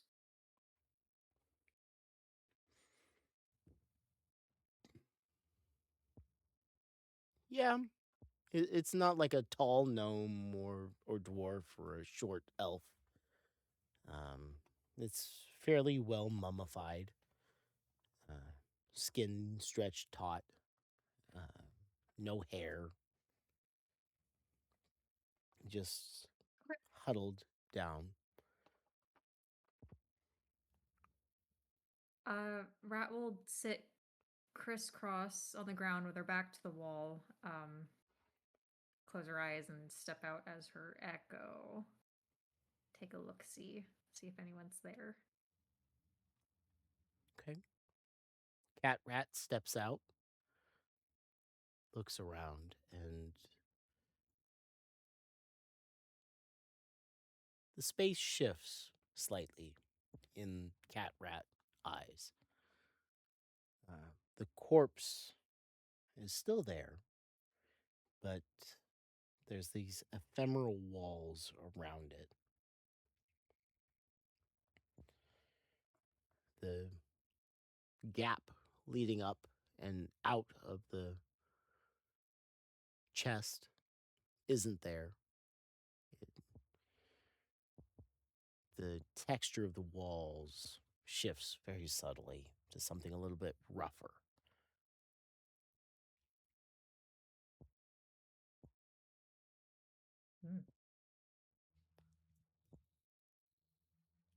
There's okay, so there's walls around the corpse. Yes. Kind of like a sarcophagus. Can Cat Rat paw at it real quick? Can I pass through it? It's like passing through or forcing your way through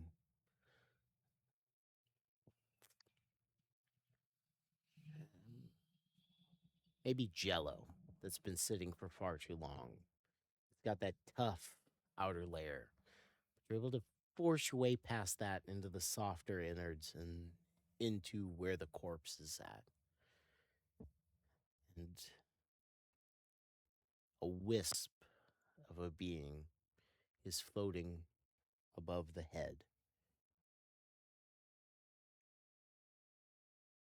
And kind of in a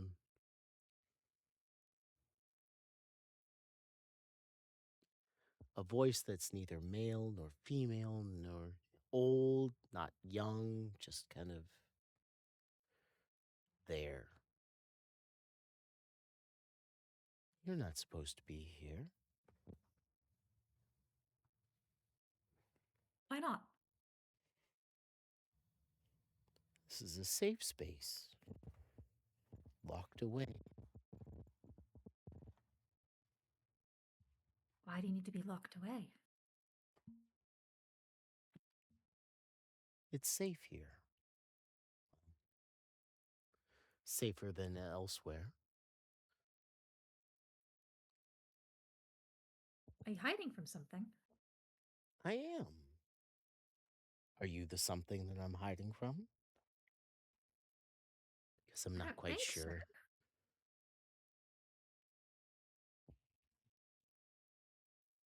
Did someone tell you to hide here? Well, I decided to hide here.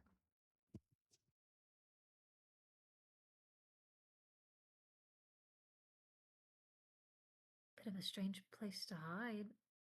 What makes you think it's so safe?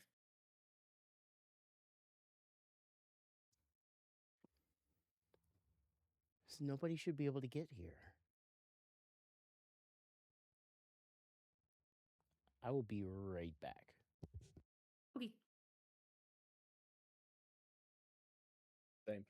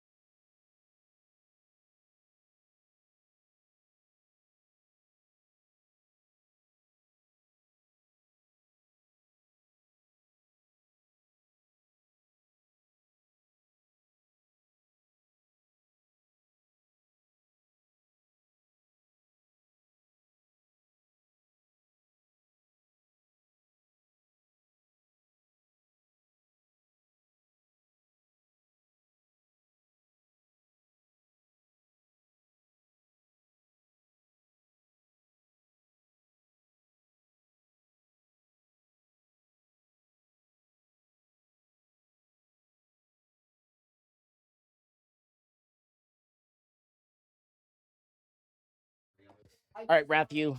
I have guests at the moment, so I'm going to go ahead and end the session here.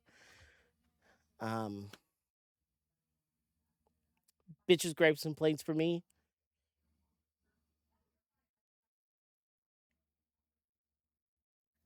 No, Okay, I'll well, be ready for ghost questions though next session.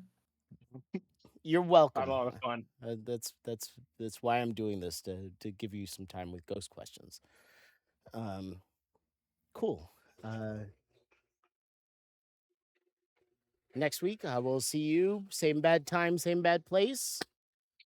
Are we playing on the 4th? I don't believe so. I don't have anything planned. Well, I do. Oh, that's all right. I thought we weren't playing on the 4th. Well, then we won't play on the 4th. Anyway, we'll talk about it. Thank you. I'm glad we had a chance to get your bullshit out of the way and move forward into Sorry, the ran real so story. long. And I hope Maxwell hurt you as much as I intended him to hurt you. That it hurt. That hurt. Are you That hurt genuinely Avandra a surprised lot. that was his reaction? Like genuinely? I imagined he would be upset, but not in the way that he was. But what other way though? I thought that he would be more pissed at Kalar than say that you're Oh. like him. See, that surprises me. Never mind. You're daddy's girl. And the fact that you can't see that is a great story point. Just saying. Think on it. I'll see you back, not next week, week after. Okay. All right, friends. Love you, mean it. Bye. I'm out of here. Bye.